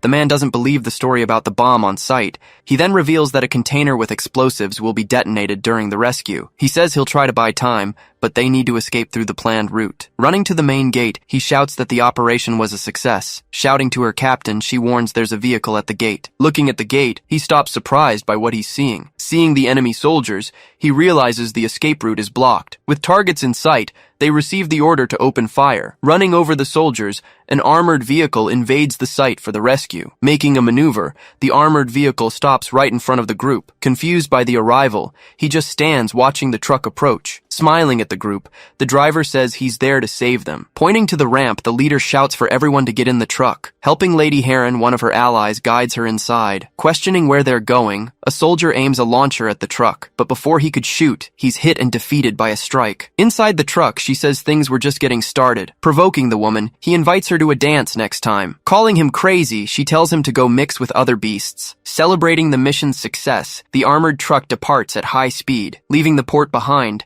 the rescue vehicle escapes safely. From the top of the silo, a man watches the whole scene unfold. With a serious look, he follows the truck leaving the port. Switching to the city at night, the scene shows the illuminated buildings. With a smile, he says they escaped safely and without a scratch. Inside the car, he says without them, the place would be full of bodies. On the phone, he says Min Chang actually wants to become president. Asking him to hurry, he warns he's already at the agreed location. Walking along the pier, he states the entire council will arrive soon. In front of a large commercial building, the day's movement seems normal. Inside the office, he warns they need to resolve everything before they arrive. Receiving a call, he thinks their escape might end up being difficult. He then tells the person on the other end to move only when he gives the order. His assistant questions him, but he says he's been talking about something else. Insisting on leaving, she warns that the president needs to leave immediately. Ignoring the warning, he gestures, saying he's still in the middle of a conversation. She explains that traffic could delay them for the council hearing. Ordering her to leave, he says to come back only when he's done talking. He then responds it'll take an hour, leaving her completely surprised. Confirming the information, he warns he'll leave only in an hour. Just then, the elevator arrives at the floor so they can finally leave. Inside the elevator, the two proceed in silence to the lower floor. Waiting in the lobby, 2 men await the arrival of the president and his assistant. Joining the group, he asks if everything's ready and tells everyone to go. Giving an order, he tells his bodyguard not to leave his side. Hearing the warning, the long-haired man just stares at him in silence. Twirling his cane, he tells everyone to do exactly what he orders. Suddenly he stumbles, being quickly steadied by his teammates. Worried about the situation, his assistant asks if the president is okay. Pushing them away, he yells for them to let go, saying it was just a stumble. She realizes his condition seems worse because of the council's poison. His companion then says he shouldn't have consumed that poison. He responds that if he hadn't, they would have killed him without thinking twice. The man warns that even with success, they won't have the antidote without the Yan family. Hearing what his allies said, he just gives a slight laugh at the situation. Standing up, he says his companion still doesn't understand how the world works. Changing scenes, the city traffic is quite heavy during the night. Inside the car, She warns about the traffic, but he tells her to go straight. Even feeling sick, he guarantees that if they stay the course, they won't be late. Through the rearview mirror, she watches her boss getting sick in the back seat. Receiving a phone, he's informed that Heron escaped from the port 20 minutes ago. He praises the photo, saying Youngmin could have chosen the wrong career. While she continues driving, the car makes its way through the city at night. With his eyes closed, he continues feeling the poison's effects on his body. Tossing the phone, he asks why he kept her around all this time. She remembers that he ignores her, cuts her off, and even reduced her pay. He says that in the end, she knows her place and is very capable. Feeling dizzy, he continues saying she's not greedy and takes only what. Gripping the steering wheel, she remembers the day she faced Youngmin also helped. In a memory, she's threatened not to say the wrong thing and to kill herself. Keeping focus on the road, she seems to get a bit worried about the situation. Then she turns and asks if she can ask him a single question. He guesses she wants to know the real reason he took the poison. Saying she can't help it, she feels it was a deviation from the original plan. Stuck in traffic, the sound of horns echoes throughout the busy avenue. Looking out the window, he starts talking about tribes that still live by hunting. He cites as an example the desert people, who divide all food equally. She listens carefully as he explains they criticize the hunter to keep him humble. He concludes that even the strongest hunter is nothing under social pressure. Even feeling sick, he states the council can't kill him so easily. Staring at the cars, he says if he had power, he would have banned them all already. He then says the Oseong and Yan families are just beasts disguised as people. According to him, they have no real power, but control the country with brute force. His plan was to make the beast fight, but Taiha ruined everything. Leaving the traffic, the car follows an alternative and much emptier route. Surprised by the situation, Cheon-gu says now only one choice remains for them. Speeding through the night, Cheon-gu understands they now need to make them believe. He explains they need to create the illusion that they're human and live by rules. Seeing the police, he says, everyone lives deceived when the illusion is perfect. Watching the police clear the way, he states this is true power. Arriving at his destination, he says today he'll change who's on top. Being supported by his companion, he doesn't seem to be feeling very well. With a sweaty face, Cheon-gu can barely stand on his own. Walking along the pier, Cheon-gu and his assistant head toward the meeting location. Near the building entrance, he stops for a moment, still very weakened. In front of the large door, a woman was already waiting for their arrival. Thanking him for his presence, she hopes the trip wasn't an inconvenience. Then she introduces herself as Cho-yeon, inviting him to finally enter the location. Following the woman, Cheon-gu walks down the corridor toward the conference room. Pointing the way, she invites him to enter the meeting area. With a sweaty face, Cheon-gu keeps struggling to endure the effects of the poison. Inside the room, several people were already waiting for the council meeting to begin. The Eternal Life Sect is a global cult with millions of followers around the world. With the president's support, they aim to become the country's official religion. The organization is actually a lobbying syndicate disguised as a religion. One of the council members is the final prophet, known as the Archangel. The Dobang Association is formed by the old guard that used to govern South Korea. They consider themselves the only ones capable of protecting the country from powerful nations. Believing only they can assemble nuclear weapons, they seek to maintain control. One of the association's council members is the king of loan sharks, Il Guan-shin. Asking him to sit down, the woman offers to help. Taking a seat at the table, he asks where the other council member is. With a sidelong glance, he seems suspicious of the meeting situation. The council member from the Oseong faction, Jae-pil Kim, is the first to arrive. Right behind him is Gwang-hoo Young, vice president and Taiha's supporter on the council. He says Cheong's plan won't work, even with the confession. He states that with Haren's rescue, Cheong now has no escape. Announcing the chief's arrival, an important person finally enters the premises. Footsteps echo through the hall as the figure approaches the table. Seeing the figure, everyone present at the table immediately stands up. The guard then asks why everyone is standing for another member. Emerging from the shadows, a woman walks toward the center of the room. Asking everyone to maintain decorum, she introduces herself as Kotnam Yeon. Passing by everyone, she walks through the hall with an imposing presence. Reaching her place, she prepares to finally sit at the table. He realizes that this woman is actually the chief of the Yan clan. With a 1,000-year history, the Yan clan has existed since the Silla dynasty. Their real power is a mystery, as no one knows how they've lasted so long. This happens because everyone who tried to learn about them was killed without exception. Although the council recognized their authority, this was a catastrophic mistake. They have no idea what kind of monster the chief of the Yan clan truly is. The true leader, Jongseo Yeon, wields influence unknown throughout the world. Seated at the table, she says there's an empty seat at the council meeting. Looking at his phone, he warns that the chief is on the way and that he'll rush him. She laments that her body isn't the same as it used to be. Turning an hourglass, she says she intends to finish the meeting in 1 hour. Asking him to stand, she says she has a matter to address with him. He informs her that he received a call from Heron, who's on her way to testify. She wants to testify against the coup, since she almost died because of it. Still weakened, he just listens to the news in silence with a sweaty face. She then questions him whether he prefers to wait or confess the crime right now. He thinks to himself that he had forgotten how suffocating she was. With few words, she took control and left him with no way out. Regretting the situation, he thinks it was a mistake to have come to this place. He reflects that strong people like Gwangsu always demonstrate their power up front, just like Junsu, who mastered martial arts and was firm as a rock. But then his attention turns to another person present in the room. Observing the woman in the back, he questions what she really is. Her presence seems to transcend everything, making him doubt who the leader is. He even thinks that if she wanted, she could kill everyone there by herself. Then he wonders why he doesn't feel anything coming from the true chief. His bodyguard alerts him to be careful with what he says and follow the plan. With a smile, he says he'll make his confession before the testimony. Standing up, he confesses that he killed everyone on the council to become president. Changing scenes, a car accelerates while someone complains about Seoul's traffic. Inside the car, Dukal Park says he's going to get an earful from that woman again. At that moment,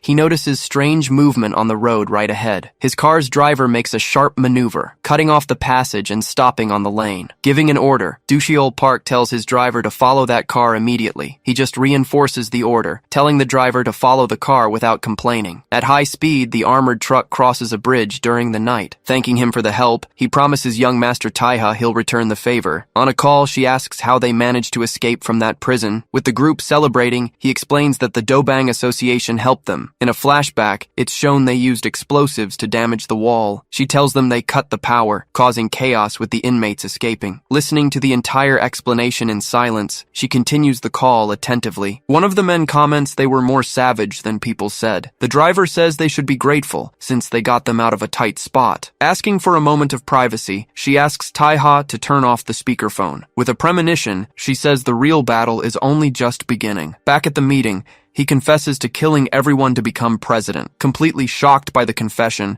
his bodyguard is left speechless. At the head of the table, the two women from the Yan clan observe everything. The leader's assistant just watches the scene, keeping her gaze alert. Telling him to shut his mouth, the man says this isn't the place for that. He then reveals he has proof about the founding president's assassination. The source of the money for the attack came from a shell company in Panama. Shouting, he accuses him of personally leading the attack on the yacht. Furthermore, he says Cheong killed his own father to become president. Pointing at himself, he asks where he got the courage to speak. Pointing his finger, the man says he's talking too much for a dead man. While the argument happens, the Archangel just watches everything in silence. On the other side of the table, the Lone Shark King ends up falling asleep during the meeting. Noticing the strangeness, he notes something isn't right in that situation. With a smile, he says he could have told them everything if they had asked. Completely surprised by the answer, the man doesn't know how to react. Banging his cane, he confesses he took part in the attack and handled the money. He then reveals he did this because his father planned to use him as a scapegoat. After the confession, he starts coughing, feeling the effects of the poison. He explains his father blamed him for his mother's and brother's deaths. For 17 years, he believed his father would use him as the culprit, but after his death, he discovered it was all the work of a greedy man. Shouting, he accuses Gwanghu Yong of being the real mastermind behind the coup. Elsewhere, a car passes by while he asks about Cheong's hearing. He explains Cheong moved up the hearing knowing he'd be busy. She then realizes Cheong's desire to confess everything was a lie. He found a way to be recognized as president without the formal process. Elsewhere, she says her rescue would be an inconvenience for Cheong. Security at the location was weak,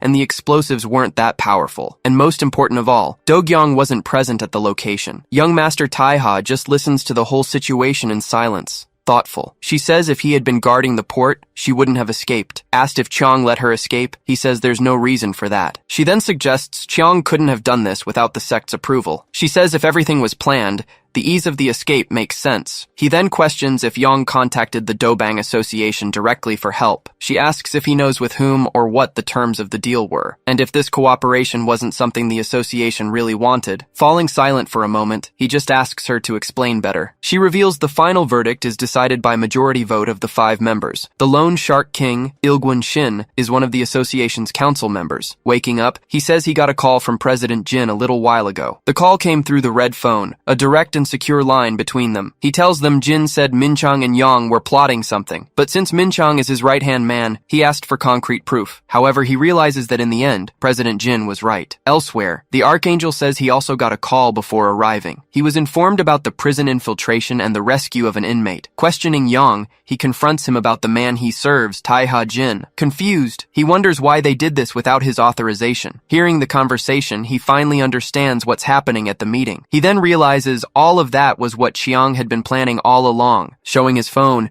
he reveals footage of Haran escaping in a Dobang vehicle. He accuses him of manipulating his father and bringing Taiha back to kill him. Shouting, the man denies the accusations, saying he can't be blamed with photos. Banging on the table, she asks everyone to maintain decorum during the meeting. Saying they need to speak with the person involved, she asks where Vice President HEIR is. Cutting to a scene, 2 men are attacked by surprise inside a car. The driver realizes he was careless and that he was buying time. Fallen on the seat, he curses the traitors while being attacked on the neck. After the attack, the bodies of the 2 men are thrown out of the car. Asking everyone to hold on, he warns he's going to floor it now. He comments that 30 minutes have passed, finding the detour to Sunshin strange. Cutting to a scene, a man is sitting calmly in the backseat of a car. He then gets startled when answering a call from Taiha of Cheongu. Driving, Taiha gives the order to turn the car around immediately if he wants to live. At the subway entrance, the city seems peaceful under the nightlight. Running desperately, he tries to escape the situation he got himself into. He wonders why he's going through all this while he runs. Questioning the order,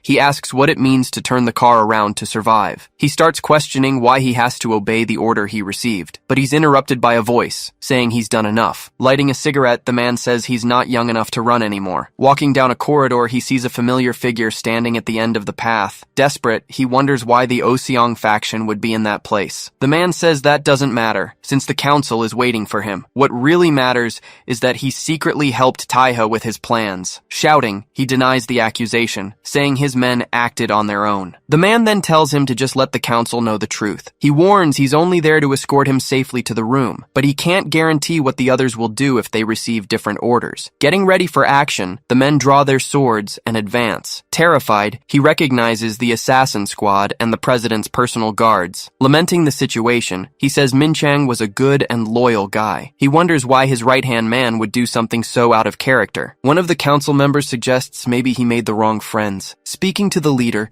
he questions the validity of the hearing with so many betrayals. He thinks there's no point in continuing with the council meeting. Agreeing, he praises the old man for saying the right words at the right time. She then asks if there's any news from Vice President HEIR or his boss. Shouting that he's innocent, he begs them to leave him alone. He says the president decides the answers, whether they're true or not. If he goes to the meeting, he's sure he'll be a dead man. Noticing the strangeness, he says he has a bad feeling about everything. Irritated, he wonders where the hell the old man went now. While the phone rings, the assassins surround the 2 men in the corridor. Complaining about the persistence, he tries to figure out how to block the number on his phone. Surrounded by assassins, he and his ally have nowhere to escape. Surprised, he wonders how the hell that person managed to find them there. He explains he saw Ilgwon's guard's car making a U-turn. Calling Pyeongtae, the Oseong faction boss, Ducheol Park, asks what he's doing there. Begging for help, he throws himself on the ground and says he was framed. Apologizing to the boss, he asks him to pretend he didn't see anything. Irritated, he refuses, questioning why he's meddling in family business. He then reveals he received a request from Chiang to help prove his innocence. Laughing at the situation, he calls him crazy for siding with Chiang. He argues it's smarter to side with the man in power. With a serious look, he says he's already made it clear they don't make alliances. Shouting, he says that attitude is why they're still common thugs. Raising his hand, he prepares to give an order to his men. Pointing directly at him, the boss calls him and orders him to come here. Lowering his head, he seems to defy the order he just received. Saying he can't, he refuses the call while the assassin squad prepares. Then the group of assassins advances at high speed toward the boss. Reflecting on the situation, he seems to accept his opponent's challenge. He then warns that if that's how it is, arises, he'll go to them himself to settle it. From above, the shadow of one of the assassins prepares for the attack. Preparing for the counterattack,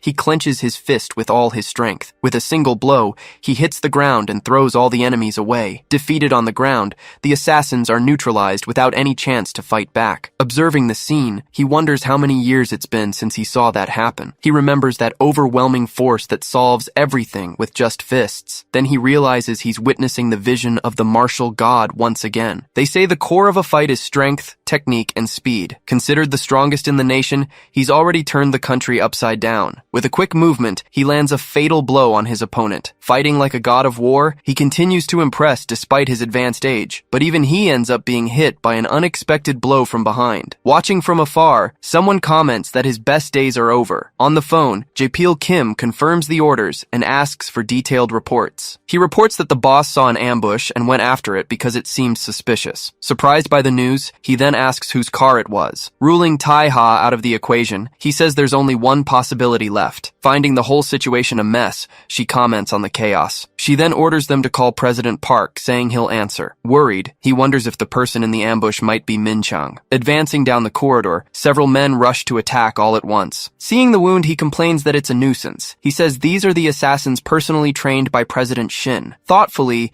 he comments they were made for Tai-ha, but sent on another mission. Mocking, he says they should work against someone who's already past their prime. In an instant, all the assassins advance in his direction to attack. Reacting quickly, he lands a strong blow on one of his opponents. After throwing the enemy to the ground, his phone starts ringing loudly. Seeing the phone, he complains about how persistent the person on the other end is. Turning to the enemies, he asks them to give him a second. Answering the phone, he defends himself from a blow with his hand. On the other end, she yells calling him a coward and asking if he wants to die. She continues complaining, saying he made the elders wait for him. Irritated, he yells that obviously there's a good reason he's late. She then questions when he'll pull himself together, saying everyone's busy. During the call, he lands a blow on another assassin attacking him. Yelling into the phone, he says he's busy and asks them to put him on speaker. She then asks who he's fighting at that exact moment. He answers it's President Shin's personal guard, and he's running out of breath. Placing the phone on the table, she prepares to activate the speakerphone. With a touch, she answers the call and tells him to start talking. Then his voice echoes through the meeting room, shouting for Chiang. He says the other made a big mistake underestimating him. Warning he'll arrive in 10 minutes, he tells them to wait. Crushing the phone, he threatens to rip his head off to hang it in the office. Right after, the device breaks into several pieces on the floor. Totally focused on the fight, he turns to the assassins surrounding him. Irritated, he tells the guys he had asked them for time. Advancing, he applies a strong blow that throws one of the opponents to the ground. Managing to dodge an attack, he moves to the side quickly. Immediately, he strikes back with a direct blow to his attacker's chest. Without wasting time, he lands another blow on yet another enemy approaching. Blood splatters everywhere, showing the final result of the blow. He finishes the last opponent, using a heavy object to attack. His gaze remains fixed and alert after the last move. Realizing his mistake,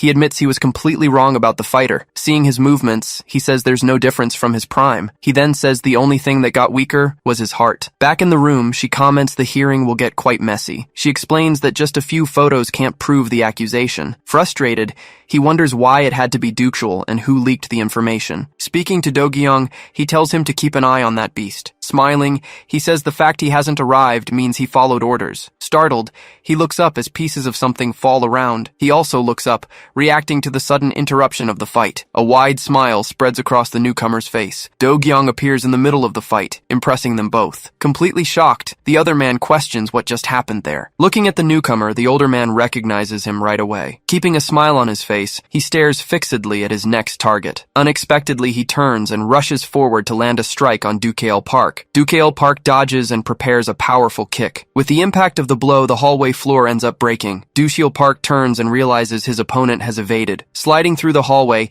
he stops abruptly right in front of the other man. Questioning the newcomer, he asks what a Cheong man is doing there. With a smile, he says he had a feeling they would meet. Revealing his plans, he says he was the target from the beginning. Yelling at the newcomer, he says he wasn't supposed to interfere. Irritated with the situation, he curses Cheong for ruining everything. Hearing the conversation, he observes the situation in silence and with attention. In the corner of the room, A man cowers in fear near the bodies. Completely desperate, he puts his hands on his head, not knowing what to do. He then suggests the other take Vice President HEIR to the council. Refusing the proposal, he adjusts his gloves and says the other should do it. Finishing adjusting, he states with certainty that this is his job. Out of patience, he yells, saying he knows he hears and to get him out of there. With his back turned, he warns that the fight has started and they shouldn't interfere. Threatening, he says he'll kill him if he tries to interfere again. Interrupting the two, the older man asks what he's doing. Calmly, he responds that he's already achieved his goal and the job is done. Remembering the call, he says he's heading to him at that moment. Advancing quickly, he attacks with a strike that completely surprises him. The strike is blocked, and he manages to defend against the next blow, using his weapon to block, and he manages to land a hit with the weapon on his opponent's head. Blocking the attack,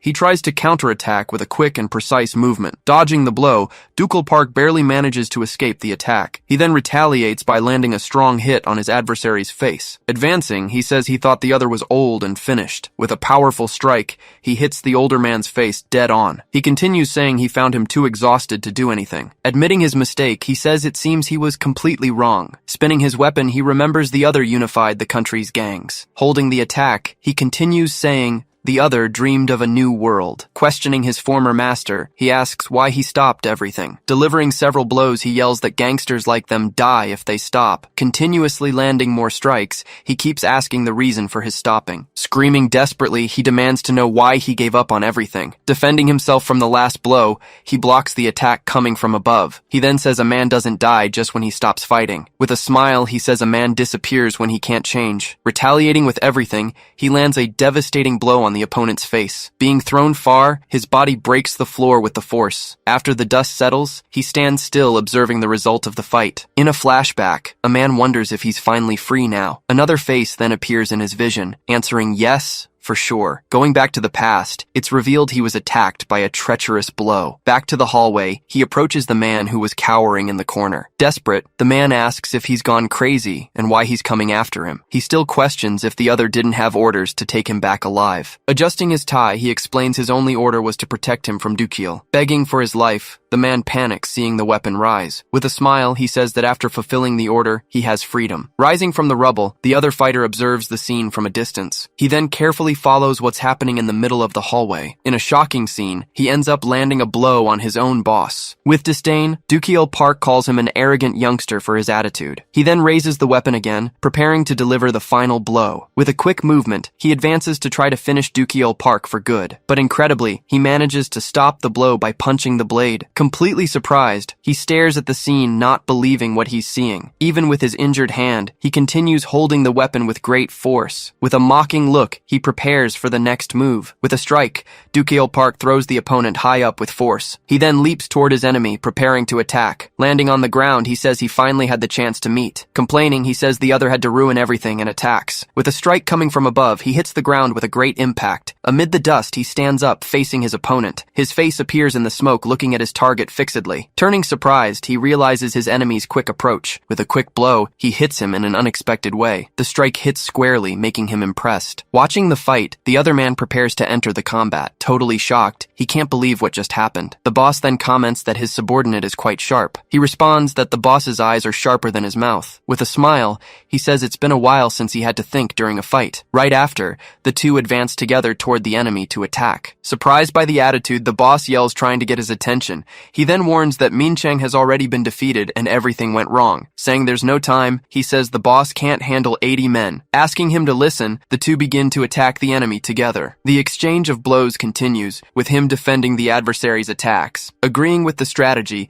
the boss advances to deliver a powerful strike. With a quick movement, the enemy manages to dodge the blow by little. The fight among the three intensifies, with blows exchanged on all sides. Noticing the change in the fight, he says the initial advantage has disappeared. Then, the enemy ends up tripping over one of the bodies on the ground. Screaming that he's a fraud, he lunges forward with his weapon. The blow hits the enemy's face squarely, causing a major wound. Even wounded, he retaliates by spinning his weapon weapons toward his attacker. In a flashback, he says only a Yan clan member can kill Dukiol. He promises that if the other survives the training, he'll be able to defeat Dukiol. With the impact, the two crash through the glass wall in an instant. In another memory, he says the other needs to be strong to protect Cheongu. Back to the present, he grips his weapon's handle tightly. Warning that Oseong is full of monsters, he orders the fight to be one-on-one. Holding the enemy, he yells for the boss to take the chance and finish it. Sitting against the wall, he just observes the scene in silence. He then calls Pyeongtae, who watches him with great attention. Surprised by the call, he turns and asks what the boss wants. Suddenly, his subordinate's body falls on the floor in front of him. Looking at the body, he starts giving a low and sinister laugh. In another memory, he receives the mission to protect Cheongu. He says this is the freedom that, as a father, he grants him. Back to the fight, he says the situation is very amusing. In a flashback, Pyeongtae questions how long they'll live like this. Dukiol Park responds that he can join them if he wants. Nobody's stopping him. He asks if they don't deserve a better life with a house and a daughter. Confirming that's his dream, he looks at his companion with sincerity. Telling his story, he says he was born with nothing and fought to survive. Smiling, he says he wants to be able to say he lived life to the fullest. Back in the present,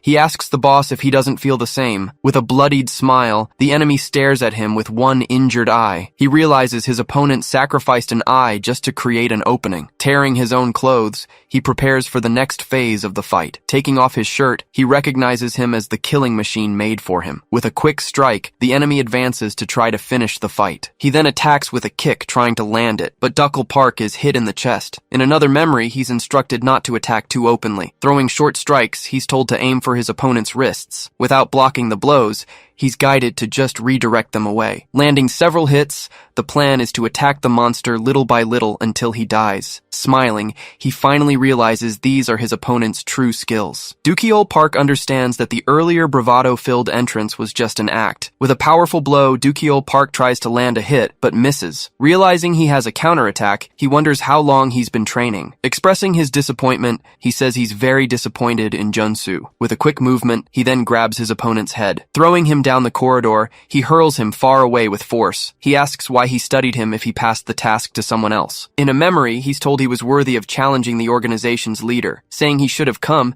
he challenges him like he did in the past. Screaming that he's always been ready, he throws himself back into the darkness. Saying he was waiting for him, Dukiol Park calls out to Junsu. He was also waiting for Japel, who was consumed by revenge after losing his family. He says he created a world for beasts that had nowhere to go. That's why when he fell, he wanted to die reaping what he sowed with style. Preparing to attack, he says that's why he did everything. With a powerful blow, he hits the enemy square on with all his strength. With the impact, he ends up spitting blood, unable to react in time. Looking at his fallen opponent, he says he won't do for this. He then asks if the other really thought he was that finished. Screaming, he says he wouldn't die at the hands of a nobody like him. At that moment, it's revealed that Do-kyung broke into a cold sweat for the first time in his life. Even after fighting 88 men alone, he remains standing. Even wounded, he lands another hit, defying all his opponent's expectations. An immense energy explodes from his body, proving the monster isn't done yet. With a strong blow, he strikes back, hitting his opponent square on. In response,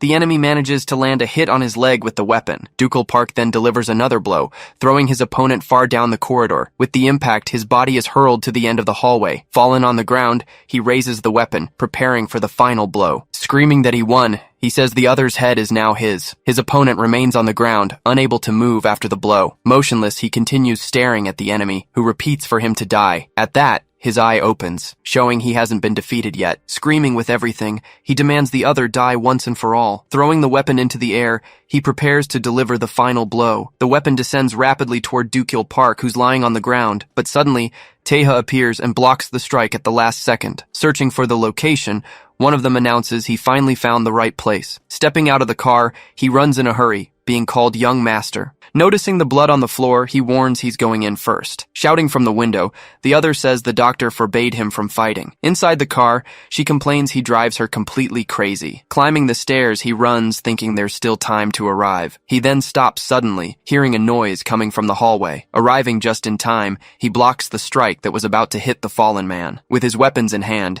he prepares to protect the wounded man. Fallen, the older man looks surprised at his unexpected savior. The attacker also stares at him, shocked by the newcomer's interference. Recognizing the newcomer, he asks if he's really Taiha. His gaze remains fixed, focused only on the enemy before him. Advancing, he lands a direct hit the enemy can't dodge, but he defends himself, crossing his weapons to block the second attack. With a swift movement, he tries to land a strike, but it's blocked. Dodging the attack, he lands a blow that tears off the opponent's hand. A man arrives and says he'll take the wounded boss to the hospital. Seeing Dukeol's condition, he wonders if Do-gyeong really did that. Looking at the room, he sees dozens of bodies scattered on the floor, including Min-chang. Shocked by the scene, he questions what the hell happened there. Recognizing the attacker, he realizes it's the same man again. He remembers the enemy already defeated Junsu, and now came after Dukeol. Refusing help, Dukeol says he can't hand him over because he's his. Striking back, the enemy lands a powerful blow on his opponent. Feeling the pain from the hit, he shows an expression of suffering. Thinking about his condition, he says his bones haven't healed and time is running out. An ally grabs him and says he needs to end the fight quickly. Pushing him out of the way, his ally saves him from several shots. At that moment, a squad of armed soldiers enters the hallway in formation. The Yongmu armed unit arrives and asks the sir if he's all right. The soldier apologizes for the delay, explaining they had trouble locating him. Seeing the division's arrival, the man realizes the situation got bad. He warns they need to get out of there because Dukeol will die if the fight continues. Trapped in the room, the two wonder how they're going to escape. Receiving the order to shoot, the soldiers begin firing non-stop. With her weapons, she manages to block all the shots with great agility. Arriving to intervene, he announces the Yan clan will mediate the fight. She warns that whoever resists will be executed for violating the council's rules. Turning to the squad, she observes the result of the intense confrontation. She wonders if he really planned to fight until a tragic end. Even wounded, he says he won't hand him over because the enemy is his prey. Wielding his weapon, he says he lived waiting for the day to take his head. Switching to another room, a person says there's an interruption for a report. Cho Yan, from the Yan clan, informs that Chief Minister So-hui contacted her. Reporting the confrontation, he informs that Vice President Hayo and 88 assassins died. He continues saying Pyeongtae died, and 2 others were gravely injured. Completely shocked by the news, the man is left without reaction hearing the report. With his cigar in his mouth, he then asks if Pyeongtae wasn't Seoul's chief. Hearing Taiha's name, he gets irritated and calls the boy a small problem. Sitting at her desk, she says the rotten bastard finally tripped hard. Continuing his report, he looks toward the others present in the Great Hall. Staring at the man at the table, he questions the motive behind the entire situation. Running to the room, a woman arrives apologizing for her great delay. Introducing herself, she says she's there as a witness to what happened at the port. Pointing at her, someone indicates she can begin giving her testimony. She says the girl is late, but that she's glad to see her unharmed. Before she continues, he points to the 2 men standing in the room. With a smile, she offers to guess what the witness will say. She suggests Taiha and the Oseong faction joined forces to eliminate the vice president. Continuing his report, he says the Eternal Life sect was attacked in prison. He concludes that, at this point, no one will be satisfied with the hearing. Speaking about the rules, he says everything collapsed with the conspiracies. He then questions what's the point of pretending they follow the rules now. Asking about Kotneum, she comments that everything caught fire, right? Standing up, she prepares to act in response to the order she received. Raising her hand, she concentrates before performing her next move. With a powerful strike, she completely destroys the stone table in front of her. Calling for Cho, she asks him to serve the antidote for Cheong. The night advances, completely changing the scenery to a more remote location. In a modern house, the situation continues to unfold in the dead of night. Walking along the pier, Taiha appears wounded, but continues moving forward. His face shows a serious expression, focused on what needs to be done. Amid the wreckage, the 2 face each other in the destroyed meeting room. Warning he received a summary from the chief, he says they have a great debt. Curious about the result, he asks the other what happened at the hearing. He then explains the hearing was suspended, but a new rule was created. She announces the council's authority is suspended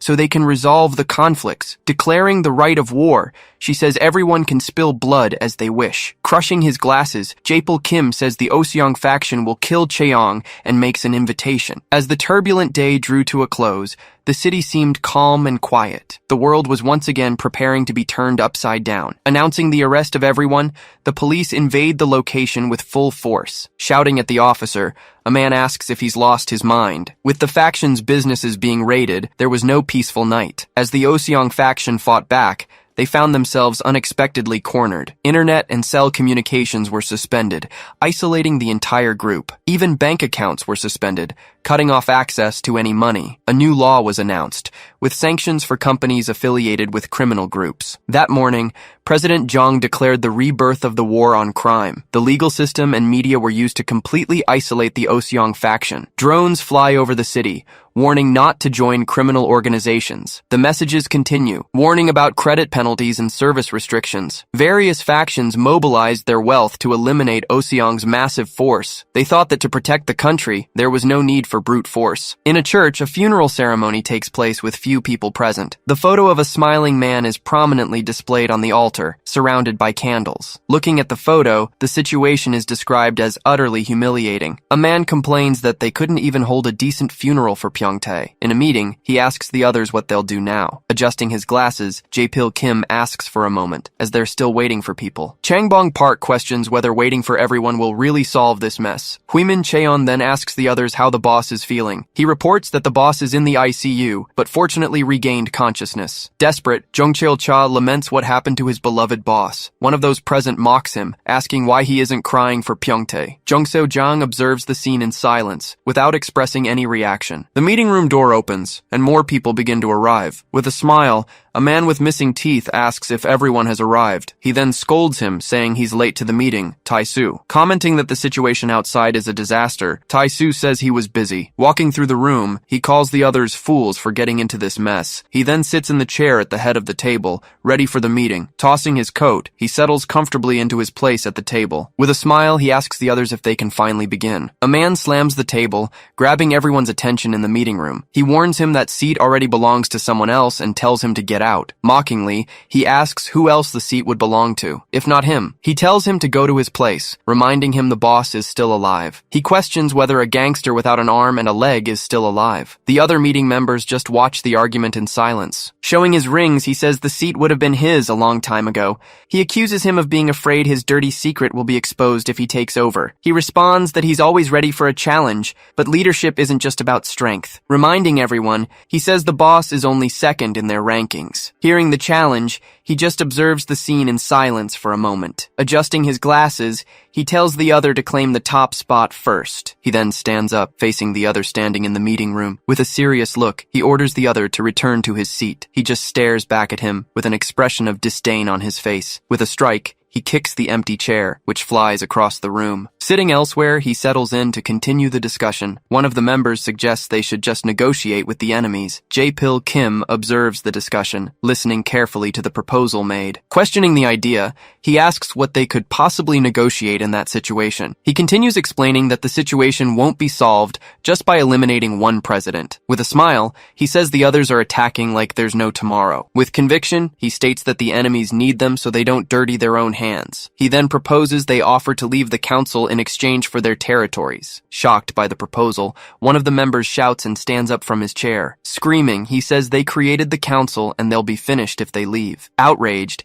he asks if the other has a better idea, or if they should all die together. Giving a laugh, he comments that he loves seeing how things are going around here. He then comments that it's quite a sight to see everything catch fire with the boss down. Slamming the table, one of them interrupts the discussion with a heavy blow. Apologizing to the gentleman, he addresses the other men in the room. Lighting a cigarette, Jae-pil Kim warns that's not why he called this meeting. Surprised, Jae-pil Kim asks if he heard that right, and if the other is refusing the alliance. He keeps questioning whether the other plans to face the three factions alone. With a warning, Taeha says that if the goal is Cheong's head, he's an enemy. Outraged, he says the other can't do this alone and needs help. With a serious look, he asks on what basis the other is proposing an alliance. He then warns him to know his place and act accordingly. At a mountain hospital, security has been reinforced for VVIP members. As they walk through the lobby, it's informed that he's conscious but in critical condition. Cho Yeon informs him that, as an exception, the family had allowed the visit. Hearing the news, he follows in silence through the hospital corridor. Saying she'll leave them alone, she walks away and enters the elevator. Exiting the elevator,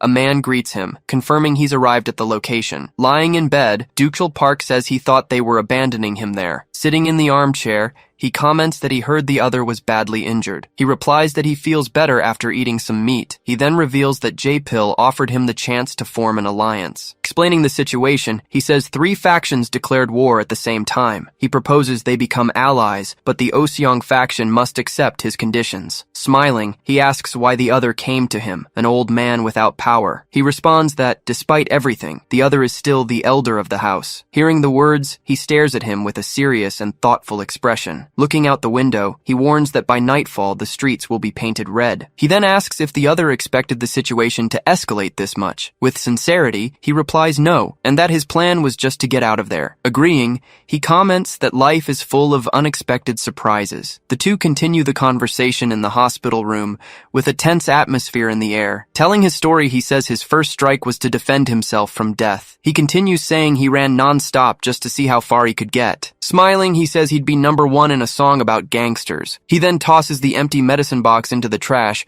which is already full. Lamenting, he says he's older now and there's no one by his side. He sees himself at the top of a mountain of bodies he accumulated throughout his life. Remembering the past, he recounts that his men burned Junsu's sister alive. He takes the blame, saying it was him who awakened Junsu's vengeance. With a serious look, he asks if the other still wishes to form an alliance. The other just watches him in silence, without answering the question that was asked. Finding it unexpected, he says he imagined him a bit more confident than that. With a cigar in hand, he asks if the other thinks it's just rage over Chiang. He then states that the first rule of his life is that traitors must die. Lighting the cigar, he says he'll never compromise vengeance or his family. He comments that it seems the other has a death wish, but he's mistaken. He reveals that J-Pill was furious when he learned what happened to him. With a smile, he asks if the other really thinks everyone wants his downfall. Back at the meeting, one of the members questions what's happening there. Smiling, he asks what they're doing there if they weren't called to talk. Worried, he asks how they're going to deal with all that mess. One of the men warns that, although he's the underboss, nobody will follow his orders. Calmly, he responds that his job of gathering them is already done. Turning around, he hears the sound of the door opening at the back of the room. A man enters and apologizes, saying it looks like he's late. Surprised, one of the members asks who the newcomer is who entered the room. Shocked, he recognizes Taiha and asks why he's there at the meeting. Confused, he asks if that isn't the Taiha who caused all the commotion. He then says the newcomer is right on time and tells him to proceed. Taiha walks to the head of the table, preparing to speak to everyone. Introducing himself, he says he'll be taking over a joint operation with the faction. Shouting, one of the members questions what the scrawny kid just said. Calmly, he says he doesn't understand street slang and that the boss can give details. Shocked by the revelation, he's left speechless upon hearing the plan. On the phone, he says it's me and that everyone is already gathered. Placing the cell phone on the table, he prepares for the next phase of the plan. In a flashback, he warns him to know his place and act accordingly. He continues advising the other to organize the situation and wait for the moment. On the phone, he guarantees that man will unleash all the faction's rage. In the room, Dukul Park shouts to kill all the bastards who challenged them. He continues saying it's not time to sit around waiting. Dukul Park says they never needed money or cell phones to survive. Shouting on the phone, he promises that no one who disrespects them will see the next day. He then orders that, until he returns, everyone must follow Taiha's leadership. The faction members now turn to face their new temporary leader. With a smile, he offers to explain the action plan to everyone.